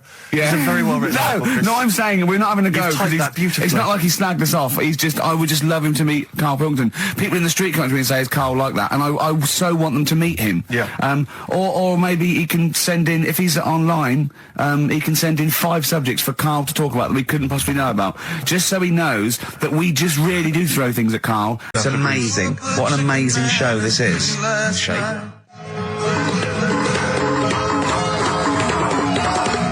Oh, chimpanzees up, monkey news! Excellent. So, Monkey News time on XFM. Karl Pilkington, the man in the hot seat. Karl, what have you got for us? Okay, Monkey News this week. We've covered a lot of stuff. We have indeed. Now, do you know, like, there's places where you can go for, like, weekend rests and stuff, Sure. and you relax, you sit in a little spa, you might have a swim and stuff. Well, they've got a place done for monkeys. Of course they have. Right? They can go there, they relax, forget about all the stuff they've got going on in their head. They can have a manicure. Right. Got nice meals. It's not called a manicure, though. It's called a chimpacure.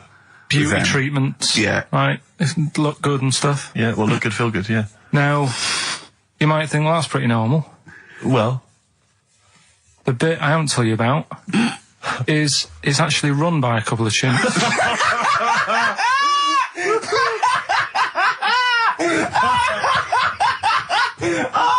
Oh, God! Oh, God!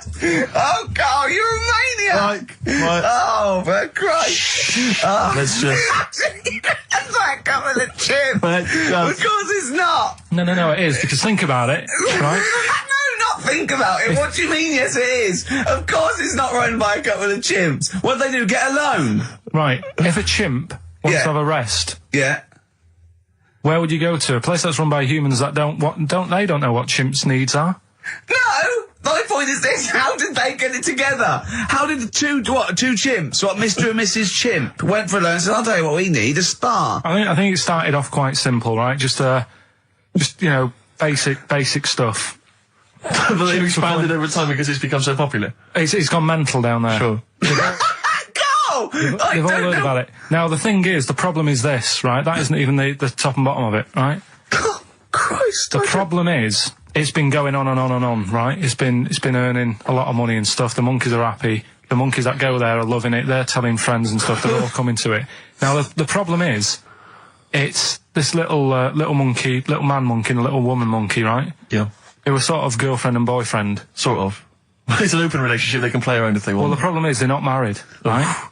Now, trouble brewing. the lad monkey, fella monkey, he's getting quite old. Mm.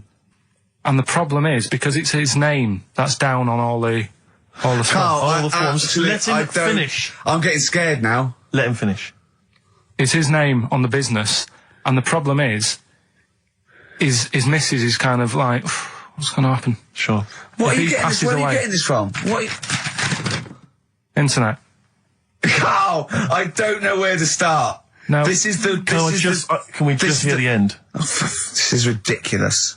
so the problem is, the female monkey is worried that the male monkey she's worried. is What's going going to to happen with the business? What's going to happen? Of course. Right now, What do you mean the business? the health That isn't spa, a business. It's a joke. health Rick, spa. you're not listening. His name's on the form. The male monkey's name is in his name.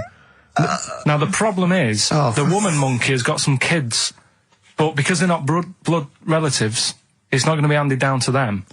And the court, They're kids from a previous monkey marriage. yeah. Right. So that they're not going to get it. Let me just check this out. Yeah, otherwise you don't want to check the facts, otherwise you could look like a twat spouting shit on the radio. Please check the facts for scientific And security. they're just a bit worried because they're saying that the people in Ohio, which is where they've got the little health thing going on. So that makes it more believable that it's Ohio. Mm-hmm. I thought you meant it was Berkshire, in which case it would be rubbish. It looks like the local people are trying to get in there. They've seen the success of it. Sure. And they're They want a trying piece to of go in and action. take it over and stuff. Yeah. So, Give me the piece of paper. Throw it away. Play a record. That's the worst. That's the worst one I've ever heard. And there's something wrong with you. You're educationally subnormal. Final tune from us. Tim Buckley. Lovely song called Wings. Back next week? Yeah. Yeah. See you, Carl. they've just counted how many fish are in the sea and that. No, they haven't. They've just done a census. A census. What, a fish? Yeah, some fellas have gone in the sea and they've got to work out. There's about... Mrs. Spratt, is this your son? No, he's a lodger. Okay, well, let's mark him down. That's 2. Oh, I've lost count. 6 million, 4 and... Oh, darn. So how many are there? About... There's a lot. There's... Oh. Well, there are more species of fish than bird, mammal and reptile put together. Can I ask a question? That's on my DVD of animals. That's still available in the shops. Probably find it online. You'll get that slightly cheaper. $15.99. What? Go on, ask me a Special question. features of Ask the me a which question. include, Ask me a includes question. Karl's Pilkington's also on the DVD. Yeah. That's a perfect Christmas gift. Yeah. Long and Winding Road. I love that, but I don't like the way McCartney sings here. There's just one, he goes, you leave me waiting here. Well, he's always got that slightly affected. But it sounds style, like doesn't it? Richard Burton or something, here. Yeah. But it's only one that does it, but I don't know why. I just think he likes it or wants to go back and change it. Maybe it's like... But having said that, you know, I'm not taking away from the Beatles, one of the best bands ever. Well, yeah, good luck to Brilliant songwriters. Oh, yeah, they do well. Yeah. We've had a lot of emails, Carl. I don't want to sort of put a dampener on your Christmas, but a lot of people have been slagging off Lanzarote. One of them just said, well, one of them just, I don't know if I can find It is Canaria, isn't it? It's It is one of the Canaries, isn't it? It's a volcanic island covered in volcanic dust. It's very windy, so you have to dig a hole to sit in on the beach, and there's hardly anything to do. That's from Mike Godham, he says, unless you like quad biking. Well, you know, you've seen what happened to... No, don't go quad biking. No, with your little head, there's no protection at all, is there? I don't know what you're thinking. I don't know. At least Rick Mann and Ozzy had lots of hair. Yours would you'd be like Humpty Dumpty. It would crack like a little egg. And then we'd seen, there's no kings or kings horses. So, Yeah, well, they couldn't do the job anyway. No, shouldn't really send them. They're not really qualified. Horses not equipped to put send back an a egg medical man. man like Neil Fox in Yes. to mend But not eggs. some kind of military horse. I bet he's had egg on his face a few times, hasn't he? What, Foxy? Yeah. Most of the series are Pop Idol. Right, Carl. Lanzarote, good or bad? Well, you got to give it a go, haven't you? Yeah, well done. Give everywhere a go. Exactly. That's what I was saying. You know, don't just take the word for it. I mean, if it had said an Ananova, Lanzarote shit, he'd have believed it. Sure. You know, if he'd have overheard it in a pub, Yeah. Lanzarote a crap, he'd have believed it. He'd have seen it on a website that was mainly concerned with monkeys and witches, he'd have believed it. Yeah. As it is. Everybody raves about New York, and when I went there, I thought it was rubbish. Well, you're an idiot then, because that is possibly though, the isn't it? greatest city in the world, Subjective. along with London. Subjective, though. That's why they have holiday programmes and that, innit? So you see it and you decide for yourself and that. Yeah, but you saw Venice on a holiday programme, as you put it. You went there and you went, it was rubbish, full of black bin liners. Well, it is. Right. Didn't they show them? It stunk. Didn't Judith Chalmers say that? Oh, it stinks here and there's loads of rubbish everywhere. No, she didn't. Did she mention that? Oh, that's what I mean. So it depends what you want from holiday, doesn't it? Well, yeah. But So, You're an idiot if you don't like New York, so next. Anyway, come on, break up, guys. Kiss and make up. Right back, just for Christmas. Brilliant. I've only got 2 really, because what? I was trying to work one out before, right, in my little room. Yeah. I was looking at different band names, thinking, what can I do? Yeah. Couldn't concentrate because Ricky was in there trying to spray deodorant all over the place. Right? Well, you should have done them yesterday. You should have shut me out. Right. So there's just 2. Brilliant. Well, Okay. I've kind of got an idea for the third one. fine, yeah. I'll have a go. Yeah. Right, so anyway, the first one... Should we play a record and come back to this? 'Cause We'll this do is it quickly, we'll do it quickly. No, play a record. This is then. rubbish. Yeah. Rubbish. Libertines. Give Useless. me the gifts, let me have a look what prizes you got. Libertines, Don't Look Back Into the Sun on XFM. Well, the general public are getting involved with Karl's holiday, and, I mean, this has been a damning report on Lanzarote. There's not been a positive word written about Lanzarote so far. Wow. It's volcanic, there's no natural water supply. Apparently there's no natural water supply, it's You all have to sit in a imported. hole. What do you think of this, Karl? What do you think of the people that want you to know that you're going to a rubbish place when you can't change it? What do you think of that? Rubbish though, will it? What do you mean? Be all right. What do you mean it'll be right? Because I'm going to go there thinking, oh, there's no water and that, and there will be water. No, they didn't say there's no water. What did they say then? There's no natural water supply. Whatever. I'm not bothered. Doesn't bother me. All right. I'm going to have a good time and that. What are you going to do? What's your plan to do? Got a book. What book you got? Rich Hall book. I'm just going to read that. So, Brilliant. and the weather's better than here, isn't it? Yeah. So... Someone, Karl, you know our mate Johnny, he's a Doctor Who fan. Yeah. Do you remember, he bought, the Doctor Who magazine, and he went, to the toilet, and Steve got post-it notes and put geek on every page. And Johnny opened it on the tube, right, and it had geek and everything. And Johnny bought in the new Doctor Who magazine, I think this week's or this month's, right? And they've done the perfect Doctor Who fan, right, what the geek is, right, and it looks exactly like Steve. Alright, don't have a go, Rick. It does. And he went, and I'm going to try and put it on the website. It's amazing. It's got your hair, glasses, it stands like you, it's sort of dressed like you, and it's only, it's hilarious. And he was, I mean, I'm insulting you now. It sounds like an insult, but if you'd see it, you'd laugh. Well, Rockbusters, right? Yeah. Right, here we go. Just a little bit annoyed. Just, 3 clues. We've lost all the energy in this show, haven't we? Well, I can't get over that insult. I'm just a little... No, Three. we did though. It just came out, no, I can be honest with you, Things, it came out 3 left clues. field. I wasn't expecting an insult. No, And, but I I think thought there was a sense of camaraderie on this. No, I'll bring Just it email in, and you'll see what I mean. ricky.gervais@xfm.co.uk. Right, play a record. I'm just annoyed. I can't What are we listen to doing? Robert's I'm play. just reading out the clues. Should we put this, let's put this one in for the Sony Award. Let's put this show in for the Sony Awards. Play a song, Carl, because I need to discuss things with him. I've talked before about him Edit slagging it me down. off. Get this down to 3 minutes. It'd be a great show. Rockbusters in a minute. XFM. Lonesome Day by Bruce Springsteen from his new album The Rising on XFM 104.9. Ricky Gervais, Steve Merchant, Karl Pilkington. Woman just phoned in and said to Karl, stick up for yourself. Don't listen to that Merchant. He does my head in. He's so arrogant. I don't think I'm arrogant. I think I'm mean. Yeah. I just think I'm sort of objectionable. I don't think it's arrogance. I think it's No. sort of nastiness. Yeah. I'm just not a very nice person. But believe me, I'm not arrogant. I think I'm pathetic. What were you talking about earlier about glasses as well, and Steve taking his glasses off? What was that? What are you saying that in front of him now for? Was it an insult? It wasn't really an insult. Carl, what were you up to? No, what was it? I genuinely don't remember. I genuinely don't remember. Right, Steve, I'm not having a go. Right? Just saying how people, it's a bit weird that you've got glasses because you've got a good pair of eyes on you. Right? That isn't an insult. What were you talking about, though? What was it? Why did you... It was the fact that people who wear glasses always look a bit weird without them on. It's like, you know, they should wear glasses. Okay. Why did we get round to this? What was we talking about? What were we talking about? I don't know. I don't know. I don't know what that was. It sounds like an insult, even it wasn't intended as one. It wasn't. It sounds like an insult, Carl. It does, yeah. No, it wasn't. I But should listen, be allowed to punch you every time you insult me now. No, but I'm not I'm having a doing go. it. I'm going to give you a dead arm. Look, Steve, It sounds it's like you. an insult. You And always even if it wasn't, you intended it to be one. What you? That was real. Play a record. Yeah, but It's mad. Yeah, every time you insult me from That's now on. mad. Oh, is this the Cardigans? Great. Brilliant. I didn't even say anything. It makes me feel better. I can enjoy the rest of the show. Yeah. Before we carry on with anything, I should just tell you, we're on the subject of emails. There's one emailer we're always looking forward to hearing from. Dickers! Richie Anderson. Dicky Docky Doo. Richard Anderson. Thanks for emailing. He's my biggest fan. He's now. one of the biggest he fans. Absolutely loves me. But not afraid to offer some constructive criticism. Go on, That's the what's he great said? thing about Dickie.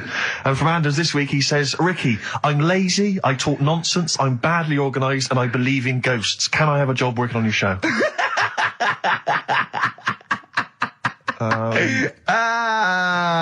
Possibly, Anders. Maybe send in a CV. Or email a CV. He's put a little bit of all of us in that, hasn't Exactly. he? Oh, I'll ask him if he's a goggle-eyed freak, Steve. All right, calm down. Well, no, I didn't mean there's no need to get insulted. No, I didn't necessarily mean you, No did need I? to get nasty. Well, I was thinking about that actually, Steve. Oh, God. Just talking of the old. What? What? Talking of the what? No. Do you know, like?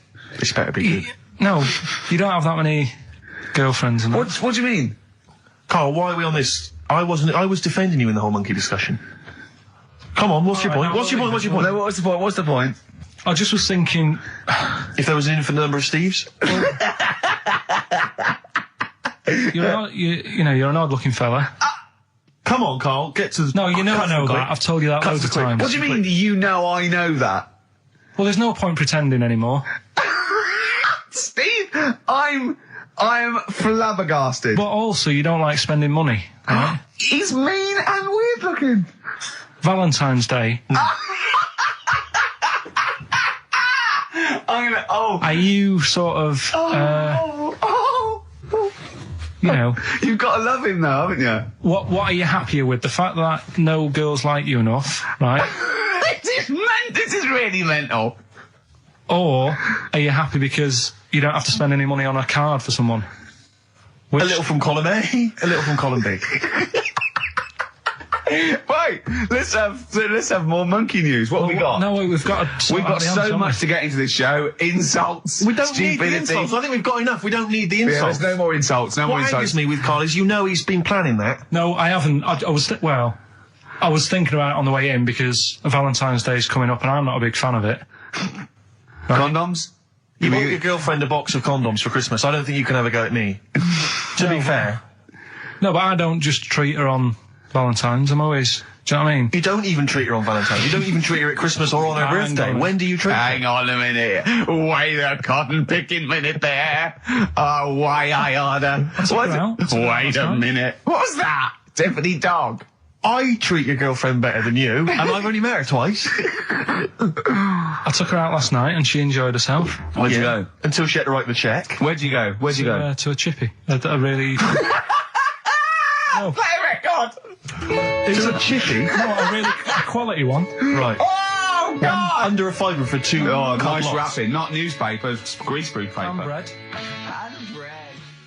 That's Feeder, Just the Way I'm Feeling, on XFM 104.9. Ricky Gervais, Steve Merchant, Claire Sturgis. Well, he's defying me. He's not calling in. We're going to give out his number and he's not calling in. That's even more annoying.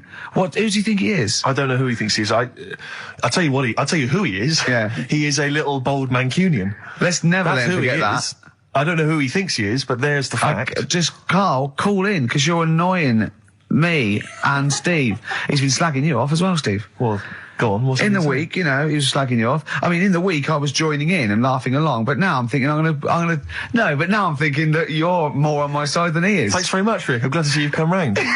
He said he was. I was in the pub with him and Johnny. All right, so there's a little audience. Good. And he went, have you seen Men in Black 2? I went, no. He said, have you, Johnny? He went, no. He went, there's a thing in it that looks just like Steve. And I went, what? He went, it's a thing, it's got really gangly arms and bulbous eyes, and it just works really fast in the Aliens registration thing. And I went, all right. I said, we'll bring that up Saturday. Since he's not here, you know, what do you think of that? Well, the reason is, I think the problem I have with is this, that if I was to say things like that about Carl, I'd destroy him. He'd be a broken man after I'd finished with him.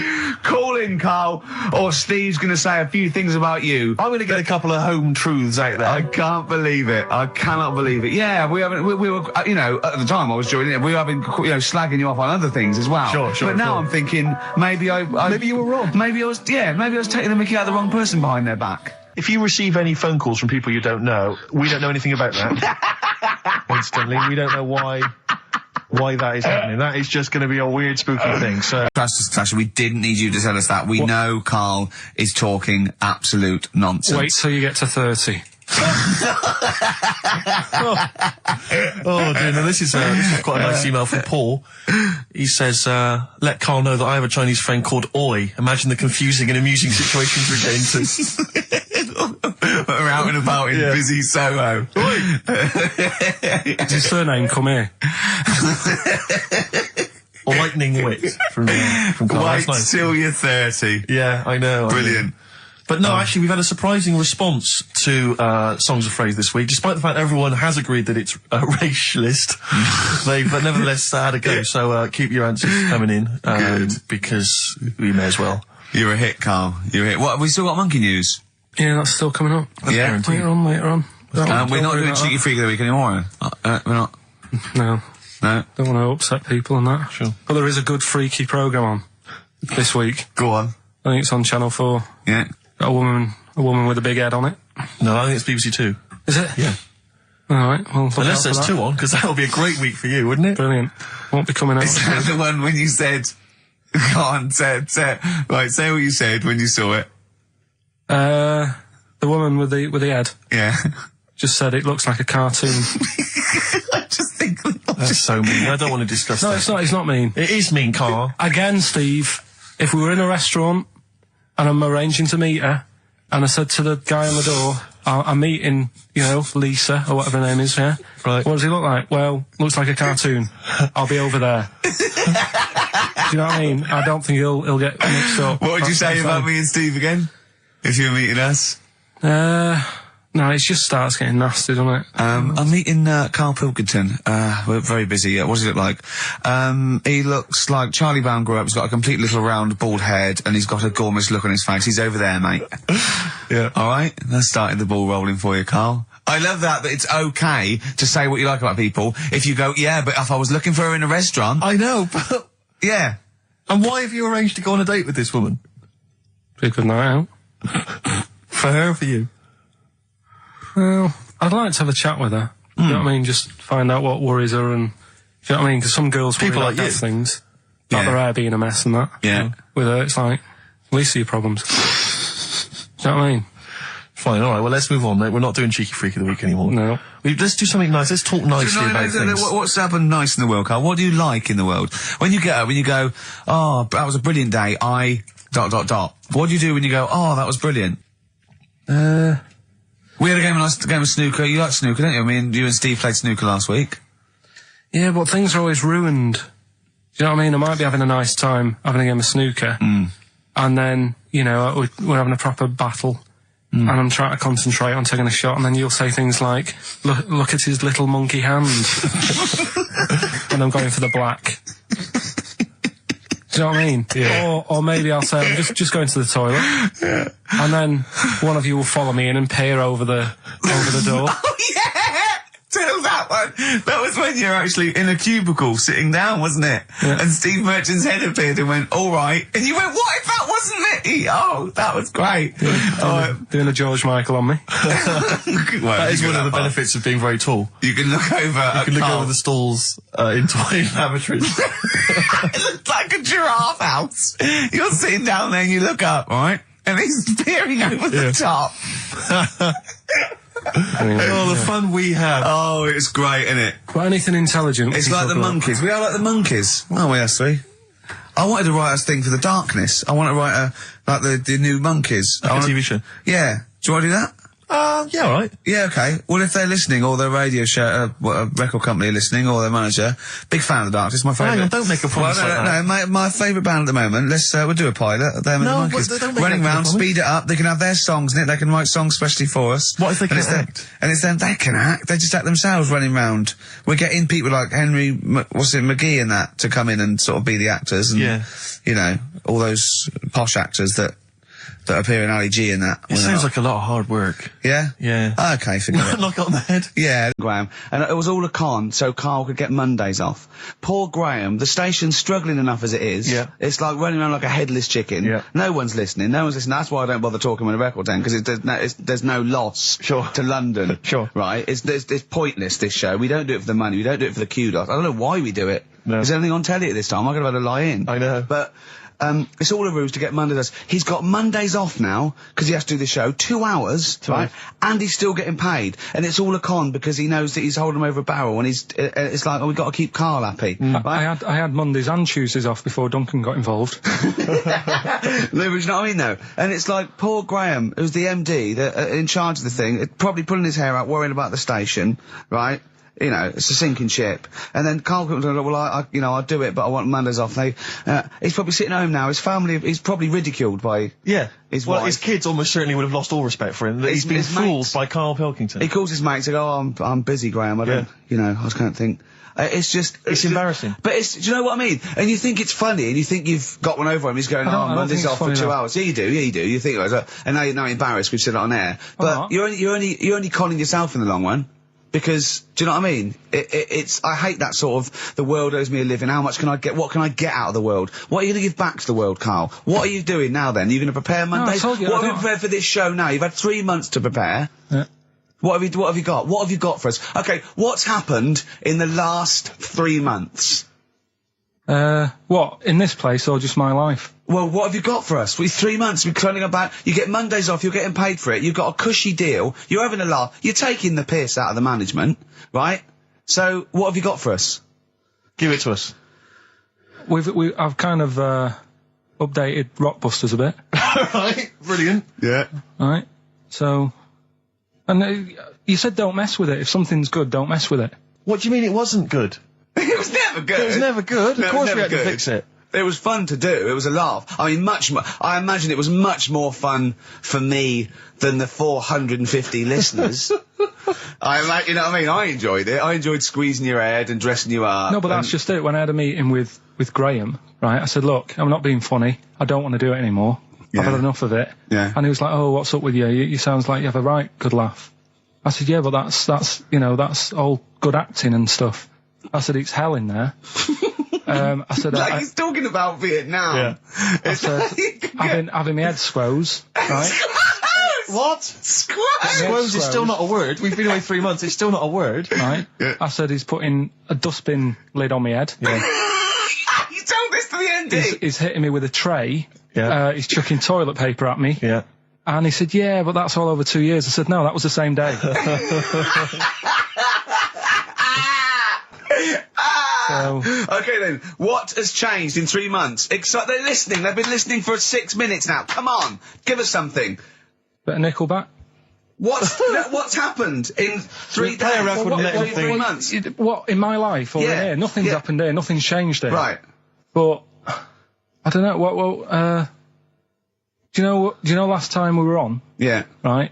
And, I was telling you about the woman over the road, where I live. The one that walked around naked? There's a woman who walks about the flat naked, This is when Carl was watching a woman naked, then she looked at, saw him looking, so what he did, this is the genius he did to get out of this, he pulled his pants down, so he was naked too. His girlfriend comes in and goes, Carl, what are you doing? He went, I can't tell you now, but don't look out of the window. Yeah, go on, sorry. That woman, she's bought some blinds.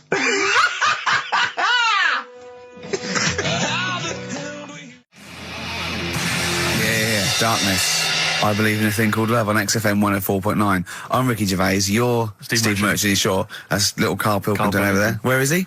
There he is. There he is, yeah. All right. Yeah. Hey. Back together again. The old gang. Yeah, it started last week. Yeah, I think triumphant return. I think it went well last week, didn't it, Carl? Good show, wasn't it? You loved it, didn't you, Carl? Brilliant, right? Yeah? Yeah. Now, you weren't speaking to Suzanne last week at this time because you said she had a haircut, probably quite an expensive haircut. She's a lady in media.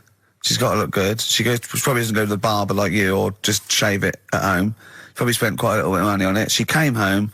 She thought, well, my my sweetheart, my lover, my sweetheart, my, you know what I mean? The man in my life is gonna love this. Well, he adores everything about me. He's gonna love my hair. She walked in. Hello, Carl. All right. You look like Dave Hill from Slade. Is what Hugh said to the poor woman. And then talked about it on air. She was furious about that. So what did you do? Carl? She did listen, yeah. She wasn't happy. And she heard you slagging her hair off? Yeah. She, well, what So this is probably annoying her now. Well, no, it doesn't matter. We can do a lot today because she's at work. So, and of course, no one's going to tell her. Let's have a chat about a fat arse, shall we? Hold on. Oh dear. You are in so much trouble. That's... Look, he's realised he is a little bit worried. Oh, didn't you go and buy her a coat or something? Took her out on Sunday and treated her to a new coat and that. Yeah. But I offered, I said as well, I said I'd pay to have it done again. Oh no! Carl, you have... Oh God! Oh my Christ! So she listened to the show. What did she say? You got home, she'd heard you slagging her hair off. Imagine that. He thinks that's a good thing. We've won the polls. Brilliant. What are we doing? Well, you can have facial surgery now, love. It's sort of like... It's just... Christ! You offered to have it done again. Unbelievable. Yeah. But I got home and she's like all being moody with me, right? Yeah. You thought something's wrong, so you must have listened to the show when I was slagging off her hair. Well, his first thought was she's probably looked at herself in the mirror. She agrees with me. Yeah, that barber's been round again. Yeah. And she just said, "Oh, that wasn't very nice of you, was it?" Oh. So I just said, "Hang on a minute." I said, "That's what we do on the show. When I'm slagging off, you know, Chinese people looking old or whatever." I said, "You never interfere." Sure. I love the fact. She's got to get her priorities right. I love the fact that she's in the same queue as a billion people you've never met. Yeah. That's fantastic. She's in the same queue. Well, you didn't complain when I was because slagging off. Carl, I don't think Carl has ever admitted he might be in the wrong, ever. Certainly not to your eye. So did you admit... That is so true. Isn't it? That is so true. He's never admitted that he might be in the wrong. So did you, in this instance, agree that maybe you'd overstepped the mark? No, I just said she took it badly. Do you know what I mean?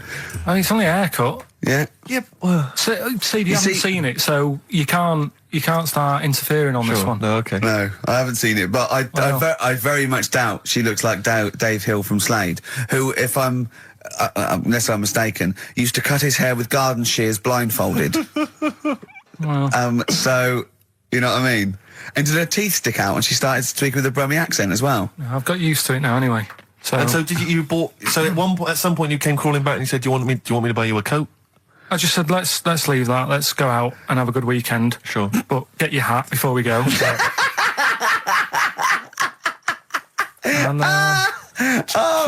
treated her to a new coat and that. It's a nice coat, so people will look at that rather than looking at the head. So if anyone, does it do flash? It's got obscenities across the back.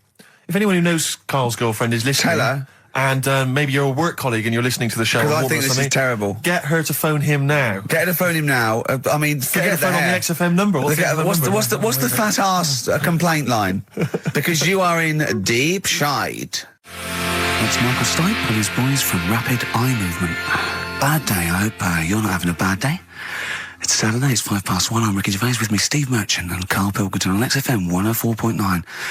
Big up and a big thank you to Alex Zane for the last 3 hours. I could do it. How long could you keep going with That's that? it. That's it? That is it. Because you see, Alex Zane, we came in while he was doing his last link, and he's an absolute pro. He really is. I was watching him, and he was, at home, you probably think that he's giving you his full attention. He's not. He was looking through a listings magazine, probably figuring out what movie or theatre piece he's going to check out, with a lady later. Yeah. Probably going to cruise down there with a couple of, chicks. And he really is an absolute pro. Yeah. Looking at you, Ricky, and it's like you can sustain it for a while. Yeah. You're a talented performer, but it's sort of, I don't know what it is. Is it concentration with you? It just ebbs away almost instantly. And you try and do 2 things, 3 things at once, but normally on air, that's you eating, taking fluff out of your belly button. I remember once when we were on the set, we were filming The Office, and I'm trying to put off actors, just coming up ways, instead of remember lines, coming up ways to sort of ruin the shot or make them laugh. And you came out and went, Rick, it's like having your own TV show isn't interesting enough for you. Yeah. Just concentrate, it's lunch in an hour. Yeah. I went, all right. Well, the radio show, even less so. though. I mean, Well, yeah, you I really know. can't be bored. How long do you think your interest you sustain your interest? I came on in too average? early because I got bored just before we came on air. Sure. Okay. I came in too early. I got to stop getting the cabs quite early. Yeah. So you're bored now. I think I've got to get here about 5 to 1, and then I think that'll last me till about 1:30. At Again, least. as he was saying that, he's not giving you his attention. He was kind of leaning back. He's put his feet I've up got now to on get the comfortable, desk. haven't I? And this CD rack's in the way. Sure. Well, you get yourself comfortable now. Get yourself settled. And then sort of... Because a lot of people will move them. It's the time that most people, I imagine, have been waiting for. Monkey news. Play the jingle. Okay. Oh, chimpanzee that monkey news. Right. Come on. Come on. Should be ready, Carl. That's amazing, isn't it? It's like Nicholas Witchell. The bomb. No, that's not the first. Come on! No, it's always difficult, isn't it, to sort of find something that's good each week, right? Last week, we did the chimp. It is for us, yeah. We had the chimps who were running a health spa. Yeah. Right. We've covered the one who nicked a car to go on to Spain. Yep. To sort his future out. All shite. The hairdresser, I think we've done that one, the little monkey hairdresser. This week, we're looking at monkeys, that they're using... Do you know, like monkeys, they know how, like... I've lost the will to live, Steve. Oh, well, I don't want to do it. Right? Well, come on, come on. What are monkeys good at? What a monkey's good at? Yeah. Well, running small businesses, cutting people's hair, and driving cars. Yeah, they love Spain. Oh, and foiling bank robberies. Yeah, they're great. Well, something else they're good at, right, is like weighing up the situation.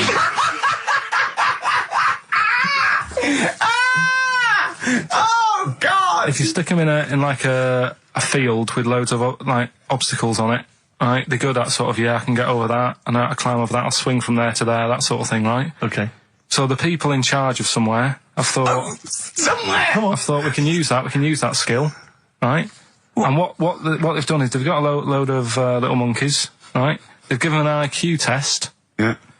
And the ones that score above 80, right? Get to produce this show next week. Join the army. Right. How do they join the army and what do they do? They just, what they do is they set little obstacle courses up for them. They do that. They do a cross-country run. They do, the IQ cross-country test. run? Yeah. Okay. And then once they've done all that, they make them a little uniform. Made to measure little uniform. Slightly longer arms, shorter legs than usual, yeah. Yeah. And, basically then they taught how to use a gun and that sort of thing. Yeah, of course they are. You're talking rubbish again. This came through literally, pretty late on, so... So you've not had a chance to corroborate all the facts, as usual? Just have a look. Right, it's the bit I'm looking for is, well, A, why are they doing it? Why are they doing it? Yeah. Why do we need monkeys in the army? And secondly, why are we giving them guns? I'll just check to see if any of that... I love that we only let gays in recently. Yeah. Talk amongst yourselves. Yeah. Just have a look. I can't read it. There's too much pressure. Well, it's rubbish. Just have a... But it's rubbish. They don't get it. Again, it's the way that there are things there are animal cores, right? There are horses, there are dolphins, sea lions. There are lots and lots of animals in the army, but they don't have to pass an obstacle test as such, and they're not taught to fire guns. You've straight away assumed that there's going to be loads of squads of men and then just one little monkey in the middle. Like, he came second on the test. He's in, boys. What do you think, Steve? You've read it? Well, as ever, Carl, this is an arbitrary email sent by one of our listeners. You know what Ricky and I think of them. and so we're not really basing this on hard evidence. We're basing it on the ramblings of one of our listeners. Rubbish. Once again, lazy, rubbish, uncorroborated, nonsense. The stupid test that you got wrong. Rick, that sounds like monkey news to me. I wanted to play those adverts for you on XFM 104.9. Well, that's about it. We've had some tears and laughter. I mean, the only real thing that we learned from today's show that's corroborated and is absolutely true is that, remember, Mancunians take off more sick days than any other area, 11 days per year, compared to sort of like 8 Liverpool. And from that we extrapolate, do not trust Mancunians.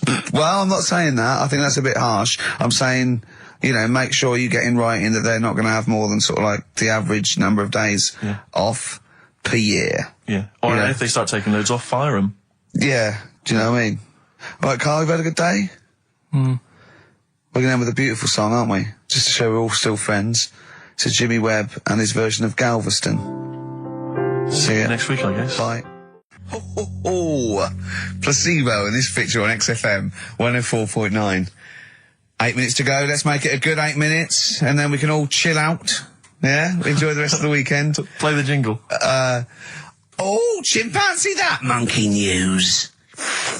Excellent. A particularly aggressive jingle this week. Wow. Yeah, looking forward to this monkey news. Carl. Right. Come on. So, what's her name? What? We've done... Sorry, what? Brilliant. We've done a lot of monkeys who, like, got involved in crime and stuff. Yeah. Right? We had, the one on the train station, nicking a bag. Yeah. We had the one who went into a bank. Who cares? Went into a bank. And walked out with the money and stuff. Yes. Right? Didn't happen either. Next. But the thing is, you never sort of found out what happened to them. If they sort of got worse, got more involved into crime this and monkey stuff. news update. That would be amazing. Brilliant. What they found out in India is, Yeah. they've got a prison. It's just for monkeys. You mean wild animals? You mean a zoo? Yeah, a zoo or a kennel or something that where it's been gone mental or something. No, it's a prison. Yeah, Prison. Is it? Does it have fraud cases? It's got. It's Mainly sort of animals that are attacked things. Mainly violence, I bet. That's my that and theft. Say it again. Stuff. Theft. Say it again. Theft. Say it again. Robbing. No, let's go back to that word. We're going to keep doing it. We've got 6 minutes. You're going to say the word right before you go to Hastings. Well, do you say it? No, well, you no, then you know how to say it. Well, all right, Robin. Caught Robin. Say it again, though. Who's Robin? Who's Robin? So, they've got this prison, right? This is extraordinary. Say it again. No, you're not going to say it? Oh, go on then. So they got a prison for them, right? And, there's 11 of them in there, 11 monkeys. Right. That are in there for life.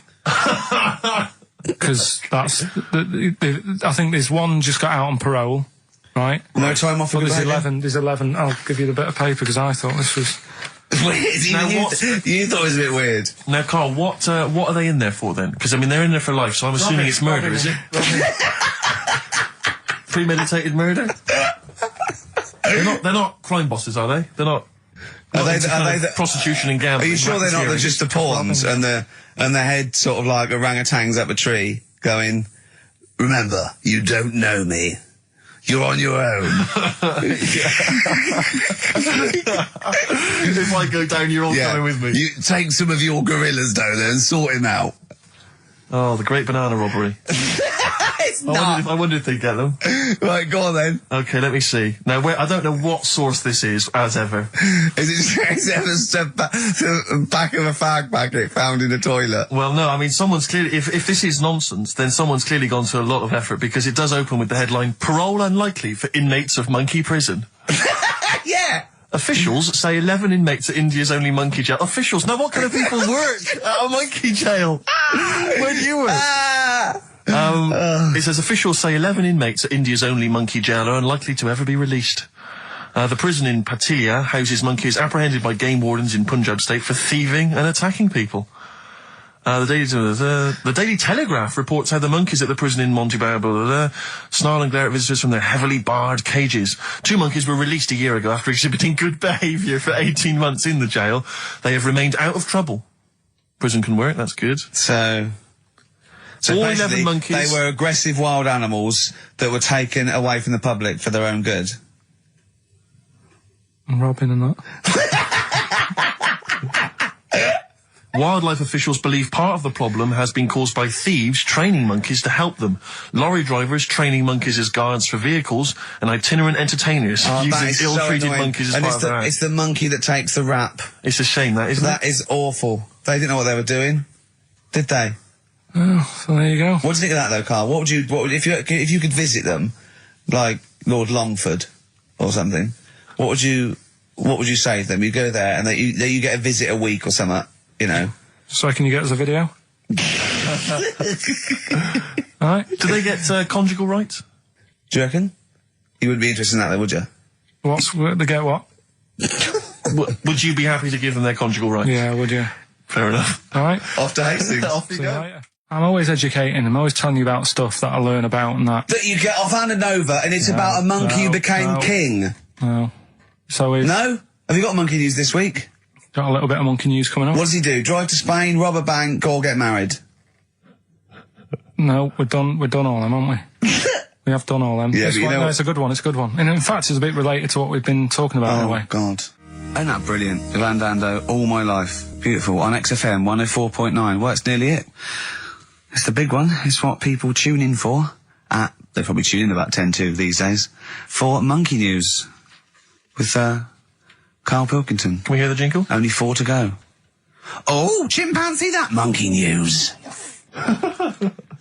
Right, this one's about it's been emailed into me. Right. I haven't really had time to check it out this week. No, you're joking. Been busy. Ooh, I hope it's not stupid. Goes back to 1908, and the person's saying it's a good story and that, and they're surprised they haven't picked up on it yet. Right. Jet, are you going to be my girl on XFM 104.9? I'm Ricky Gervais, with me Stephen Merchant. Over there, little roundy bald head of Karl Pilkington. Good news and bad news. Good news is, boys are back in town, we're here for 2 hours. Hello. Bad news is, we have no monkey news, gay fella news, or little Chinese fella news. Really? We're going to try and, leave that for a week, Yeah. and then maybe come back to it. Yeah. It was Why do good. I get the feeling that within 20 minutes we'll be talking about little gay Chinese monkeys? Karl, think of that. We have got monkey news. Have Really? we? Oh yeah. So we've already broken that promise. Oh, okay. I thought we were going to try and sort of talk about something else.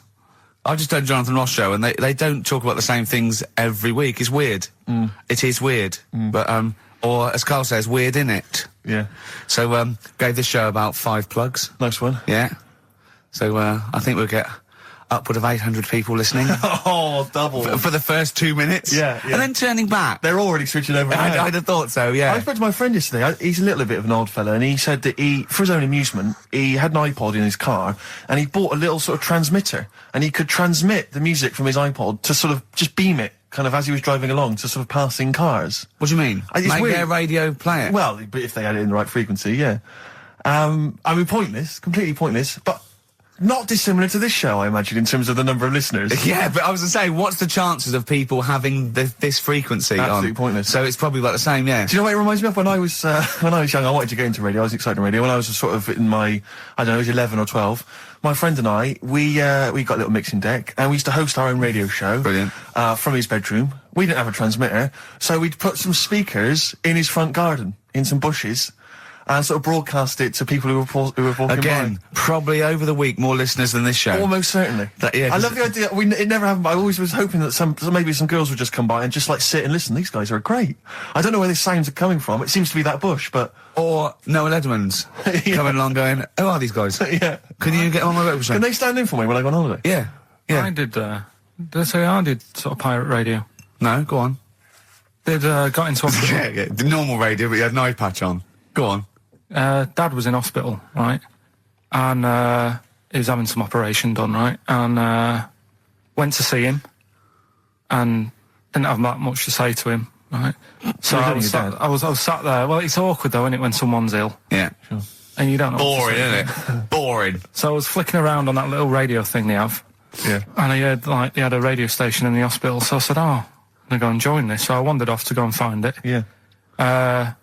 Sort of joined that, did a little show on there. Thought I can sort of get out to the masses here. My mate made a little transmitter, did a little pirate radio show from the got kicked out because they found out, and apparently I put the station at risk because all the stuff could have been taken off us. But from Little Acorn, 16 years later, he's on a show with less listeners. Yes. Brilliant. Can you imagine if you've gone into hospital, you're already pretty depressed, there's the fear of these super bugs in the hospital. Yeah. Maybe you've got some quite serious illness, you know, Yeah. you don't know if you're going to make it. His voice is what you hear to cheer you up. All right, weird, isn't it? I saw a programme about a parasite the other night. Yeah. Apparently, they get in through your eye and eat their way up through your genitals. Anyway, You here's think you've got it Radiohead. bad? Yeah, exactly. Play a record, Carl. Stone Roses, yeah. Oh, Fool's Gold. Classic. Stone Roses, Fool's Gold. XFM 104.9. Brilliant. Can't help but notice you've brought some sandwiches in, Rick. What's in there? Cheese and onion. Cheese and onion? Yeah. Because I've never, ever seen you make sandwiches before. I've seen you take a piece of bread out of a loaf and sort of fold it in half. Crumbs everywhere. Well, Jane made that for me because I was in a bit of a hurry. I didn't think for a minute that you Why? made Because it looks neat. Well, they're wrapped in the tin foil. A knife has been used. As opposed to chewing round the baguette. Exactly. Breaking it in half. Yeah. Albert Steptoe. Yeah, brilliant. Yeah. Nice. It's great, but the onions are strong. Are they? Making my eyes water. Yeah. If I can't breathe on you, it'll cure any sort of skin disease you might have. Skin disease. We watched that, Karl, you know, that Karl was raving about that thing about parasites, about worms coming out your brain and that. And I watched What is this? Is it a TV show? Yeah, called Body Snatchers. Right. And it was pretty fascinating. And, I mean, amazingly shot as well. I mean, it's got to win an award for photography. Yeah. And there was one bit that this little girl had been bitten by a mosquito and it laid her eggs, and it went to the doctor. She had a lump on her neck, like a boil. And they pulled it out, and it was like a bullet, this maggot. And they put it down, and it was wriggling in her blood, right? But the hole left was sort of aesthetically pleasing. You know, like that feeling you get, like, I once had an ingrown hair, and I quite liked it when I pulled it out. And it's a perfect little hole. And I thought, I wouldn't mind having those as long as they sort of like healed over. What are you talking about? I don't know, it's weird, isn't it? But why would you want a hole in your body? No, it's got pulling something out, sort of like pulling something out of your body. It's I sort don't of know what you're cleansing, talking isn't it? No, but it's sort of like, I don't know what This is it, you watch one programme recommended to you by Karl, you've turned into Karl. You want a hole in your body? No, it was like, you know, like squeezing a really good sort of like spot. I mean, I haven't squeezed spots for ages, and I'd never had spots, but maybe that's it. I didn't have spots. Right. And I always thought that'd be nice, squeezing a spot. I don't know what you're talking about. Why would these things be pleasurable? Why would an ingrowing hair? That's great it was good. Fun. That was good, because I got it. It was like a little lump, and I pulled it, and then it pulled out, and it was like left a little. I know what you mean. Because I get thick hairs down there. Yeah. Like, really. Oh, when they come out, it's like a bit of wax. Yeah. Like putting out a little candle. And I love that. What? Yeah. Because I've got not much hair on my head. No. Right? It sort of grows thicker on my face. No, not true. Sure, but go on. Yeah. No, it does. Not true, baby. Go on. No evidence for that. Just made it up. So it grows sort of thicker on my neck and that, and now and again I'll see like something that's like a twig. Right, it's really thick. Yeah, you feel it, and then you think, oh, I'm gonna have that, and then you work at it, and then when you get hold of it, it's brilliant. It's like pulling out, it's fantastic. It's waxy and build up, and it pulls it out, and it stretches your skin, and it leaves a hole. I've just realised why we talk about Chinese people, monkeys and gays every week. Why? Because this is the sort of replacement. This is what we've got if we're not talking about them.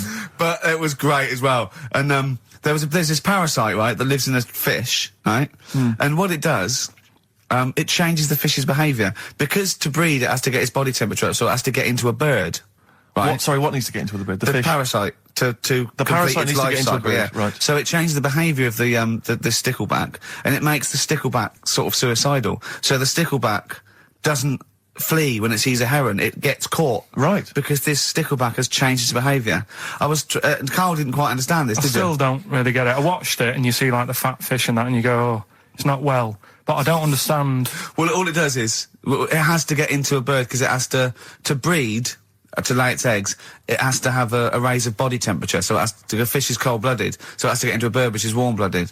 There's lots of things, there's certain things at that level. Why is it doing that? Because it needs the temperature. It needs the heat energies for its reaction. Just like, for example, that's why your balls are on the outside. Because the cells have to be a certain temperature to survive. I don't know if it's the sperm or Sertoli cells, but they have to be a couple of degrees below body temperature. Otherwise, they'd be in a nice cage and we wouldn't get kicked in the nads. What do you mean? That's why your testicles are on the outside of your body. They have to be a couple of degrees below body temperature. Yeah, but that isn't why they're there. You see, this is like the chat we had last week about the giraffe having a long neck. What do you mean? They're there because that's where they happen to be. They didn't go, right. Well, that's what evolution is. It's a selection process. It's not a will. The balls didn't say, look, I'm too hot, let's get us outside, let's get outside of here! Alright, hang on a minute then. What? So a little man monkey, right? Theirs are in the same place as ours. Yeah. But they're walking around naked, so it could be anywhere. They could be, like, on the back. It doesn't matter where they are. They call it, well, they could be on the back, yeah. So why aren't they? This is a completely different... Steve! You started it! I wash my hands of the whole affair. And we're not only back to balls, but we're back to monkey balls. Yes. In one thing from about parasites, we're back to monkey ball news. Yeah. And we're back to chimp testicle news. All right then. So this worms in a fish. Yeah. It's like a little platyhelminth. I think it's some sort of. But what I mean is, why are they about? What do you mean? They Why? evolved. But why haven't they died out? Because they're very successful. Yeah. What do you mean? Yeah. What do you mean? Yeah. Tell me the brain event that made you say yeah in that 1 second gap. Because in a way I don't get it, and if I think about it too much, it hurts a bit.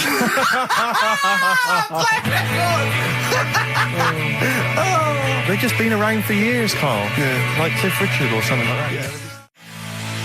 Roll Over DJ by Jet on XFM 104.9. I'm Ricky Gervais, with me Steve Merchant and Karl Pilkington. All right, Karl? Yeah. Bit miserable today, Karl. Let me explain why. Go on. Steve, and to you, the listeners.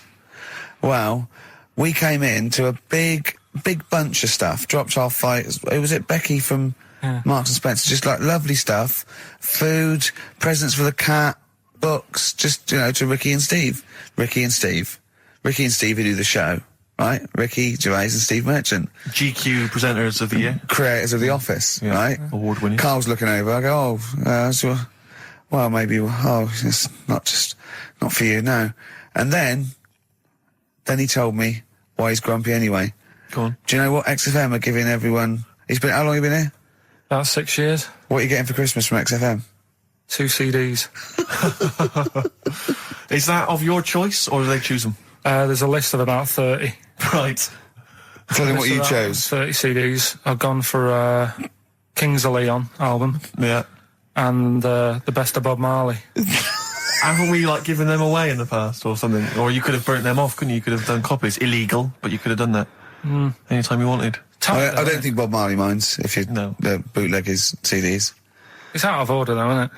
It is bad. Although is that always the case? Has it always been the truth of all the time you've been here? No, it has been better than this.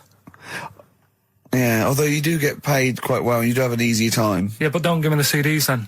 If it was a milkman, you don't go, I have 2 bottles of semi-skimmed. Happy Christmas. Yeah.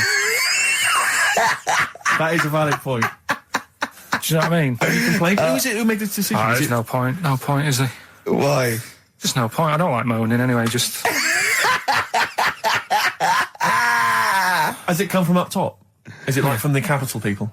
Just everyone. That's what everyone gets. Yeah. Yeah, but will Christian get 2 CDs for getting up at 4:30 every day for about 5 years? And keeping this station afloat. Probably. Yeah. So, that's why I'm a bit fed up. What you listen to first, Marley or Leon? Well, you have a bit of Marley. I'll tell you what Marley's good for, as well. You're going to have a little beach holiday, aren't you, over Christmas, going to Lanzarote? Listening to that on the beach, you'll realise how wise XFM are in the long run. You go, well, look, they could have given me 400 quid, right? I'd have spent that. But this is, the legend lives on. It keeps on giving. So, you're probably, you know what I mean? Think how much what you got to think of is how much all his great songs took, not only from the depth of his soul and, all his sort of angst and knowledge and love, and then all the studio time, the marketing, and they're just giving you one like that. They go, don't worry about that, Carl, just have it. And you go, what? All the time we spent with Bob Marley and everything in there. You know, have it, Carl, have it, Carl. And Practice. Yeah, have that. Thanks, well done. Carry on. We're still going to pay you for the work. Yeah. That's just something on top. Here's a little piece of Bob, free. Yeah, so don't moan, it's extra. So, they didn't have to give you it at all. Play a record, you ungrateful little swine. Some people, like the homeless, aren't getting anything this Christmas. This is my favourite Elvis Costello track of all time. It's Alison. This wasn't on the list. Do a bit of research in a week, find stuff, news, history, anything that's interesting. 3 stories, so give them a nice little headline. You take your pick. Yeah. Between now and 3, you're going to learn 3 things. Yeah? Yeah. So, the headlines are, I'll be no buying one of them. Give us that again. I'll be no buying one of them. Nice, okay. Yeah. We've also got, hippopotamus. Okay. Okay. And, can you believe it? Can you believe it? Well, I'm going to go for hippopotamus. Hippopotamus? News. Right, well, this one, it's... I'm not going to take the credit here. I heard Christian talking about this on breakfast, right? Because it's a good story that happened. Basically, I don't know if I told you about it last week when we were having our spaghetti, but I think you did. Right, I know what it is. I know what this is. Okay, I've not heard this. right, there's a little midget. Right, there's a circus. I'm loving it already. Circus going on somewhere. I think it was in America. And is that present day or old times? I'm talking like in the last 3 weeks. Okay. Right, little midget. Circus, really packed out show. People are loving it. Right, Steve, you'll ask the same question I did. I know. So there's a little midget jumping up and down on a trampoline. That's what circus is. Right. I'd pay good money to see it. So everyone's clapping, and he's getting carried away. Because he can't believe they're loving it. I didn't know they'd like a little person on a trampoline, but they love me. But you know what it's like when, if there's a crowd of people sort of encouraging you to sort of go higher and stuff. Yeah. And I'm sure he knew it was getting out of hand. But he was jumping and he was coming down the road going higher, and he's going really high in the air, right? So he's doing this, crowd are clapping. There's a hippo, right, just sat next to the trampoline, getting ready to come on and do his act. Oh, right, I thought he was in the audience. It's hippo getting ready to do his act, Steve. Yeah. So he's a ventriloquist. What do you mean he's sitting by the trampoline waiting to do his act? Because why does he sit in the dressing room and they go, 5 minutes, Mr. Mus, 5 minutes, Mr. Mus. So anyway, right, so the hippo's there. He's getting annoyed, is he? Because the midget... He's going, how can I follow this? This is really annoying. They're going to be, no. So he's thinking, he's already done the trampoline, my pogo stick act is never going to work. Yeah, go on. So there's a hippo waiting. See, it's a great story, and I just know he embellishes it or it gets slightly wrong. Go on. So there's a midget jumping up and down. The hippo's getting annoyed. The crowd are going mad. The midget's loving it. Can't believe his luck. Although you think he probably knows he's dicing with danger. Yeah. So next thing you know, they're all saying higher. He gives it one big, like, heavy sort of landing on the trampoline. Goes really high, but goes off at a funny angle. Oh, hypotenuse. Okay. Yeah. And sort of flies up. Hypotenuse! Sure. Flies off at a funny angle. Oh, dear. Hippo's there, swallows him whole. Crowd are clapping, thinking that's why the hippo was waiting there. Rubbish. Rubbish. It's not rubbish, though. But no, maybe there was an accident in a circus with a midget and a hippo, but at no point was this hippo waiting to go on, going, come on. The midget flew off at hypotenuse and landed in the hippo's mouth and was swallowed whole. This is what you embellish it. That is great. And what's I that? have to say, though, Rick, when I heard midget, trampoline, hippopotamus, I was thinking accident waiting to happen. Yeah. So... Yeah, maybe. I mean, it is that you should never put those three together. Never. It's a recipe for disaster. Everyone knows that. Midget, trampoline, hippopotamus. Are you mental? You're asking for trouble. Well, you know when he told me it, he said, and the midget. He didn't mention the hippopotamus, and he said the midget went on, and soon he fell off, and the hippo ate him. And I said, sorry. What was the hippo doing there? He went, it's a circus. I've never heard of a circus having a hippo. What do hippos do? What can they do? You can't train them, can you? What do you... Aren't they, like, very deadly? They're huge, aren't they? You can't have a hippo in a circus. Are you sure? You're not thinking of Zippo? He's neither clown. Yeah. No, and it wasn't some sort of where Zippo was eating a midget and it's some sort of horrible sexual act. No, it was definitely. I heard it on breakfast, right? Okay, sorry. No, it's definitely fact. Yeah, okay, right, truth. okay, good. Gervais with me, Steve and Karl. Go on. Right. But I can't really get a question out of it. Go on, just tell us. There's a shadow somewhere. It's already good, isn't it? I'm loving it already. No, right. There's a shadow. I think it was in America. Yeah. And it's on a quiet road. I'm guessing somewhere like Boston. That's what I imagine. Okay. Right? No. Somewhere like Boston. And people at night used to see this shadow moving about. And they'd go, what's that? Right? And it got known, the town, the little local town got known for this shadow, but it didn't cause any problems. people. What are you talking about? It was Just like, you lost me. What are you talking no, about? do you know like some places get famous, like Scotland's got the Loch Ness Monster and that, but it doesn't go cause on, any. yeah. But it doesn't cause any problems. It doesn't exist, go on. Right, so there's this shadow walking about on the road. What do you mean? No, what's he again? Rubbish. Right, so he's walking Nonsense. about. Where did you read this? Where did you He's see walking this? about. This was on the internet, and I'm Oh, sure. sorry. Sorry. I thought it was shite. I didn't know it was on the internet. Right, so this shadow is moving about, and Independently of an object. yeah, and the local mayor and that is like, yeah, it's a bit weird, but it's not harming anyone. The mayor involved. Was he elected to that post? Hey, Mayor, we got a problem down here. Seems like a shadow. Well, it's not causing any. No, it's Is just it causing any problems? yeah. Go on. But that's the thing. It was left for years, and then it did start causing problems. I see, that's it. If you leave these shadows to go unchecked, Rick, they go crazy. Yeah. You let them run amok in the Yeah. city. Yeah. You've got to stand What down did it do? on What did it Roman do? shadows. What did the shadow do? It was pushing people off the bikes. It was what? It was pushing people off the bikes. Oh, I'll find out more for that next week. Right, that'll tease oh, them. you're a maniac. We'll do more on that. We haven't had time for Please educating. never have children. Right, listen. It's the best of. You've been voting in all week, sending your emails. So here's the clips that you wanted. Alright, so, here's the first bit. What's the best job you've ever had still, Carl? Talk like about it. Is still Paper round. Is it still the paper round? Yeah. That's ridiculous. No, it was good though. If you look at it, like, you know, what I liked about it, you're your own boss. No, you're not. You're not your own boss. No, the guy The who runs news the news agent is your boss. Alright. But then once you get out and you've got your papers and that, you sort of, you're on your Do own. what you want can as long think as you about deliver the stuff. papers exactly to the places he said you are in the time he said. Yeah. It's And I did. freedom, isn't it? Any jobs you wouldn't do? Go I've just thought of one that you wouldn't do on. with your sort of mild homophobia. Well, I'm not. Proctologist. What's that? Basically sticking your finger at other people's arses. Right, well, no, I wouldn't do that, no. Why have you got to do that?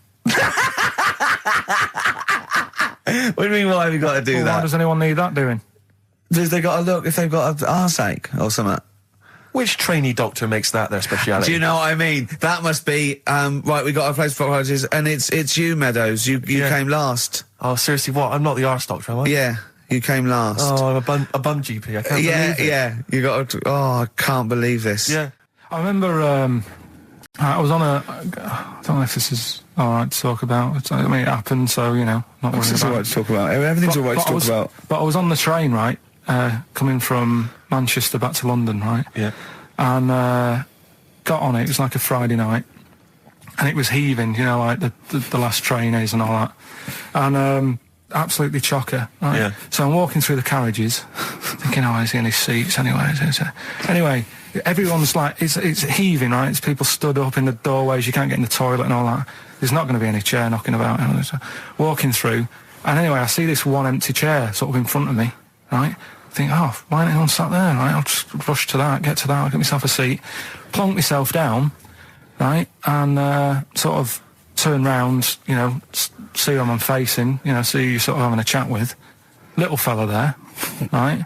Little, Down syndrome kid, Right. Sat there, and he goes, all right. And I thought, oh, right, not bad, but do you know what I mean? They're always talking, aren't they? You ask a lot of questions.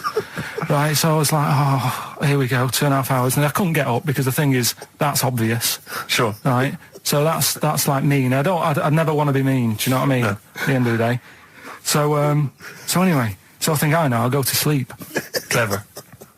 Right, so I shut my eyes, and he leaves me alone and that. So then, my phone goes, and I think, right, what do I do? Do I ignore it? Or do I open my eyes and see what it is? Anyway, I open my eyes, it's Ricky calling about something. About nothing, probably, actually, thinking about it. It wasn't even worth answering, right? So anyway, I'm awake now, aren't I? So he's like, hello? And I'm like, all right, mate. And he says, you're muscly. You're right. Oh, God! And I said, yeah. And he goes, you know, why? So I said, well, just am. It's, again, stressing me out, because I was thinking, why am I muscly? I don't go to the gym. And, you know, I'm not muscly, I'm in good shape and that. Well. So then, he wants an arm wrestle. On a crammed train from Manchester, so I've got another hour and a half of this. When you talk back, he'd soon have got up and left. If you'd have started asking him questions, he'd have got up and left with the drivel you come out with. So anyway, do you know when you're under pressure, you're thinking, well, he's said that I'm muscly, right? So do I do it or not? And there's people watching, you know, not joining in, not sort of having a laugh and that with me, just like watching but pretending they're not. Oh, and I'm at one of those table seats, and he kept saying, come on, I want to arm wrestle. So, and he was getting loud, and I thought, I best just have an arm wrestle. What do you mean? What do you mean? I best just have an arm wrestle? Well, what do you mean? Get it over and done with. I had to... if he's going to keep asking, I had another hour and a half on the train. Oh, God. So anyway... Oh, my God. I'm thinking who won. Well, I'm thinking, were people putting bets on? How was it working? It was stopped, and just as well, really. What do you mean it was stopped? Was it game? No, he was winning, I was struggling a bit, right? Yeah. And he was really, like, you know, taking my arm down, and then he sort of let go and started laughing. And I thought, thank God he let go, because I would have made, you know what I mean? If I lost that, everyone's in the train looking, and all the rest of it. I never felt it suddenly serious to him. He's got to win this. Anyway, Pilkington. But then he just, then we were chatting about favourite food and that. He likes sausages. And I said, you know, he said, do you like sausages? I said, yeah, they're all right. I like a bit of Chinese and that as well. And he was saying, I can't have Chinese. Not allowed Chinese. Why? Don't know. He just said, it's not allowed to have it. But yeah, I had a good long chat about stuff and that. But so you enjoyed it in the end? In the end, it was all right. Yeah, it's just. What do you expect? Okay. No, but it's that thing, isn't it? It's whenever you're faced with something different, it's always awkward, isn't it? And that's the thing. You're talking about him now, are you? And I think I did all right, because everyone else was ignoring him, but I probably made his day pretty good. Yeah. We were a nice bloke. I like the idea that newlywed couple are probably thinking that's going to be a similar journey down to Cornwall. Karl Pilkington in the chair now. The talked about, the acclaimed Educating Ricky. Right, well, just in case anyone's new, doesn't normally listen. Yeah. Basically, I'm educating Ricky. Yeah. Do a bit of research in a week, find stuff, news, history, anything that's interesting. 3 stories, I give them a nice little headline. You take your pick. Yeah. Between now and 3, you're going to learn 3 things. Yeah? Yeah. So, the headlines are, I'll be no buying one of them. Give us that again. I'll be no buying one of them. Nice, okay. Yeah. We've also got, hippopotamus. Okay. Okay. And, can you believe it? Can you believe it? Well, I'm going to go for hippopotamus. Hippopotamus? Right, well, this one, it's... I'm not going to take the credit here. I heard Christian talking about this on breakfast, right? Because it's a good story that happened. Basically, I don't know if I told you about it last week when we were having our spaghetti, but I think you did. Right, I know what it is. I know what this is. Okay, I've not heard this. Right, there's a little midget. Right, there's a circus. I'm loving it already. Circus going on somewhere. I think it was in America. Yeah. And is that present day or old times? I'm talking like in the last 3 weeks. Okay. Right, little midget. Circus, really packed out show. People are loving it. Right, Steve, you'll ask the same question I did. I know. So there's a little midget jumping up and down on a trampoline. That's what circus is. Right. I'd pay good money to see it. So everyone's clapping, and he's getting carried away. Because he can't believe they're loving it. I didn't know they'd like a little person on a trampoline, but they love me. But you know what it's like when, if there's a crowd of people sort of encouraging you to sort of go higher and stuff. Yeah. And I'm sure he knew it was getting out of hand. But he was jumping and he was coming down, they're all going higher, and he's going really high in the air, right? So he's doing this, crowd are clapping. There's a hippo, right, just sat next to the trampoline, getting ready to come on and do his act. Oh, right, I thought he was in the audience. There's a hippo getting ready to do his act, Steve. Yeah. So he's a ventriloquist.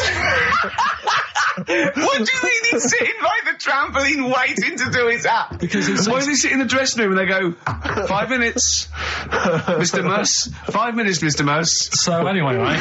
So the hippo's there. He's getting annoyed, is he? Because the midget. He's going, how can I follow this? How can I, this is really annoying. They're going to be, no. So he's thinking, he's already done the trampoline, my pogo stick out, he's never going to work. Yeah, go on. So there's a hippo waiting. See, it's a great story, and I just know he embellishes it or it gets slightly wrong. Go on. So there's a midget jumping up and down. The hippo's getting annoyed. The crowd are going mad. The midget's loving it. Can't believe his luck. Although you think he probably knows he's dicing with danger. Yeah. So next thing you know, they're all saying hiya. He gives it one big, heavy sort of landing on the trampoline. Goes really high, but goes off at a funny angle. Oh, hypotenuse. Okay. Yeah. And sort of flies up. Hypotenuse!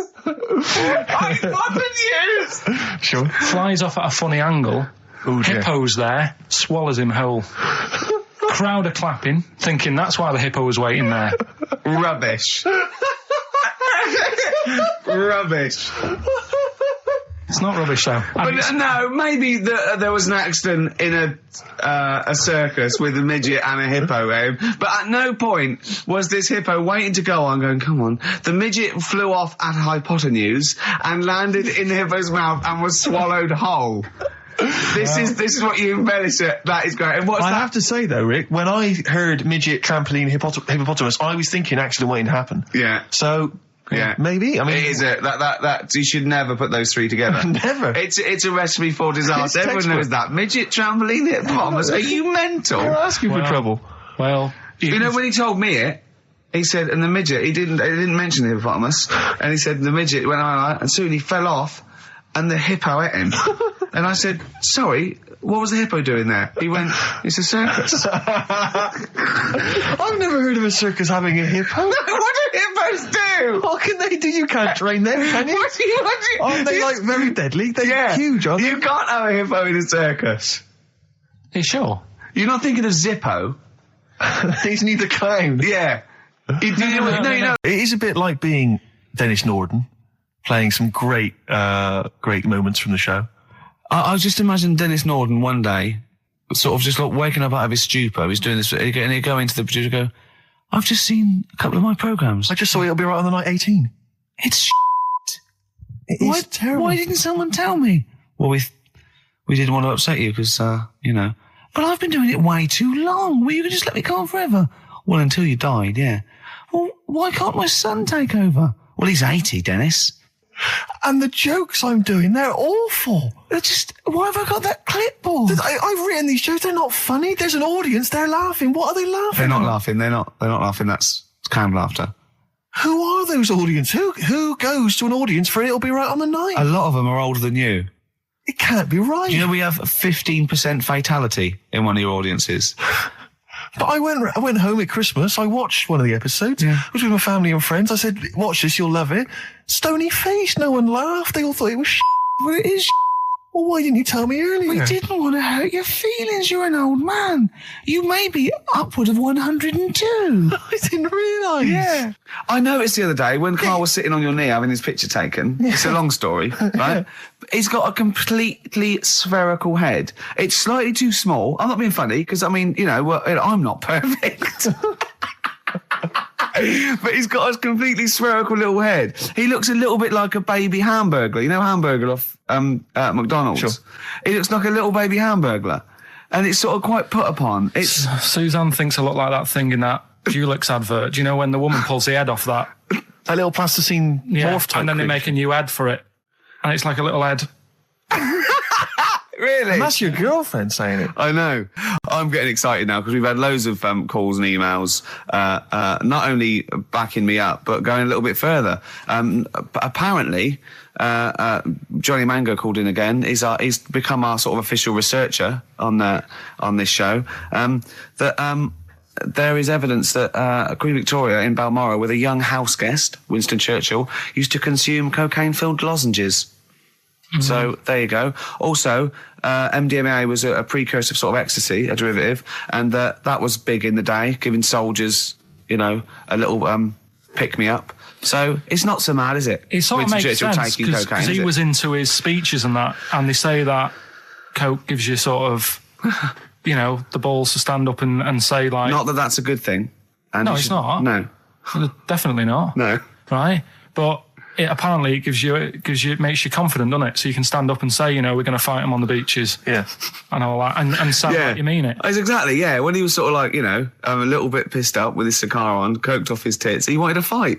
He didn't care where it was. He'd fight on a beach. He didn't care. He didn't care if he got sand in his new trainers. Exactly, he was boozed up. Yeah. You want to fight? yeah, that's why he was coming hard. He was very much, you got to think of him as the Liam Gallagher of his day. Yeah. Oh, dear. Bad. Are we allowed to talk about this? I mean, I don't mean in terms of referencing drugs, but are we allowed to? Is this like libelous to Winston Churchill? One, Or you his can't family? libel the dead. Yeah, but Two, can you- it's a is lot that of only it- in America, maybe? I'm asking, and we're not saying, you know. Two, I think you're probably going to do also a fair comment. Three, we say we were joking. Yeah. 4, it's a satire. Yeah. 5, we love him. 5, we're not condoning drugs in any way. 6, this is Dermot O'Leary's show. I didn't have a go at him anyway. I said he's all right. If there's any law against Rasputin, we might be in trouble. Law against Law against you Rasputin. did willfully Raspute. Yeah. All over You the did airwaves. slag off Russia's greatest love machine. yeah. You didn't shoot him till he was dead, did you? Oh, put some poison into his I'll tell you this, wine. if there's any other historical questions that people want answered, then we're the men. Because really, with the three of us, our knowledge of the fact that the Hindenburg was filled with helium, Yeah. the kind of coke habits and various drug habits of Britain's most famous political leader, Yeah. we've got the answers to all of it. Einstein, Go on. I found out in the week that he didn't talk till he was 6. See, it's all these people who are weird. Churchill couldn't read, could he, till he was about 8 or 9? Really? Yeah. So there you go. He got a D in history apparently. Yeah. GCSE. Just one better. And the story, it's all sort of, you know, how he's been pushed about by his Again, wife. that's not literally. By his wife, she's wheeling him about. What do you mean? He's wheeling him about. They go to a party. Everyone sort of looks round and looks at him. What makes you think that he's in a wheelchair? What's the clues? What's the words? There's loads of little things. It's Go on. like, well, like I say, something about his wife walking around with me and all that. Well, of course she is. She's pushing him about. But walking around. If someone said, "Oh, she was walking around with me," I'd think they were both walking round. There's a few. But that's not. There must be another. There must be a reason why you suddenly thought that fella's in a wheelchair. Right. My wife's walking around with Put on me. your makeup, and I feel alright. No, and she's always saying, "Do you feel all right?" And that she's always asking him how he is. Yeah, but she's. Just listen. Let me play it, right? And try and picture the scene, right? But now I'm only thinking of a little fella in a wheelchair. Well, have a listen to it, Oh. and you know, just everything that's been said. Okay. Understand why I'm thinking what I'm thinking. No, never. Right, you ready? Yeah. No clue yet. Yeah. He's just sat there watching, probably. No. There's no. Wait until he's done. Yeah, no clue. Okay. No, that's all right. Right, that's just a woman getting ready, and he's fine. Yeah, he's to just me, sat there and he's got. To me, he's got a great pair of legs. Right, well, he's sat there in the wheelchair watching. No, it's not in a wheelchair. Listen. Right. Yeah. Everybody looks at him. 'cause No, he's her. He's saying she turns head. Walking around with him. Yeah, walking in a around with wheelchair. me. We're both walking around. Are you all right? Yeah, nice thing to say. He's all right. Right? Yeah, he is all right because he's got a great pair of legs. Right, he might not have any legs and that, but he's happy. He has got legs. Right. He has got legs. I don't know why you think he's in a wheelchair. There's no clue whatsoever. It seems to be based solely on, do you feel all right? Yeah, Which she's you just only saying say that. because they're together at a party. Maybe he doesn't know anyone else there. Leg. Right, just hang on. So he can't drive. Because he's drunk, probably. He's had a is he though, great is he? time. He's been dancing. Puts him to bed. Because he's drunk. Well, is he though? He's turned out the light. His hands work. Is that it? Yeah, there's no clue. But the thing is, that's what I'm picturing. But that doesn't mean it happened. You picture people that are half man, half moth. It doesn't mean it's possible. Do you know what I mean, Carl? What you think is usually not true. Suzanne is totally right. There is no reason. I have never, ever thought that Eric Clapton was singing about a little fella in a wheelchair. And the one clue in that, there's two, isn't there? Are you alright? Well, let me say that, little cripple. Right, and, I'll give her the car keys. Oh, well, why is she driving? He ain't got any legs. Pushing him around and that. No, pushing him around. So we'll do one more next week then. Good to hear that again, isn't it? Oh, fantastic. Waiting on a Friend by the Rolling Stones. Yeah? Go on then, Carl. On XFM 104.9, Ricky Gervais, Steve Merchant, Karl Pilkington. Go on. Right, this one. Remember Blockbusters? Uh-huh. Right, this one is good, and we'll do this one. Rockbusters.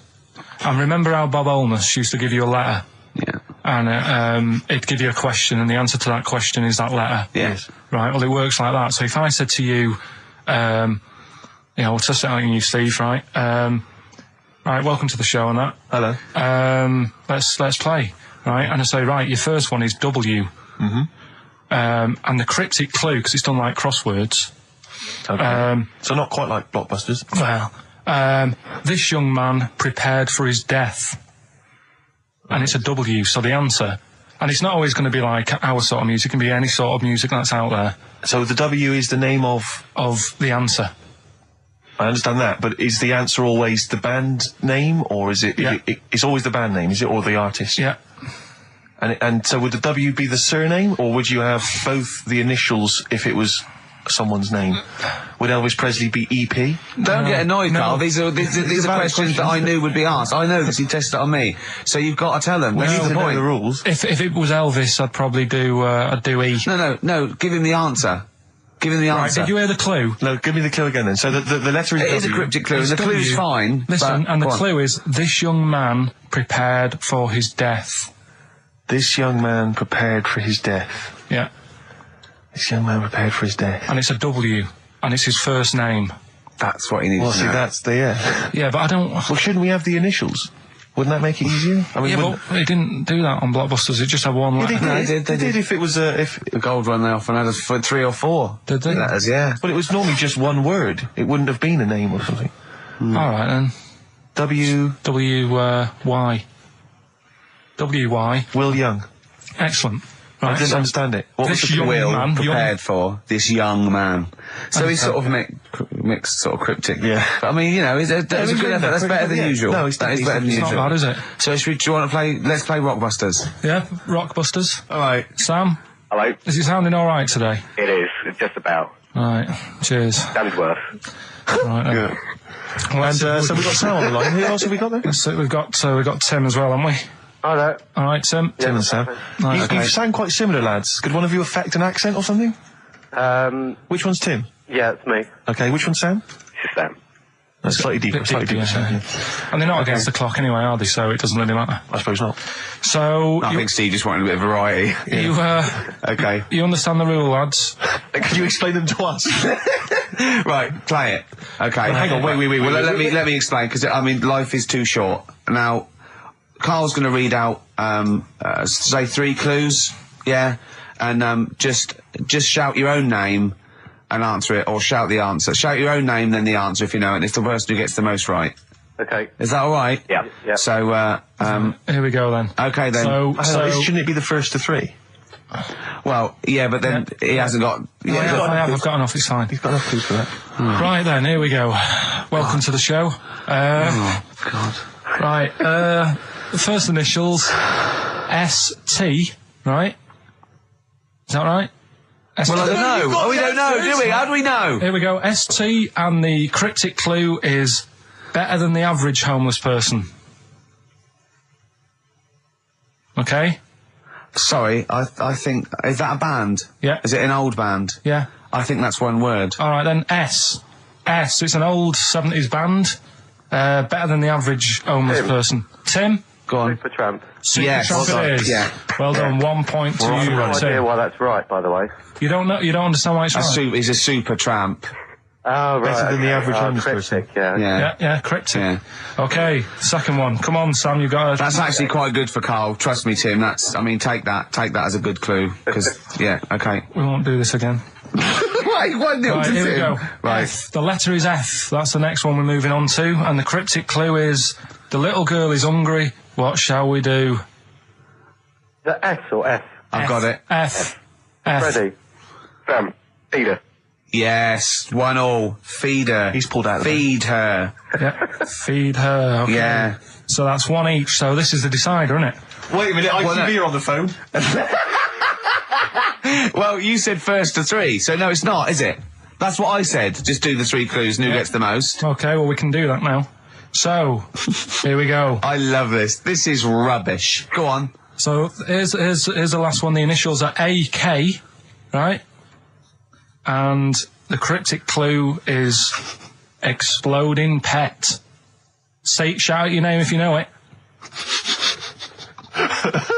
Last orders at the bar, please. Last orders at the bar. Exploding pet. AK. You're tuned to XFM 104.9, Karl Pilkington's quiz, Rockbusters. The format is still available. The highest bidder, please give us a call, or you can email ricky.gervais@xfm.co.uk. Is it a band or a singer? I'll give you a bit more of a clue. It's a pop band. Okay, we wouldn't... No, Tommy Kissam. Yes! Hey. Oh, this is amazing radio. So who was that won? That was Sam who won. So it's 2-1 to Sam, so he wins... What does he win, Carl? He wins some CDs and some videos. No, he's got... obviously now, Sam, if you're ready, take the spot, you're going to do the gold run.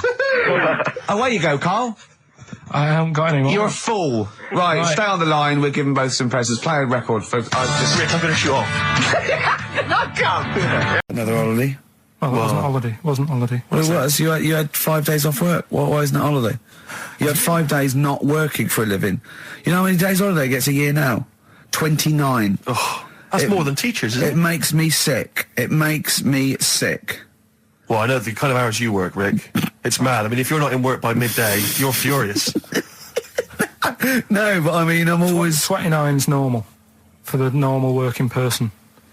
Yeah, but, you know... And anyway, it wasn't a proper holiday. I went to see my mum and dad. It's nice to see them and everything, but it's not holiday, is it? Why? It's not going away. It's not getting on a plane, is it? Going away. Oh, is that definitely a holiday? What happened before 1950?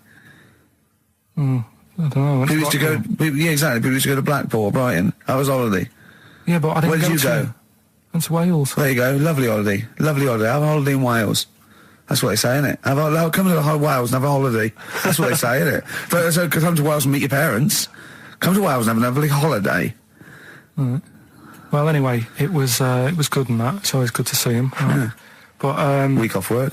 Do you know like my mum likes gnomes and stuff? Yeah. Right. Of course she does. She's lived with one for 30 years. She said, get your dad to take us to this park where they've got 6-foot gnomes and stuff, right? Have a walk about. Sounds like a nightmare. Yeah. Sounds like a living nightmare. Keep an eye on Carl. So anyway, he stood still for 2 minutes. Someone bought him. No. You can't buy them and that. It's like a little exhibition thing, yeah. Right? And it's part of a hall, right? This big hall that you have to pay to get in. But we didn't want to see the hall. I just wanted to see the gnomes. Of course you did, yeah. So anyway, my dad says, yeah, well, we can get in there for free. Of course he did. Clever. Right? So we parked up on this little country lane, right? No one about. We walked How much down, was it to go in? Like £2? about £3 each. Yeah. But he said, well, yeah, but if you don't have to pay, do you know what I mean? You enjoy it even more, don't you, when you're walking about and you think, I've got this £3 in my pocket, no one's having it. Yeah. Right? No, looking over for a bloke with a peak hat saying, can I see your ticket, please? I wouldn't enjoy it more, no.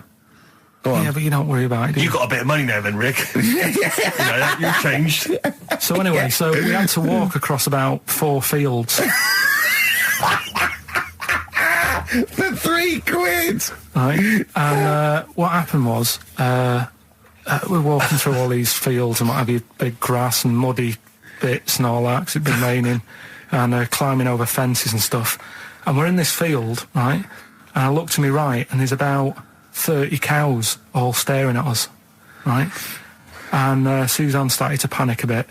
She said, we shouldn't be here. And Dad says, of course we can. We're allowed to go wherever we want. You know, all this land, it's ramblers' rights and all that stuff. Yeah. And take a cow if you want. So, unattended. Serves him right for leaving him in the field unattended. I'm having one. Yeah. And keep us fed for a week. Anyway, these cows start surrounding us. Surrounding us. Oh, brilliant. Oh, no. Face off. And Suzanne's panicking, going, this isn't right. We're not going to make it to the fence in time. They're moving fast on us, and he started sort of running a bit. Wow. And It's like Dad some was kind of like, bovine West Side Story. don't A gang of cows coming at you. don't worry about it and stuff. But my dad had to sort of stand there and like wave a stick at him. Of course. And we got away, but Suzanne was like having a bit of a sweat You on, got away. saying, you know, we could have got killed. Sure. And my dad saying, nah, it never happens. And I just wondered if it does, if there's a risk of... Yeah, it is rare, but there's been a couple of cases of being trampled by cows. They're not aggressive. They sort of run through you. Well, they're aggressive if they've got a calf. They don't have kids. What? They had kids with them. Kids, yeah.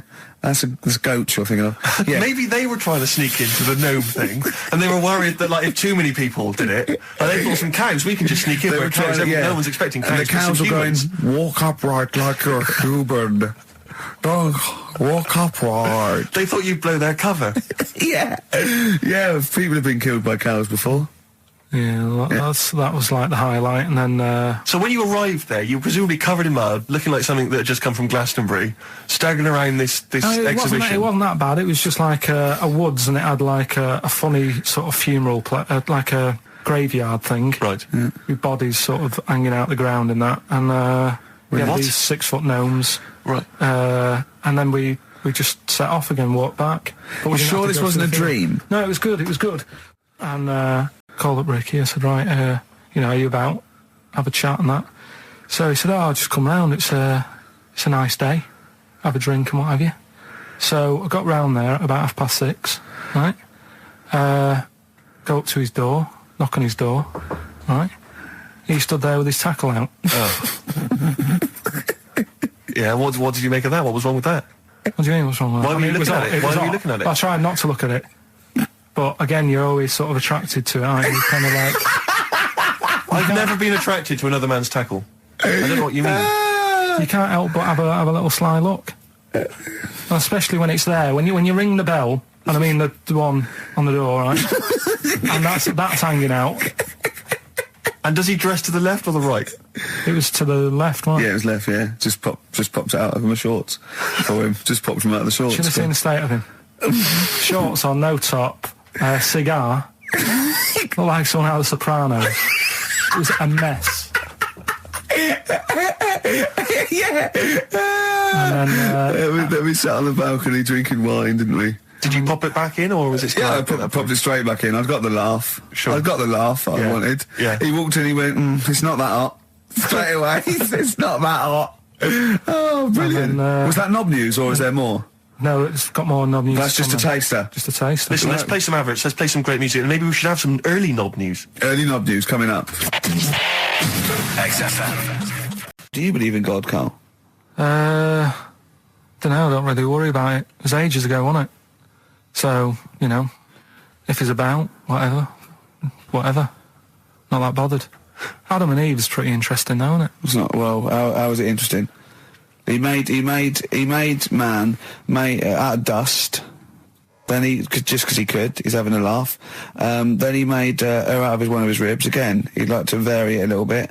Then they had 2 sons, which gave rise to the entire human race.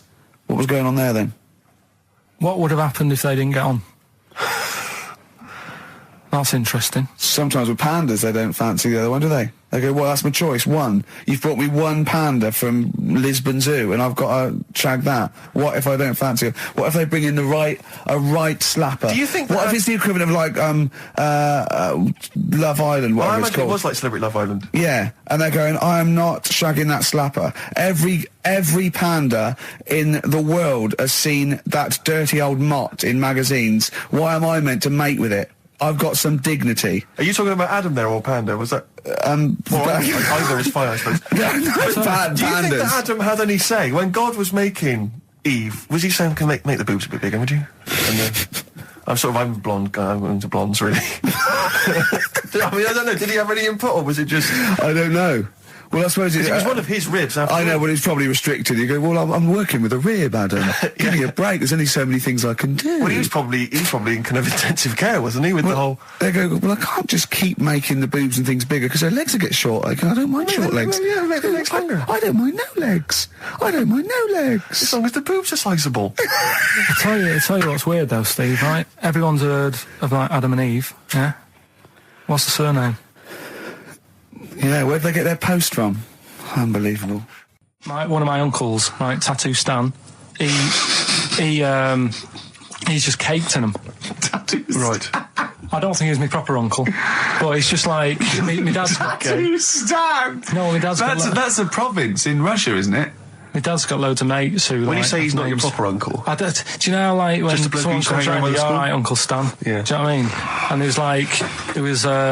my dad had loads of mates like that. There was John the Screw. right? So he either works in a prison or he likes to have sex. Cabbie. Cab driver. Okay. There was Jimmy the Hat. I don't know where he Jimmy did. the Hat. Yeah. And, Did he wear a hat? No. No. There was Fred the Veg. You sure he wasn't a relative? Sorry. Fred the Veg used to get us like big bags of potatoes and that. Fred Veg, okay. And there was Tattoo Stan. Right. And he was just caked in them. And I used to always look at him thinking, why have you done that? I must have only been like, 6 I or suppose 7. if you're born with a name like Tattoo Stan, Exactly. you're destined, aren't you, were really? they like a 1950s gang? I'm worried about... I'm worried Who were about... doing a bank job? What was his name? The Hat? What was his name? Jimmy the Hat. I'm worried about Jimmy the Hat. Yeah. Not having a hat. I don't understand Are it. you sure he didn't have a hat? Not when I met him. Did he ever wear a hat? I didn't see him that much. Do you think it was a joke, like, when your mate's sort of like, 8 foot and huge, you call him Little John or Tiny? Do you think... Well, the fact that he never wore Yeah, a they hat. went, hold on, I've noticed something about Jim. Go on. No hat. And I go, oh, true, let's call him Jim the Hat. Jimmy the Hat, yeah. But my Uncle Stan, he had like loads of them. He did them himself. Oh dear. And it was always that thing. God. What was it things like? He had like the cross. cut here, Cut one here, on made the in neck. Britain. And if you're going to do them yourself, I'd say at least make sure you're sort of a good drawer. Yeah. And don't do it in the mirror so it comes out backwards. Well, that was the other thing. But like, I remember he did. Names are all right. He had like all his kids' names down his arm. And, what are they called? Yeah. Oh, God, it's Tattoo Stan Jr. Yeah. And Paul shits the bed. I'm trying to. Oh, Wabbai Kate. yeah. But he had. Frankie never amounts to anything. Oh, God. So he had like. Johnny, I don't think he's mine. So he did all this. I don't even know why I'm telling you about tattoos. First one was Richard's kid. He cuts hair for a living. Yeah, what's that? That was try and work it out. No, there's no point. Dick's son. Yeah, he was a barber. Barbara Dixon, right? Doesn't work. Dixon. Well, again, Barbara Dixon. Right, Her name wasn't Barbara Dixon, was it? So that's that one. Did Ronnie Corbett ever say, "Ladies and gentlemen, Miss Barbara Dixon"? Second No, one. he never did. Did he? He never did. I have a problem saying the French word for well. What's the French word for well? Bon, isn't it? That's good. What? No, that's good though. Bell? Well, no, what? Isn't it bien? Yeah. Yeah, all right. I have a problem saying it, so I can't say it. I can't say bien. I can't say bien. Can't say Kasabian, right? So they managed to work that one out. That's say, one of your worst. That. Can't say bien. Can't say bien. Can't say bien. It's not. No. And the last one. Work. That's terrible. 8 kebabs, 2 kebabs, plus 57 kebabs, times 27 kebabs. This fella is struggling working it out. What's the answer there? DS, right? A Donna sum, right? So he's struggling working it out. It's a Donna sum, right? So they got that right as well. So What was the answer? Donna Summer. Donna Summer. Yeah, Donna Summer. So just pick We went out on a high then. Steve, just pick one. We went out on a high. That was shocking. What about, let's have a look, there's, Well, there's the first one to get all three. Steve, what's the first one with all three? Well, there's so many here. Yeah, but this is the first one that came through in time-wise. probably that one, No, I don't like Rob because he's been slagging us off. In fact, no, let's give it to Rob. He hates If he's the show. first, No, to be honest with you, Rob's been slagging us off, but at least he knows. I mean, at least he's got some taste. Yeah. You know? Yeah, well, what if he was the first, then Rob's the winner? Well, yeah, well, give Rob, he gets a Ladder 49 and a bunch of other DVDs. But that means he goes straight into the you're hat putting him for in the there big now. draw. I'm just going to write his name now. I'm going to throw that straight in the hat. I can imagine that no one, even the people who've entered, are that excited. Not because the prizes aren't great, but I'm worried that they don't appreciate it, Rick. Do you know, I get the feeling that our listeners, they just don't appreciate the fact that we've gone to all this trouble. We've got the Homer Simpson drawing and things like that. I just feel like these people don't deserve it. Do you know what? It's weird. I just wish we had a better quality of listener. Like, people who listen to Radio 2, they deserve it. You know, they're elderly and infirm, some of them. It would really cheer them up. But our lot, you know, drug addicts. Yeah, let me pick it out. Truck drivers. So I've just put all the names in the hat, all the previous winners from the previous weeks, and Who's Rob as put it well. out? Is this Pilky gonna put it out? Do you want Pilky or do you want Ricky? Oh well, let's have the shaved monkey do it. All right. Plunge your hand in there. That's one, isn't it? That's it, just pull that one out, check who it is. Right, it's Gavin Thompson in Edinburgh. Well done, Gav. Are we going to get them up there? That's not his problem. You got to post them. You got to pay them. They're amazing prizes. Yeah, but the Spinal Tap one, it's about 5 foot, isn't it? Well, they can post it. It'll cost them a few quid. It's a radio station. I think he should have to come and collect it. No, just because then it'll at least it'll prove that Where's he's he interested. from? Edinburgh. Give it to Bob Geldof. I'll give it to Bob Geldof. Chimpanzee that monkey news. Right, there's this card game going on, right? in the big hotel in Vegas, right? The Luxor Hotel in Vegas. Yeah. There's a major card game. All the big players and that. Sure. Were involved. Right, they're all invited. Anyway, so they all meet up in this dark room at the back of the. Oh, there we go, dark room. At the back they didn't work. They didn't see the little 4 foot hairy fella. So it was brilliant at poker. Like I say, it's a big game, and that everyone's been waiting for it. So it's played in the back room, not in the main entrance bit, right? So anyway, like I say, it's dark in there and what have you, and the players went in. There was already someone sat in there, right? Right. But they couldn't quite see Was he him. a short, hairy bloke with slightly longer arms than legs? Couldn't see him. Were his arms slightly longer than his legs, Couldn't see strangely him, it'd enough? been dark. Was he and what have you. holding his hand of cards with his feet? Anyway. So the cards were dealt, right? Cards were dealt, game's going on. His cards with his feet! Game went on for hours, right? No one's listening. The terrible thing is that not even we're listening to Carl now. I know. Literally no one is listening so to Carl. insulting. There was a lot of smoking going on. It's going on. A lot of eating and nuts going on. That was a bit weird because they don't normally get through as many, but for this night. So, come on, let's just play Bruce. Goodbye, everybody. See you maybe at Christmas time. Goodbye. Yeah, right. The reason I did this was to get that kitchen, right? Now, Brilliant. as we speak now, right? Builder's in the flat. He's been annoying me. Of course he has. Of course he has. What's he been doing? When he turned up on Monday, right? Yeah. Wanders in, and the first thing he says to me is, he said, "The pub across the road, is it any good?" I said, "Well, it doesn't matter, does it? You're working on the kitchen." Think of saying that to a builder. Probably making conversation. Probably meant, do they do a toasted sandwich? Because I've got a half-hour lunch break, not an hour, like Karl Pilkington. So I'll probably go and get a nice, cheese and tomato sandwich. Is that genuinely what you said to him? Yeah. The first thing you Yeah, said so to him? Suzanne had a go at me saying, "Why have you said that? He hasn't even started on it yet." I cannot believe that. You're unbelievable, Carl. And you say it's us that are rude, crass, I wasn't being thoughtless. rude. I just was letting him know. Do you know what I mean? I know what He they're up knows to. what he was there for. He had it down on his little docket. Do the kitchen this week. He didn't come there and go, what did I come out for? Was it to go to the pub for a week? Why am I wearing these overalls? Yeah. Who's the little bald mank twat insulting me? Let me just check. Let me call the head office. I wasn't having a go though. I mean, they should have finished it yesterday, and they're there now, right, on their own. And what annoyed me is they turned up late today. Hold on, Carl. I've just realised something.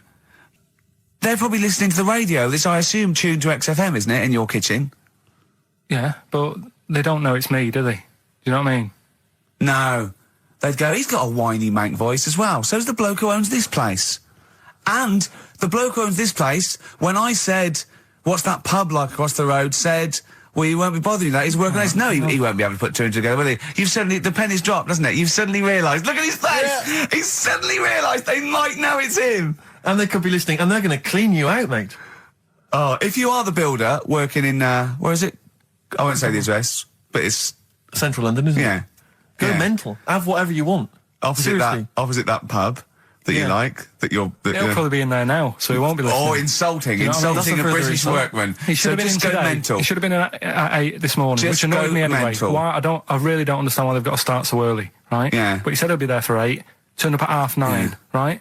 Wanders in, and what annoys me is, He could have left all this downstairs. He had a paper under his arm, Yeah. one of those crossword books, and a pot noodle. Now, I'm not being funny, but most of them take up quite a bit of time. A crossword book, he's not happy with just the one that's in the paper. If you're listening, if you are the builder that's listening now, doing Saturday afternoon, put the show on. So they might not be familiar with Well, Ian's Ian work. Canfield is a young man. He's been in. He's about 14. He's been in radio. It's weird. He's 14, but he's been in radio for 15 and a half years. He was weaned on the milk of Avant. Yeah. Right. And he's going to be the new. He's going to be the new rock god, aren't you? Well, I'm trying. Yeah. No DJ Canfield. Just go, yeah. Right? And over the 2 hours, I want to work out the 4 pillars of rock, right? I want 4 names, 4 pillars of rock, right? Huge rock pillars. And then I want the king who stands astride them like the archangel of metal. So we'll be asking Ian, every few minutes we'll be asking, right, who's your first pillar of rock? And then, keeping the one that stands astride them. Okay? And how many do we need? Well, we need 5 names then, don't we? The 4 pillars of rock and who stands astride them. Right, Okay. Like the Overlord with these Axe Attack albums. Yeah. Yeah. This is Oasis. Christmas. That was the record before us, and here we are, pre-recorded, because we did this a few weeks ago, because we're not here at the moment, are we? We're away in that. I'm Ricky Gervais, with me Stephen Merchant. Hello there. And Karl Pilkington. Well, He's not actually with us. He'll be in some of the best of clips that will be coming up shortly. yeah, this is just us, isn't it? This is just us. We did this. When did we do this, Rick? A couple of weeks back. Hold on, what is it? What It's day the is it? 27th today. Yeah, well, I enjoyed Christmas. I loved Christmas. I love Christmas. I had a great time. What did you get? Loads of presents. So did and I. I'm glad they made it to number 1. I'm really glad. Stroke, he, she. Yeah, I'm really glad that the pop idols, Cliff Richard, Westlife, made it to number 1. Bo Selector. Bo Selector. Yeah, just delete that. As, Yeah. Okay, well, we're going to play some of the best of, some of the greatest moments of the last 3 weeks Yeah. ever heard on XFM 104.9. What about this? Do you remember this one? Oh, which one is it? I'm Ricky Gervais, with me Steve Merchant. Over there, Karl Pilkington. The man who believes anything. I think it might be a condition due to his little round head. Mm-hmm. It's sort of like, it might be a new condition that we can call cranial spherity, and because it presses on his lobes, and the only sort of upshot of that is he's normal everywhere, but he believes everything he reads or sees on Anna Nova. All right. Talking of which, Rick, I don't really follow the news. No. It's mainly boring, isn't it? Wars and stuff. Yeah. But I don't know. Well, yeah. Well, it is a war. It's all this nonsense before and after. When it's a war, it's it's in the middle of the war. You can watch it on telly. True. You get results. True, You know what I mean? Like, you know what I mean? Yeah. Like a test match or something. But it's all this rubbish before and after. It drags on. This recent war seemed, I thought, just generally, it was better presented than the previous one. Because I remember the first Gulf War, it was often during the night, and I couldn't stay up. Yeah, because I think the American had rights to it, like the Tyson fight, so we had to get it at 2 in the morning. Exactly. Which is annoying. They had it, their prime time in that. Yeah, and a lot of it was in black and white as when the bombs went in. When the bombs went in. So, this time there seemed a lot more colourful stuff. Yeah, it's much better coverage. I think they should win awards. Yeah, well, I'd like for to see it. awards So, yeah. like Channel 4 won for cricket. Yeah, I mean, a few times as well, I was quite pleased to see they actually had footage of the bombs exploding. Yeah. No, good. Well done. Generally, good on you. Well done. Good on you. Yeah, it costs a lot though, doesn't it? Isn't it costly? War's a lot more. When you got something like a Jimmy Carr game show, which probably costs about £100. Yeah, like half an hour of war costs millions. It's almost man. as expensive as like Terminator 3 or something. Yeah. But I mean, But then you got a variety. Exactly. Sorry, Steve, you're talking, mate. Well, no, I just wanted to make sure you're aware that the World Elephant Polo Championships have taken place. I did get it. I think they mentioned it on. Yeah, we won, didn't we? England won. Yeah. Well, my question is, where have they been practicing? I don't know. Do you remember ever at school anyone ever saying to you, "Are you interested in playing polo with elephants?" Do you reckon it was 5 blokes in pith helmets kept sneaking into a whipsnade? Possibly. What are you doing, lads? We're practicing. Get down. Yeah. Get off them elephants. Yeah. I didn't even know we had a team. I can't believe it. No, but it's like Johnny Wilkinson and the rugby lads. They're going to get MBEs, all sorts.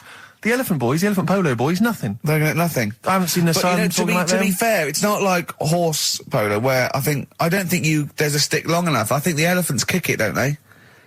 I think you might be right. I think they're not allowed to use their tusks. They'd burst it, weren't they? I think They go, oh, start again. Raheem! Yeah. What do you mean the elephants kick it? All right, I've opened a can of worms here.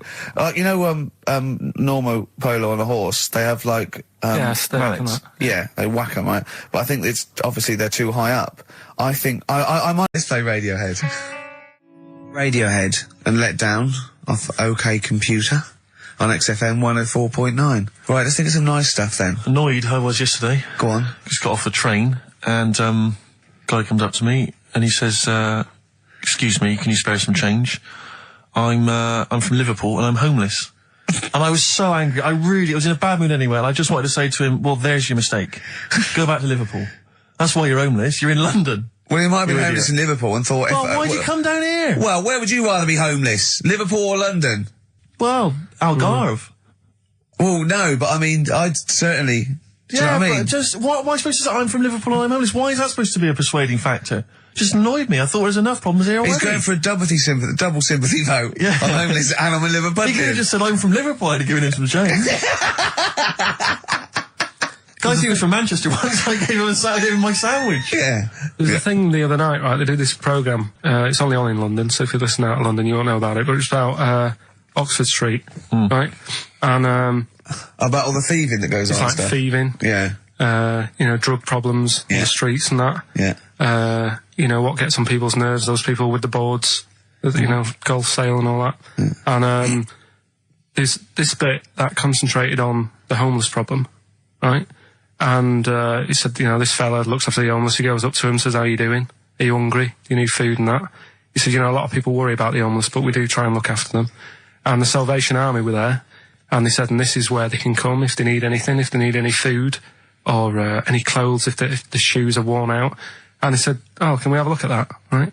So they go in this little room where all the clothes are, and they go, and there's like a load of jumpers for them in the winter in the cold. And the camera sort of pans across. Load of ties. Right. For the homeless. What? Ties. Ties for the homeless? For round the neck, like, to look smart. No, they use them as belts. I've seen a lot of... Or as a lead for their dog. Yeah.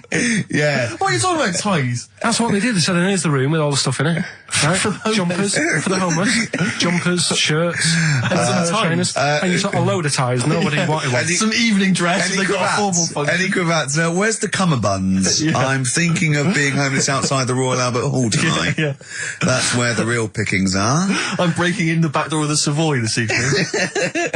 Oh, dear. Another charity thing that I was reading about the other day that they're doing. Do they give them trainers? Because I've seen a lot of tramps with new trainers, and I think there must be like a equivalent of a soup kitchen where they get shoes, because that's it must be, yeah. Otherwise, that's weird, isn't it? You blow any money, you beg all day and get a nice new pair of Nike. Yeah, no, don't waste it on clothes. Get some tenants. Get some, special brew. That's the best value. Go on. Some smack. Go on. If you got a lot of worries, you see on the street. Little starter bag. Take your mind off it. Yeah, I know. Take your mind off it. Yeah. But that's weird you say that, because, you know, a trainer's the most important thing, because, like, you know all the problems in Africa. Sure. Right? A lot of problems going on there. Yeah. The other day, they're asking for people to send their spectacles to Africa. Right. Would you be happy if you were over there and, like, you're hungry and that? And then they say, here you go. Well, yeah, but it must be for a reason. I don't think they've got bad eyes and that. Yeah, I know, but I don't think they go round. It's not like when you see those things on Live Aid and there's people dying but they're putting specs on them. No, I think that's what it is. No, it's not, Carl. They sort out food and medication before they put a little pair of specs on the lads. That isn't how he came across in the advert. I think they probably walk hand in hand. You know, the people handing out the food are also, you know, walking alongside guys with the specs, and they're handing them out as well. But what have they got to look at? What? They don't own anything. They'll realise how bad everything is. God, it's rubbish here, isn't it? I tell you, I try and help out the world. I've joined a little charity thing. They pay me £5 a month. Yeah. I'm all up for helping. Yeah. But sometimes you think, what can we do? Yeah. You know what I mean? Yeah. What can we do? Okay, what can we do? We can't do anything. Okay. That thing. Play a record. We were talking about the debt the other day. I was reading up on the amount of debt that South Africa are in and that, and it's just like, That's without any shops. Do you know what I mean? If they had shops to spend the money on, there'd be murder. That's third world debt isn't because they bought too many smeg fridges from us. It's shopping. Look, who's been shopping? I have. Oh, well, you've gone over the top. You're on a budget now. Yeah, you're getting nothing but grain and blankets for the next year because you go mental. Who just spent £1 billion in Dixon's? Oh, God. Forthcoming single from The Thrills, that's called Santa Cruz. On XFM 104.9. We were just talking about people who do good work, wandering up and down Oxford Street, giving stuff to the homeless and thing. And I was at they have a little kind of music festival back in my hometown of Bristol, periodically in the summer. They can never really attract any decent acts, but, we support it anyway. Not even Portishead? No, they never Tricky? No. Right. I think that, this year it was Robert Plant, who sang lots of old blues covers, and people were quite bored until he played Whole Lot of Love at the end, and then we sort of went, you should have done all the old Led Zeppelin, stop playing all this other nonsense we're not interested in. So I always set this for exactly, next time. Yeah. Robert, no. But I was just snuck off into the woods for, a whiz, because I'm quite rock and roll like that, and I was passing, and these are a group of people, and I've always thought they never get enough praise, enough credit, and I genuinely, and I mean this without... entirely sincerely, I really do. I don't mean to be, I'm not taking the mick at all. But the St. John's Ambulance people, they're absolutely blinding because they all look like nerds. I mean, they all look like because they're normally kind of fat women or kind of blokes. I think you're doing very well for their new recruitment campaign. Well, so I was going to say, I think you're selling it to people who want to join. This is my point, Rick, is that they've not changed the uniforms in 40 years. Literally. It's normally, it's normally the kind of the nerds from your school who went into it or whatever. It's kind of old people. I saw them, they were all sat around in this little area. No one was, nobody just sat around, they were bored, they weren't really enjoying the music. And I thought, look at that, they're not that fat kid over there. I pointed them out to my mate. I said, see that fat one over there in the uniform? With the glasses and the hairbrush forward. With the glasses, hairbrush forward, the kind of blue navy jumper. Satchel. There's a little satchel, yeah. He is never going to get off with a girl probably until he's 30. And even then it gets to loosen clothes. And even then it's because he's giving mouth to mouth to her. Yeah. Right, and I thought, he's never going to get anything. And I'll tell you this, all these trendy young girls walking around in their kind of, cool summer gear, in their trendy tie-dye and the like, I'll tell you, when one of them... takes something that's a little bit dodgy that they bought off some guy with dreads, right? And then they're desperate for him and they zip in there. Oh, quick, my friend's, passing out, she's had a funny turn. And he's straight there with his water and his medication. Oh yeah, they need him then, but he doesn't get any action the rest of the time. And that's what annoyed me about it. I thought, they're doing a bloody good job. They turn up at sports events, at festivals. No one gives them the time of day. You never hear any good praise about them. And they're there, sat there. Steve. Hot or cold. Tell me the truth now. Did you join the St. John's Ambulance last week to get some birds? Got no action. Really? I had no action. And I've been passing some dodgy E's around all the festivals. By the way, your dreads are awful. You can see they're fake. They're made out of newspaper. They're awful. You really do look an idiot. But seriously, I'm all joking aside, I genuinely wanted to give some massive props. If I could give some big ups to the St. John's people, because I genuinely, without any joking, I genuinely think they do a brilliant job. Could I just say how good I think the Salvation Army are? Because you see those elderly ladies with surgical supports, a lot of them, all look like Thor Herd. Yep. Well, that's a prerequisite to get into that particular army. And they play that bloody tambourine, rain or shine. And they are just, all they're trying to do is, save you from burning in hell. And they don't get any respect. Of the Salvation Army, do they, would they have to get called off? Yeah, they'd be, it'd be the Gurkhas first, then all the regulars, then the TAs. I think then it's sort of like police, lifeguards, yeah, down to I think AA, and then it's Salvation Army. Right. We send in the Salvation Army. Obviously, if we really have lost a lot of casualties, and they're the last to go. Yeah, but they are all highly trained, aren't they? All those old women, they can kill them out. Yeah, with a single blow. Yeah. So good to them. Good to the John's Ambulance. Good to Salvation Army. Big up. But I think we should just, if I might introduce a new feature every week, let's just give some props. Let's just give some massive respect to someone who doesn't get enough respect. Yeah. Who doesn't get enough respect? Who's done a blinding job? Mother Teresa. She's gone now. She's gone. She won't be listening anyway. Who's the best person there is? Who's the best person there is? I'll tell you what, I'm gonna call, either Carol Vorderman or Esther Anson and say who's the best one you've ever met that, did something. Yeah. All right. And we'll heap praise upon them next week. Yeah. Great.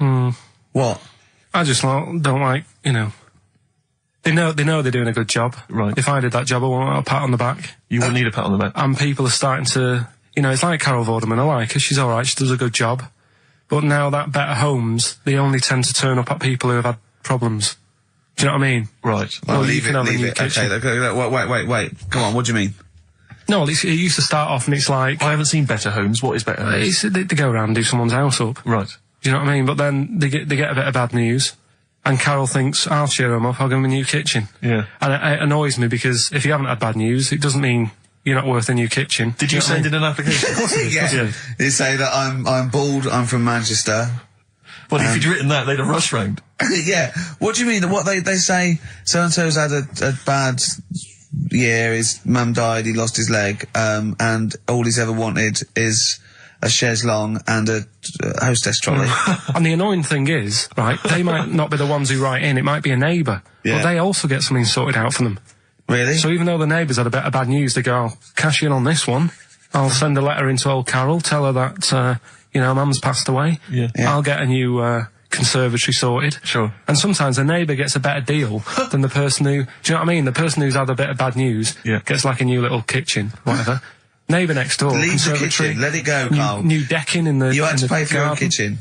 Do Is you it know what I done mean, now? though? Is it all Yeah, done the now, the kitchen? kitchen sorted, the bathroom needs You had trouble with the grouting, didn't you? Yeah, don't worry. Oh no, we got to do, look, play a record, we got to do the results. And then we got to do monkey news. Could we quickly do the results? Well, you say we've got to do the results. There's not people hanging on for them. Let's don't do it, just knock it out there before Well, let's play a tune, let's come out and do it. Eddie and the Hot Rods, yeah, surely. Eddie and the Hot Rods, do anything you want to do. That's uplifting, isn't it? Oh, the drumming. Brilliant. Takes me back, all the way back to 1978 on XFM 104.9. What were you doing? What are your memories? I was actually probably dancing around miming the drums to that in my bedroom. In fact, I remember... Were you nude? No. I remember, I think I had that one on a single, but I'd got it from an old jukebox, so it didn't have a middle. Sure. Right, I think they're called dinked, right? And so I had to line it up really carefully, and sometimes by the end it would just slightly go out where the record was moving. Where I just had to... Interesting anecdote there. Fascinating. Yeah. What a lovely insight. Since you're right for asking me what I was doing 25 years ago. Yeah. Carl, quick, the results, then monkey news. I need some monkey news, but I need the results first. Right, play it again and give the answers. Here we go. Songs of Competition. phrase. Songs of phrase? Name the artists. Name the artist. I know you're just 16, but looking old. Hue and Cry. That's... Who's that? Hang on. It's not our fault. Well, that's Philip Bailey again. That's too little. Right, it was... That was Roxette. The look. Yeah. Right, we had, Hue and Cry started it off. Yeah. 16. That was Dean Martin. Because Jane's Addiction. Yeah. Because Cars, yeah. Chinese Philip Bailey. Philip Bailey, that's second outing he's had. Last one, we used him for Chinese, where there was a hairy Chinese kid. He's never got so many royalties being used in racist game shows. Brilliant. Then Roxette and finishing with George Michael. Oh dear. So. Brilliant. Who's the winner? Well, the winner, actually, it looks to me like he's got all of them here, from Bognor Regis. It's Stuart Birch. Well done, Stuart, and you get that bag of tat. Bognor Regis. Yep. Oh, just need his takes address. me back as well. Yeah, if you just email in your address, Stuart, and you can have those goodies. If you're not interested, don't bother. Steve. Oh, chimpanzee that monkey news. Okay, monkey-related news from Karl Pilkington. What? Have you seen that, Steve? No, I haven't, Karl. Tell me about it. You should see it. Go on. Why? Because there's this thing in it. Go on. What, a stupid, bald Mancunian tosser? No, weirder than that. There isn't anything weirder than that. Big eyes, it was gangly. Keep talking. You've got to see it, because you wouldn't believe how the likeness and that. You've got to get the film out tonight. Right. It's not as weird, it had a normal voice, right? He's done yet, he's not even here! I'll tell you what, mate, it ain't worth coming in next week. Stay on the line, Carl. Play a record, Claire. Kings of Leon, Molly's Chambers. What do you think of that, Carl? Alright. There's a surprise. Another insightful remark. Steve is not a fan now. Not only does he know you've been slagging him off behind his back. No, I wasn't slagging Steve. If you get it out on DVD tonight, you'll know I'm not slagging you off. It could be your brother.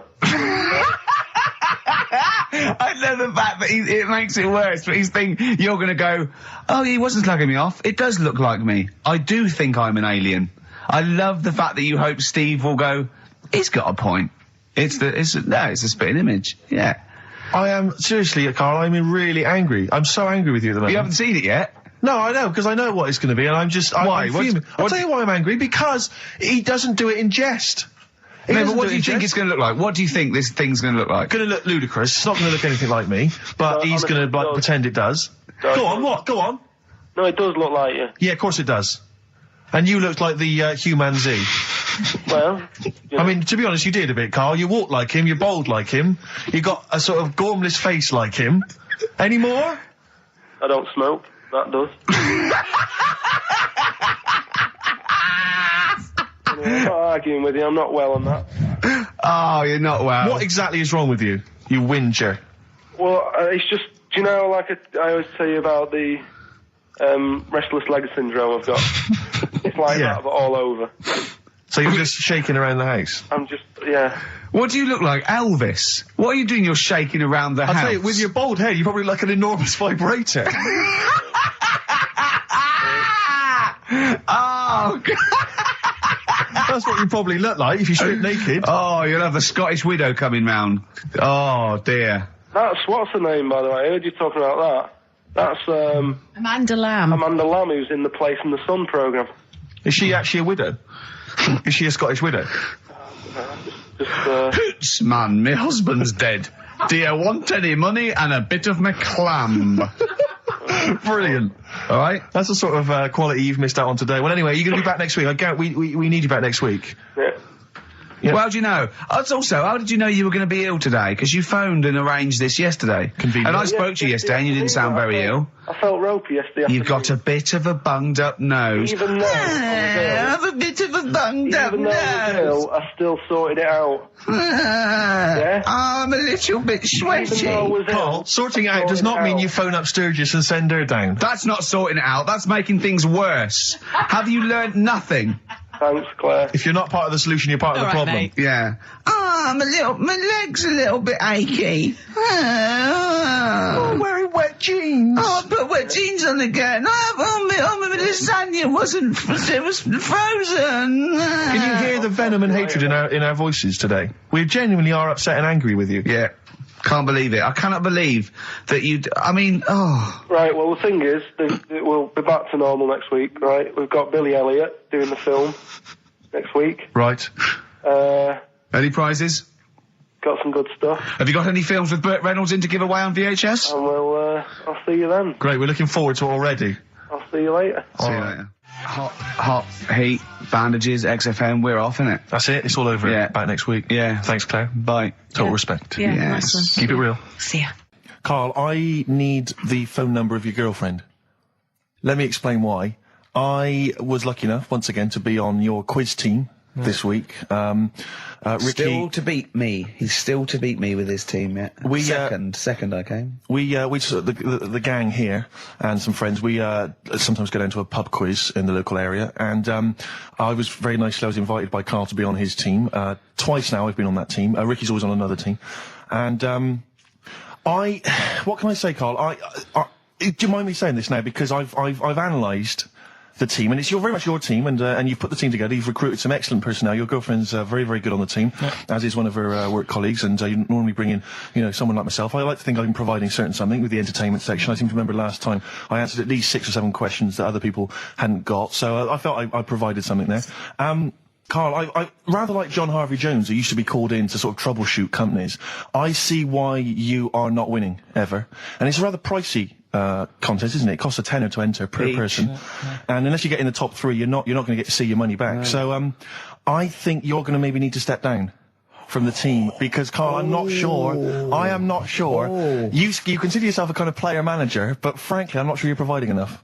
Right. See, this is funny, because as bad as I imagine you are, I don't think Steve would make it into my team, so he's getting a bit cocky here. I want to know what your opinion of him, because he's told me he's great on it. Well, you bang out of order, first of all. Okay. Do you have a good night when you're with us? I tell you what, I wish I'd lost a tenner every time I've come down. That would have improved it. You point out there about the football analogy. Mm-hmm. Alex Ferguson, when did he score a goal? Right. He doesn't. He tells the others how to do it. Right? That's He my doesn't role take in up there. one of the 11, though, does he? No, exactly. It's not like you can only field 10. Yeah. Because we only got 10 again. I want to be in the 11. Exactly. He's not running around in midfield, falling over. Yeah, shouting, oh, what have I told you? Yeah. No. Right.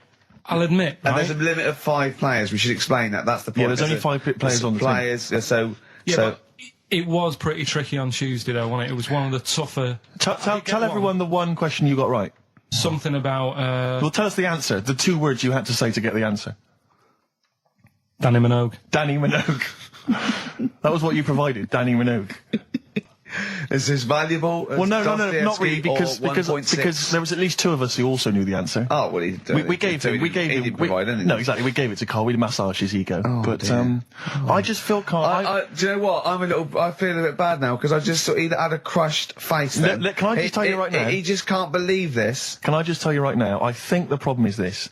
I think there's that precious 5th position that is not being filled at the moment, I think, consistently enough by a decent player, right? You've got a solid team. I'm thinking if you want to remain on the team, you are going to have to pull your finger out and find a 5th member that is going to provide, and I'll tell you where the weaknesses are. I can tell you right now, mate. The weaknesses are natural history and science. Something which Ricky Gervais is scoring on week in, week out on his team. There is a few... Now, if he was available for a transfer, we could be fine. But we've got to find someone to fill in that space. Otherwise, I'm either going to quit, or you're going to have to step down. Because I don't think I can be on a team where there is these obvious deficiencies. There are visible deficiencies. And, you know, the £10. That's £10. I'm not made of money. That's once a month. I've seen him depressed for 2 hours when he lost £20 at a casino after 5 hours playing. Don't bring that back. Don't bring up that again. Yeah. That story. He doesn't like wasting money, Carl. You know that. What do you think? What's the solution? We've got to think proactively now. We've got to sort this out. See, there's always other things going on in my mind when I'm in that pub quiz. For me, it's just a little bit of fun. Sure. It's a night out. Do you know what I mean? Suzanne enjoys it. Yeah. Bit of a get-together. We have a chat beforehand. Yeah. We have a bit of fun. Yeah. But there was other things on my mind. Well, Carl, I could do that here. I don't have to lose a tenner. Wait, what were you thinking during the quiz then, when the questions were coming out? What were you thinking of? Well, what it was, right, just before the quiz started, I had to go to the toilet, right? Because the rule is, right, people who don't go to it, once it starts, phones off, no more toilet. They take it dead serious, don't they, right? Yeah. So, I went to the toilet. Now, I'm not being out of order here, it just got me thinking, right? I went to the toilet. The gay fella in there, right? There was a gay fella in there. Gay fella in the toilet. Now, how could you tell? How did you know? Just typical, you know, everything about it, right? Everything about it, right, yeah. Oh. What, large handlebar moustache, leather cap. Butt plugs, amyl nitrate. Could I just say that these views do not reflect the views of the management of XFM or me and Steve. Or most of the people in this country. Go on, Carl. What's your problem? Yeah, but this is what I'm worried about, really. But this is why I only got Danny Minogue right. Right? Because this was floating around my mind. Went She's to the a big toilet. gay icon, now, isn't she? Going to the toilet, they have like men's cubicle and they have women's cubicle. Yeah. Now, without sounding out of order, is it wrong for me to think gay men should have their own little cubicle? Call in! They should have their own... Well, not cubicle, you mean an actual toilet, I suppose. When I was at the urinal, yeah, normally, you know, there's a fella there and then you go, all right, and there's no pressure. But I couldn't go. I was thinking, should I wait? If I go into the toilet, it'll look obvious. Yeah. I had loads of pressure and but this was going on. What were you worried about? I'm so sorry. What were you concerned about? Viewers? I'm so sorry. It's like, right, listen, when I was a kid, right, and it's all right for you to go into women's toilets when you're a kid. It's like, oh, it's a bit cute, right? As long as you're not, like, over 15 or something, right? Right. But when I was a kid, I went into a toilet, and women, when they use their little cubicles, they don't shut the door. Some of them just sit down on the toilet, right? And you see everything. And, no, seriously, that's probably one of the first times I saw, like, a woman. Yeah. That, right? And my Auntie Nora when she was staying over. What happened with your Auntie Nora? She was, she's into wearing caftans. Into wearing what? You know, caftans. Oh, yeah. What are caftans? Big, bellowy sort of dresses. Right. And, yeah, I used to sit on the floor at home in front of the telly. Sure. She was on the chair behind. Yeah. She did a bit of a sort of a Sharon Stone scene. Oh, God. Yeah. Did you see it? There was no underwear. No. What age were you? What was it like? What age were you? It was like a ripped tennis ball. What? Right, we're off air. We're off air.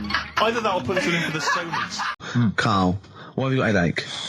You got a headache? Just a bit stressful because the moves on this week. Are you moving house? Oh, by the way, the XFM listeners came round to my house and bought the futon and table. Did they? Were they happy with it? Quite normal. They were well happy. Yeah. Couldn't believe the luck with it. What do you mean quite normal? What do you mean quite normal? Well, it's always a bit scared, isn't it, getting people round. I imagine they were scared. Well, And were they excited to see you? Could they? I mean, they were, could you tell that they were pretty pleased to see you? no, I don't think so. I mean, You're but- Karl Pilkington. yeah, but the fellas sort of, I mean, they brought the whole family round, which was a bit odd. Well, it's not often they get the chance to visit a living creek. Anyway, no, they were nice. They And were you're nice. moving now, yeah? He said he phoned me up today. It was absolutely tipping it down. Right? He had to cycle in. Right? Because he said, because of the move, he doesn't want to leave his bike round there. Right? And he said, and Suzanne, I can't say this in case he's listening, can I? He won't know. He said Suzanne's hired the oldest removal man in London. You should hear him. And the thing is, right, we booked him because everyone else happened to be booked out, but this fella's free, right? So he called up this morning. I've never spoke to him, but he was on the phone. He sounded about 90. Yeah. Carl thinks that he's going to have to do all the work. And the thing is, right, Cheap. it seems He to be only cheap. wanted some Werther originals. Yeah. Right, yeah. listen, it seems to be cheap because it's £50 an hour. But how long is it going to take him?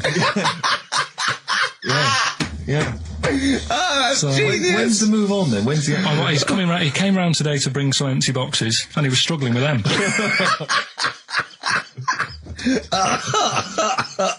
So it actually happens on Wednesday. Oh, God. Anyway, so Rick, I noticed that you were laughing and almost had a heart attack. Doesn't bode well for the boxing match, does it? Cough at the moment, haven't I? I've had my Lemsip. What are they again? is the tip included? Yeah, go on that one. Right, in Turkey, Nice. it's not actually. That's where I went, and there was them little fellas after Suzanne in the kitchen. What? What do you mean? We went to Turkey.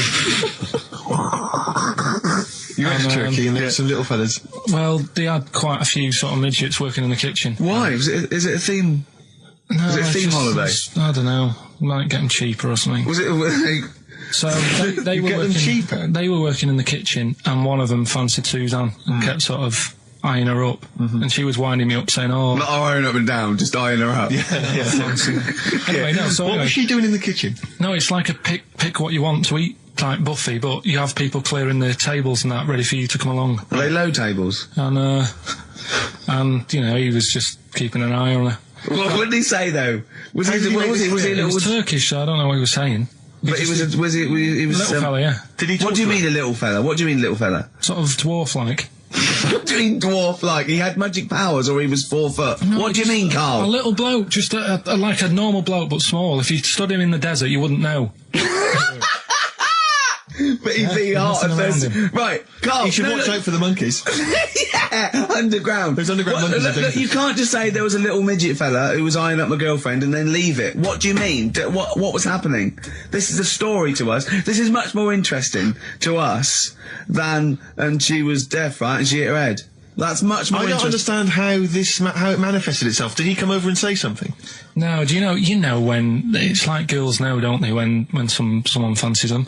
What do you mean there was lots of them as well? Do then? they? That's worth knowing. Listen, right, come on, right. So you went into this holiday, yeah? Yeah, well, and you went like into the dining room or something? Yeah, downstairs. And in you the looked dining over Thought the this is kitchen. all. There's no one serving. Yeah, and they go, Wait a minute. hold on, you looked down and there was a little waiter. room. There was loads of them running around busy. Why, though? Why did Because they it get was the... summer. What do you mean? Because it was Loads of summer. them. They had more of them They on. come out in summer. They come out in summer. What do you mean they had more... What do you mean? Because it's busy, isn't it? Well, no, but they Summer. hibernate in the Why winter. were they all midgets? I don't know, maybe it doesn't heat stunt your growth or something. No! Well, they just happened to, maybe it was a thing that they did for tourists or something, I don't know. I just got on with my meal. It was a holiday, do you know what I mean? So midget surfing, I'm not going to ask any questions. Right, okay, yeah. So they're all little fellas running around, and this one always was like, you know, oh, do you want a new serviette? You know what I mean? Going out of his way to sort of... for turning on the charm. Yeah, he was going out of his way. The others weren't. Right. I think what was happening is he'd been working with Santa all the winter. Yeah. This is like a little summer break. This one He was hadn't your seen a girl. waiter, and so he was being polite to you. Maybe. But what did Suzanne say then? Well, she was using it to wind me up. What was she saying? Oh, he's... Oh, just like, you know, look. He may be small, but he's built like a... Yeah, he's all man. So... Were you jealous of a midget then? You were jealous of him? It is a bit annoying, isn't it? Why? It wouldn't bother me as much now, because I've been with her for ages. Right. But at the time, that might have been one of our first holidays, and it's like... You don't know, want to be what's going on? I paid for this holiday. Yeah. And then you get off with a midget. Yeah. Oh. So anyway. But it doesn't matter, because you got chatted by a bearded lady. So. yeah. Tell you what, no, that's got nothing to do with that. What were you going to say? I was going to say the hotel was half board, and maybe... Oh, right. I thought you were going to say it's just one of her shortcomings. So listen, right? Play a record. Right. Badly drawn boy, born again. Right, just get this educating Ricky out of the way. So, Turkey, yeah. So what is this again? This is educating Ricky. Is the tip included? Right. Apparently a fellow was on holiday in Turkey. He's just having a normal holiday. Weather's good. You know, he's having a good time. And Waiters are all normal height. Yeah. He's having his meal. He hears a load of screaming going on in the kitchen. Hold on. Has his girlfriend wandered in there? And they do, With a step ladder. Yeah. the circumcised people in the kitchen, and apparently... What are you talking about? Whoa. Slow down. We were Sorry, sidetracked there for a minute. what are you talking about? Well, I'm excited about two things at once here. One, they circumcised people in the kitchen. Two, I guessed it was someone losing the end of their knob. He did, yeah. I started thinking like Karl Pilkington. Extraordinary. That is amazing. Apparently it was going on. It wasn't just a one-off either. Well, when I say a one-off, I mean they did it more than once. Yeah. Right? And there was... He was there for a week, and apparently the first night it was quiet, and then the rest of the week, every day, it'd be like having his breakfast, or even his lunch, or even his tea. Yeah. Right? He'd be doing it all day. Oh. You'd be hearing Lunch and screams. breakfast, fair enough, really. Yeah, Circumcision at tea time. Don't do that. And apparently it's a tradition over there. You can't even make a complaint about it. It's like, well, you should have found out before you come over See, it. I can't believe this is So true. I'm a little I bit can't lost. believe this is He was in a true. restaurant, in a hotel, and there were people having circumcisions in the kitchen. Yeah. Is that right? I'm even worried that we're bordering on the racist here, suggesting that is tradition, that Turkish people cut the end of their cocks off in the kitchen Yeah. at meal times. I think you're wrong, Carl. This just sounds ludicrous, Carl. No, I don't think it happens everywhere. Right. I think this Just in Oh, particular this at this restaurant. hotel. certain places, Certain hotels. certain hotels. What, is it like 2-star? Yeah. Why did he go to the Foreskin Inn? It was his own fault, wasn't it? So that's Sorry, that's it, is it? Have they closed? No, wait. That's the story. You educated me, right? Once a fella saw some Turkish people cutting the tip of their knob off in the kitchen. Thanks very much. Thanks very much, Carl. Got any more? Well, there's things you can learn from it. Either don't go to Turkey. No! Don't have calamari when you're over there.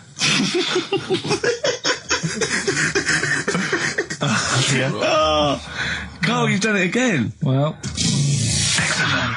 But we're talking about MTV, right? And I was feeling a bit nervous, wasn't I? About like, you know, the way I look. Right. And what have you. And then I watched a bit of Celebrity Big Brother and all the fuss that Mark Owen's getting. And he's not that good looking, is he? He's very. I want to be Mark Owen's mate. If anyone who knows Mark Owen or Mark Owen's listening, I want to be his mate. I think he's brilliant. I think he's a nice lad. But what I'm saying is, right, all the girls go mad over him. Yeah. And he's not that. The Olympics, right? In 1908 in London. Apparently it was meant to happen in Italy, but it was cancelled. Don't know why. Right? And it happened in London. Anyway, 400 metres. Right, it was meant to...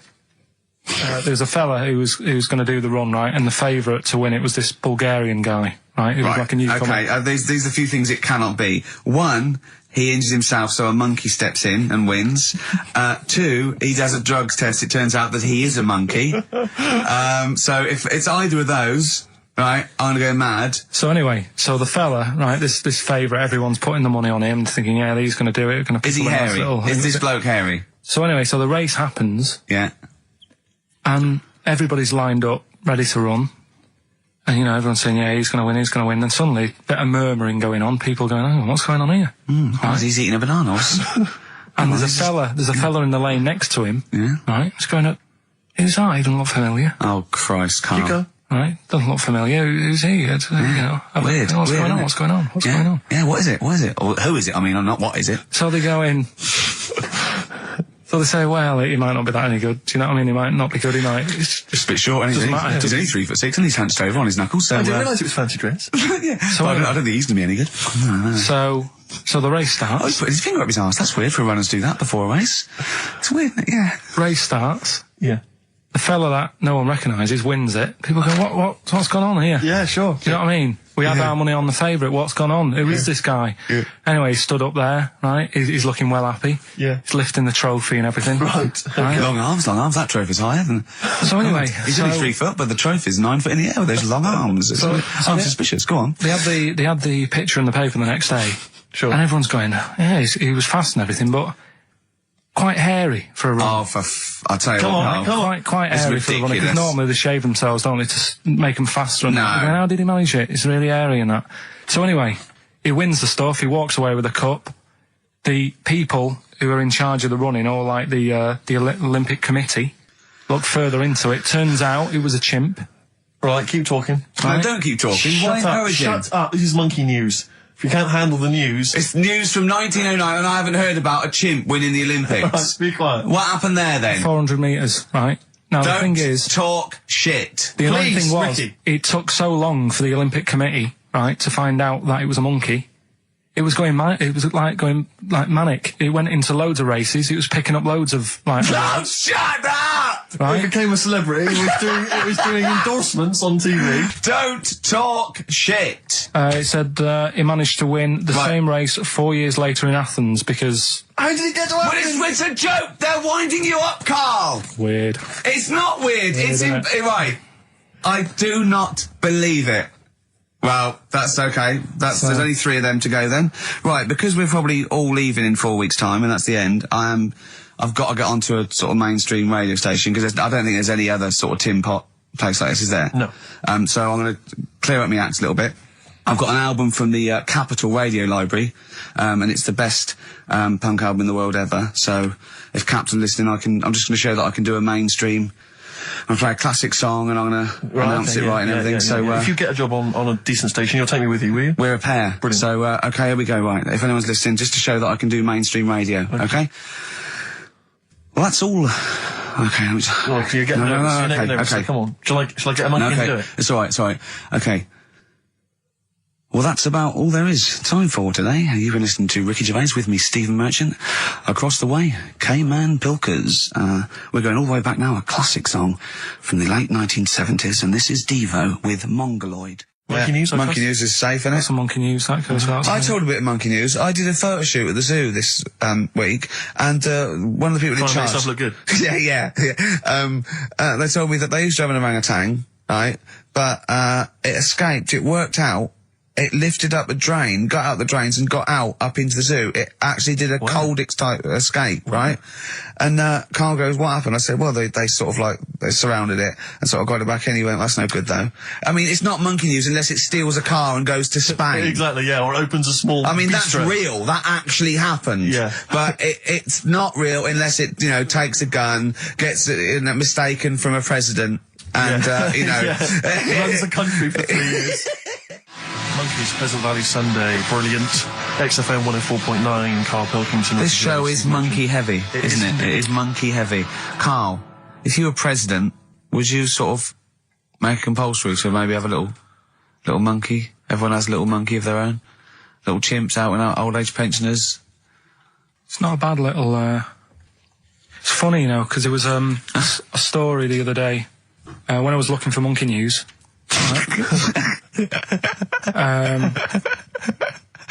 There's a story about a couple who couldn't have any kids, right? There's something wrong with them, but they really wanted a kid. And they got some dodgy email address where they could buy a baby online, right? It was someone who would have a kid, and you could buy it for $3,000 or something, right? Yeah. So anyway, they got one, they got picked, and they're like, brilliant, there's the money. Got the baby and everything, they were loving it. You know, playing with it and stuff. As it got older... Feeding it. It got airier. Oh, shut the oh, Carl. Turned out they'd been sold a chimp. You maniac, you stupid mank twat. How on Don't earth? talk shit. That is as if... what? didn't know it. Oh, don't talk. Are you mental? You I love the fact stupid. that didn't make it into Monkey News. I know, yeah. It's a bit sad, though. We don't like to bring the feature down. Yeah. But and anyway. how long was this into... it got hairier. They're born hairy. They're not born like humans then develop hair, because they go, hold on, we better get the chimp stuff kicking in now, because we're in the jungle. School photograph, they were like, hang on a minute. He looks a bit weird. Oh, you are just the rubbish. Mad, innit? Mad, innit? Mad, innit? Imagine, oh, God.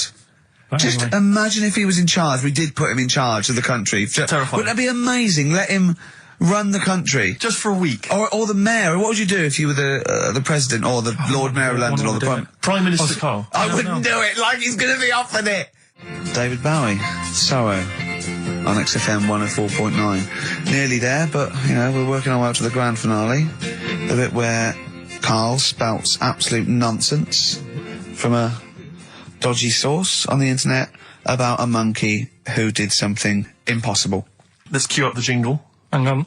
All right. Perfect. Oh, chimpanzee that monkey news. Right. Let's have a look. This one's from some woman, right? Yeah. And she was taking part in the London to Brighton bike ride, right? Lovely day, weather's good and everything. What year? She's just a couple of months ago. She's done all the training, right? Done all the training and stuff. Got a brand new bike for it. Got a little puncher outfit and stuff, all set for the day, right? It's a nice day. She sets off. They all start pedalling and that on the way to Brighton, right? So she knows the route and that. Got her little headphones on, cycling along. Suddenly, right, okay, I'll stop you now. If a cyclist overtakes her and is going really fast and it's sort of hunched over, but it's got like lots of cycling gear on and a helmet and goggles, and they can't tell what it is, but they just know it's like a little hairy fella who hasn't bothered shaving his legs, which is weird, isn't it? Because cyclists usually shave their legs, and this bloke had really hairy legs. But and it won. They gave it the medal. It won 3 years running. They gave it the key to the city. It had its own game show, and then someone said, "Hold on, though, this fella's all hunched over, and he's only 3'5", and his arms are longer than his body. It's a chimp. If it goes anywhere near that, we're never doing it again." more monkey news next week. She's cycling So along. anyway, she's cycling along, right? And this tricycle. I couldn't predict that. There's always one element you can never anticipate. Yeah. Got a kiddie's tricycle with a little kid on it. Little hairy kid with a helmet. Okay, just go on then. The tricycle comes Whizzing past, yeah. thing. Strong legs, isn't they, chimps? So she's thinking but didn't get a chance to see the thing. Oh, yeah, couldn't quite see the cyclist. Oh, God! You bald mank git. Go on. Yeah, research scientist Karl Pilkington. So anyway, she gets to the end line, right?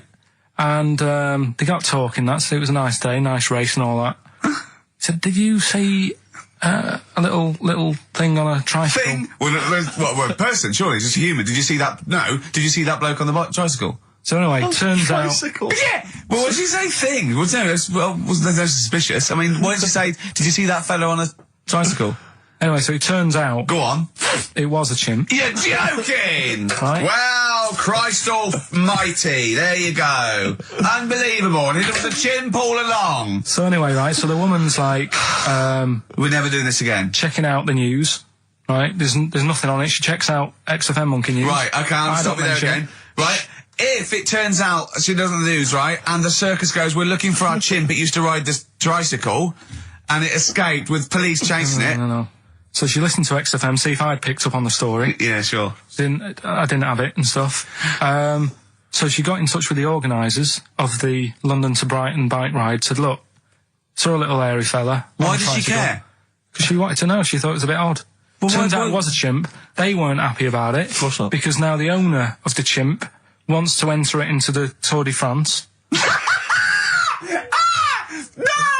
Oh, God! I'm gonna die! Oh, God! In 2005. Now, a couple of questions. I trust you'll be able to answer these. Oh, God! Steve, help me out. How did it get hold of the tricycle? I don't know. Okay.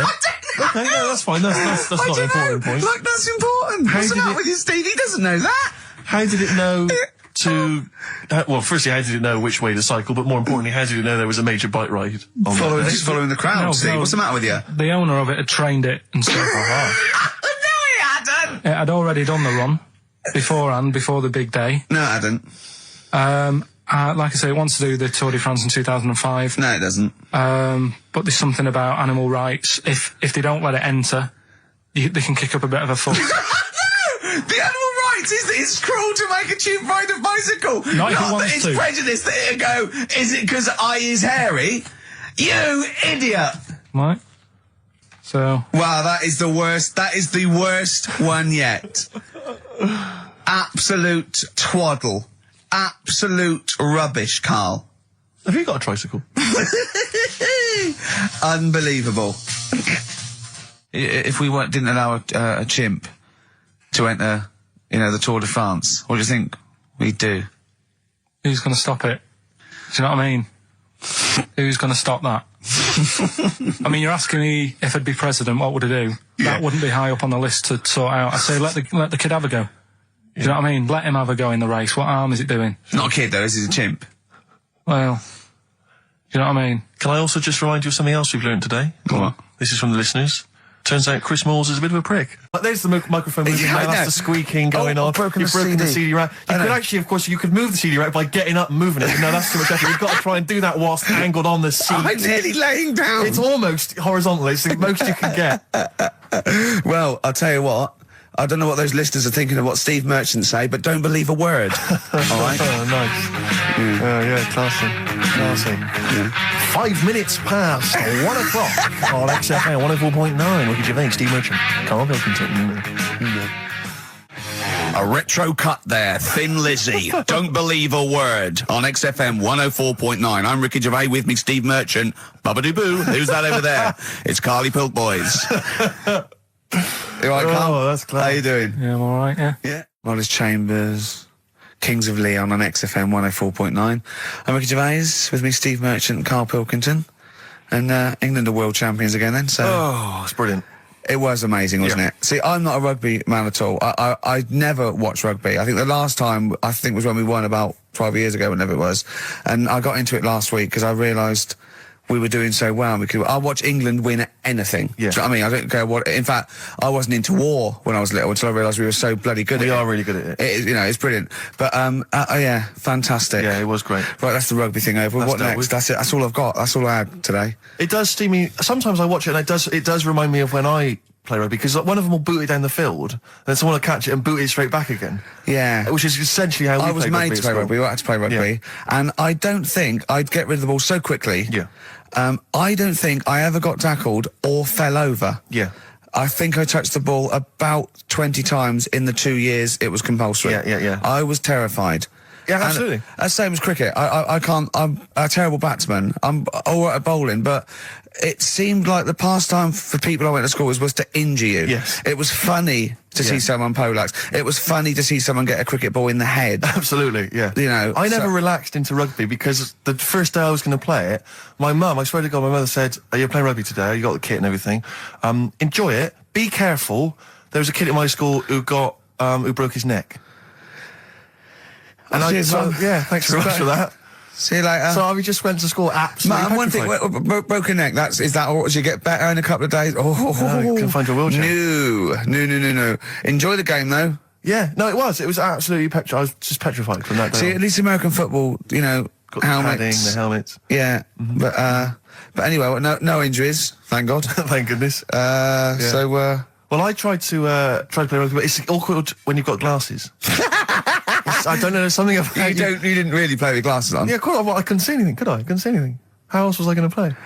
Oh my God! And so you're bound to be cautious, because inevitably you're a bit more cautious when you've got glass next to your face. You were the tallest person on the pitch as well. Yeah. I mean, you were when you were about 14, you were probably 6 foot already, weren't you? Yeah. And everyone else was what, 5'2"? Yeah. So you were towering above them, and with glasses on. Just with the glasses on. And you've got pretty cool glasses now. You've had a bit of a makeover. It's like Trinity and Suzanne said. First thing to go, the glasses. Sure, sort them out. Yeah. And presumably you used to have those National Health sort of bottle. Pretty much. Yeah. Is it true you've never been able to mosh? I tried to mosh.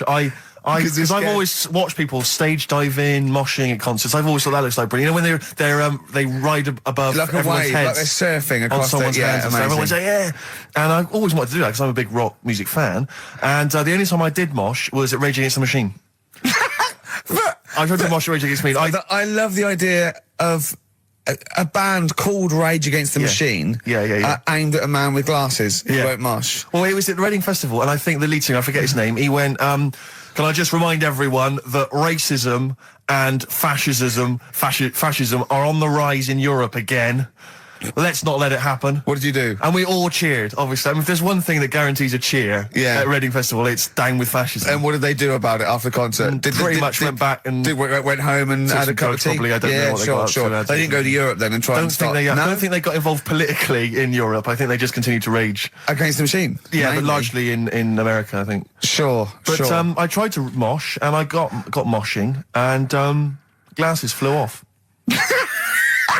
And I remember, because we were playing away, you know, do what you tell me. And I was just going, careful! I've dropped my glasses. Can we be careful? Loads of kids in hooded tops. Yeah, exactly. Just going mental. Yeah, and they're all jumping up. So can we just calm down for a second? Let's not be silly. Yeah. It was absurd. And I had to kind of, scrabble around on the floor, and thankfully they were okay and they didn't get broken. So what couldn't you do then? What do you mean, what couldn't I do? What, at school? Can you not see without glasses? No. I mean, it's like that you couldn't do anything. It's a blur. Really? It's a blur, definitely. God. Yeah, it's like being kind of punch drunk or whatever. So yeah, you can't play sports when you've got glasses. But why not contact lenses? Because they're not strong enough. No, they seemed a bit fiddly. Oh, brilliant. Bit of Lou Reed. Is that what you want? Yeah, Satellite of Love. Classic. A retro cut. Don't steal our son. Please, lads. Thrills. On XFM 104.9, I'm Ricky Gervais. With me, Steve Merchant and Karl Pilkington. Yeah. Little Carly Pilkington, little baldy mank, whinging little twat. How are you? Yeah, all right, yeah. What are you doing? Happy? Feeling a bit happier today? You look as full of spunk, as they say in America. Yeah, I'm all right. Just a bit of a miserable day, though, isn't it? Yeah. A bit miserable. Yeah. Walking in today, right? Do you know I walked through, like, the sort of the gay district of London and that? Right. You don't walk, you mince, don't you? I'm just walking through on the way to work, and I'm always interested in their little shops and stuff that they have, right? Loads of their little shops. That's no be ashamed of. If you want to go in and buy something, go in and buy something. I'm just having a look at, looking in the windows and stuff. Little postcard just near the entrance. Yeah. That's meant to tease people in, to make people go, that sounds good, I'll nip in. Right? Little postcard. Free butt plugs with every sale. That's great. How did we get from 5p off milk to free butt plugs with every sale? Wow. What society come to? Well, it's because we're liberated, Rick. Yeah. It's an open society. What did you buy to get them? You didn't buy... No, I didn't. But what's the purpose? What, of the poster or of butt plugs? Butt plugs. Because I really honestly You don't... shove them up your arse, don't you? Whoa, slow down, bum. Shove them up your bum. Yeah. But when? Is that just like when you're doing whatever, doing stuff around the house, or...? I think it's not to keep things out. Is it like you would use a plug in the sink to keep, the water in the sink? Oh, if you're not gay. Get that? Oh, yeah. No, I know what you mean, yeah. I don't know. No entry. What is it? I mean, I don't understand what that's I don't know. I assume it either feels good or are they... well, I've got to be careful here. Or are they sort of like breaking it in?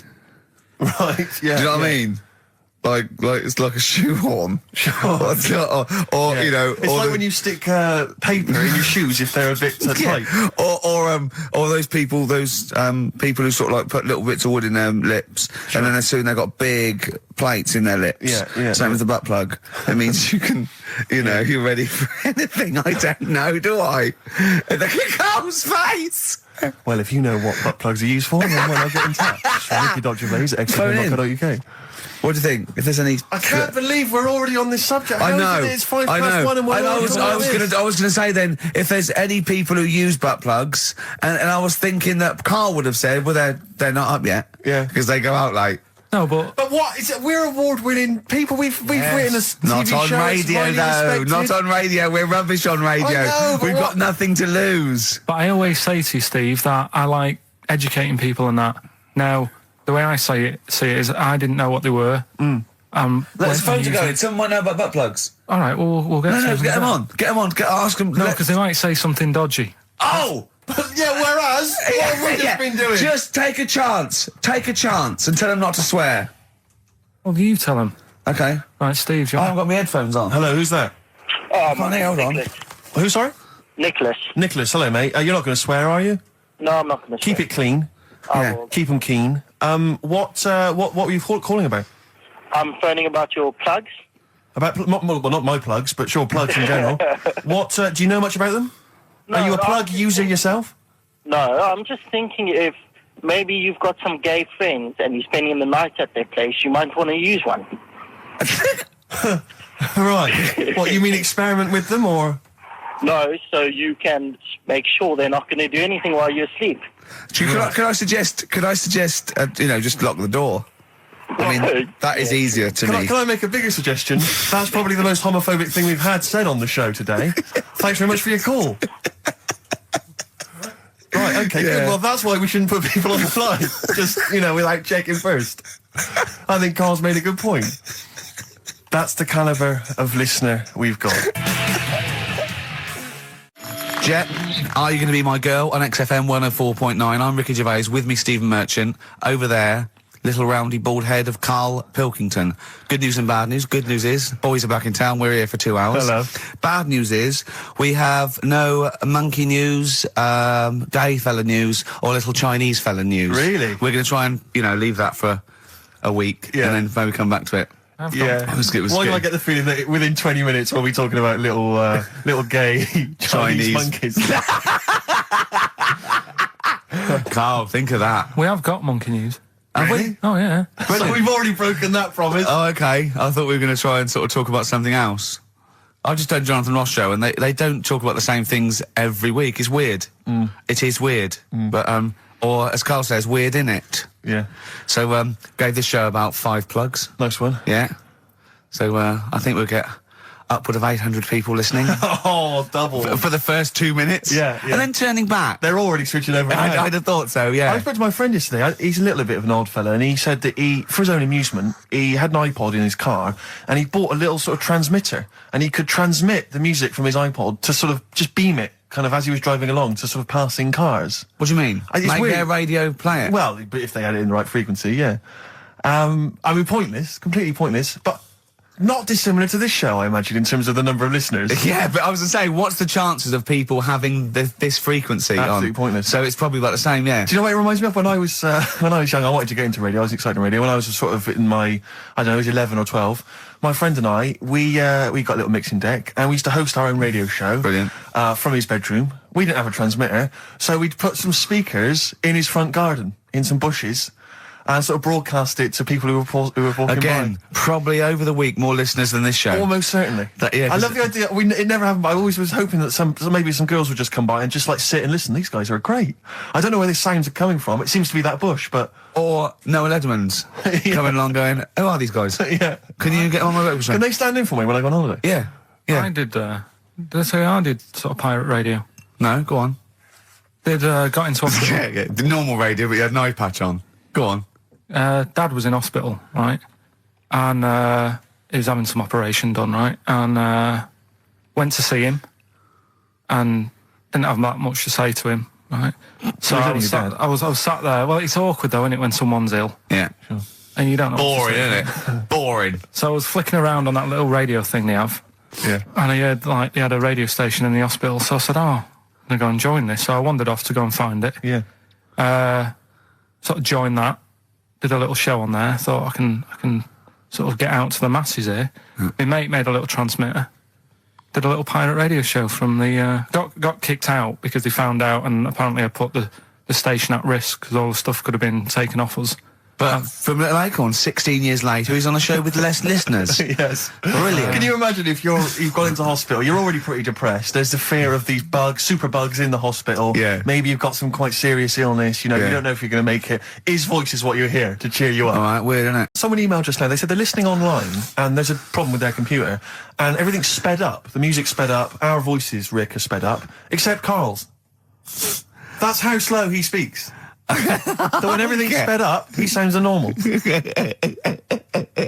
we're doing Rockbusters. Yeah, come on. What rubbish. I wonder why we stopped this game. Well, I think it's probably exhausted him. He needs to go to some kind of volcanic dust island for a holiday. With no water, just to dry out and get some new ideas. Oh, I'd love to see you sitting there on these black ash sands, just sitting there going, I'm thirsty, Suzanne. There's no natural water. I've finished my Rich Old book. I can't focus. I'm going blind. I need some water. Oh, brilliant. Oh, bless him. Anyway, happy Christmas. We said we weren't getting out, didn't we? No Blue Sky, The Thorns. That's beautiful, isn't it? On XFM 104.9. Carl, you're losing your rag a little bit. What's the matter? Nothing, go on. See? What's the matter? No, what? What's the matter with I've Carl? got something to cheer him up. Someone's emailed in, Emma's emailed in, she said that, for those that know, those in the know, they referred to Lanzarote as Lanzagrotte. Brilliant.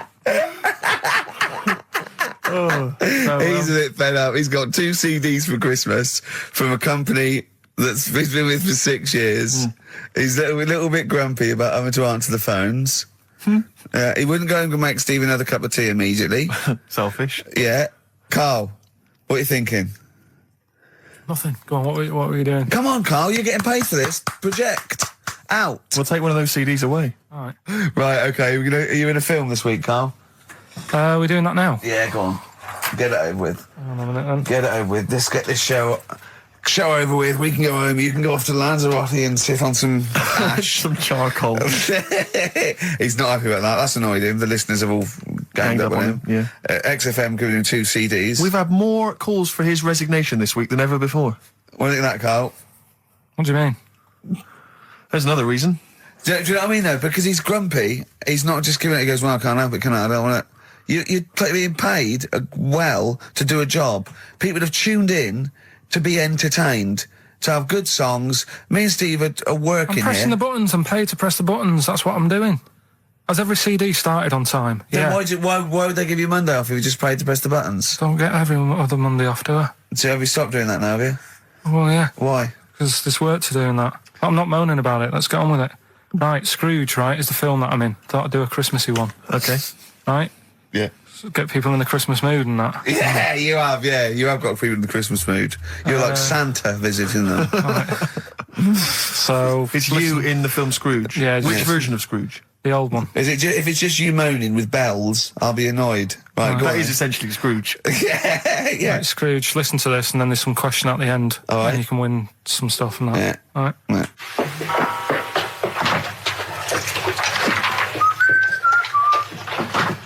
You're late. Only 20 minutes. What do you mean by coming in here this time of day? I've just been doing some Christmas shopping, haven't I?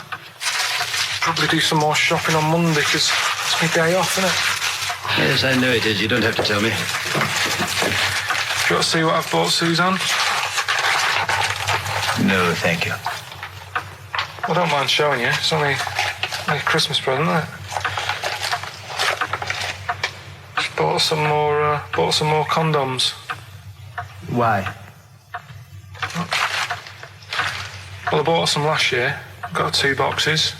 They all got used, so... I'm very glad to hear it. How much do I pay you? Why are you asking? So the presents I buy has got nothing to do with what I earn. Like I say, if I won the lottery, I wouldn't go mental on her. Do you know what I mean? I probably wouldn't even tell her, because I think she'd want to travel around the world and all that, and I'm not into that, to be honest, so I'll probably keep it quiet. Why?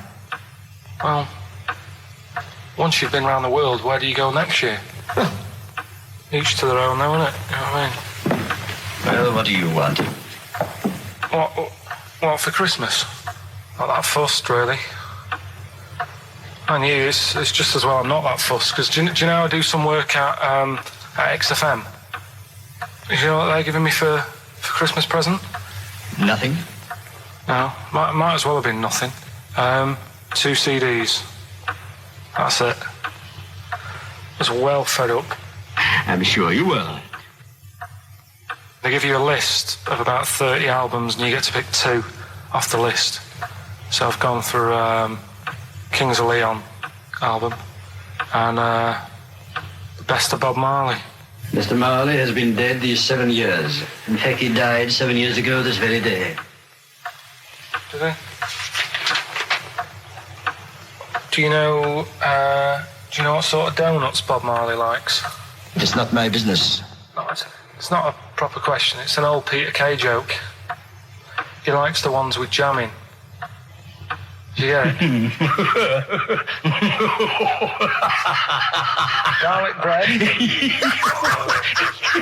It's good, isn't it? Excellent. Oh! Carl, well done. Carling Scrooge there. The only man more mean and depressed generally than Ebenezer Scrooge. Oh, dear. Oh. What's the question, Carl? Well, if people have been listening from the start, right? There Is a Light That Never Goes Out by the Smiths. I phoned Carl up in the week, yeah, and I said, what are you doing? He went, well, even though it's one of my days off, I'm just doing some research on the web. Found anything and said, yeah, I'm doing science. And then he said, you can get wigs for dogs in Tokyo. That's his scientific fact. And I went, what do you mean? Dogs, if they need a wig? I said, if they need a wig, what? Dogs going bald? And he went, like, this is fine to him. He went, it's a stressful city, Tokyo. The world's all right with Carl. He's always got an explanation. I've only ever seen him confused once. When in Edinburgh, he looked out of his window one day and he saw a bloke putting a parking ticket on some rubbish. Yeah. And that genuinely confused him. Yeah. He couldn't work out, could you? It's a bit weird, isn't it? And the woman breastfeeding her 8-year-old child, you didn't like, did you? I don't like that. But the what's the name? Animals with wigs. I kind of thought, after I put the phone down to you, I kind of thought about it, thought, yeah, it's a bit daft, that. Are you sure he's not the ageing pop group? No. The Animals? But when you think, have you ever seen, like, a bald pet? No. It's weird. What do you mean? Because my mum, we had a cat, we used to get through loads of cats because we lived on a... Oh, God, it started early today, innit? What do you mean you got through a lot of cats? Just because what we are lived you doing? No, Running a restaurant? We lived on... Oh, God, what do you mean? No, we lived on, like, a main road. Oh, yeah. Right? So Yeah. we used to get through a lot of them. My dad kept their saying, risk. you know, stop wasting money, you know, it's not Stop good. wasting money, not wasting cats. Right, so anyway, we had this cat that was ill all the time. And It's just bag of news, probably. Yeah, malingerer. Yeah, I'm terrified. I'm going to which house? Rome. Oh, God, bloody hell. Rome. Don't let me go to the Pilkingtons. and it, for some reason, it kept being sick all the time. Right? Yeah, that is news. That's definitely news. So my mum kind of thought, oh, I've had enough of this, and she shaved it. Whoa. Whoa. Now, I know you're not vets in your family, but what correlation did your mum think there was between you being sick and shaving it? Because it kept being sick, and it was a pain to wash, because it kept getting So caught she up. wanted a dry wipe cat. So Why didn't you just varnish it? What? it's weird. It's weird. Though. So now he's cold and sick. No, but not all of it. She left sort of the back half, but sort of from its waist, sort of. I love that. Shave it because it's sick on itself. And That is it was the genius. weirdest looking thing. I mean, normally I like cats. I'm always like giving yours a stroke on the head and that. Yeah. But as soon as she did that, it was like, oh, Yeah. can't touch it. And then So now it's sick, cold, and hated. Yeah. Carl. It must have, I mean, the other cats must have been taking the mick out of it constantly. It's just making things worse. Did it get, I'm hoping that it got run over and was put out of its misery. No, I think it got all right, that one. Or is that the... Yeah, it did get run over. It did.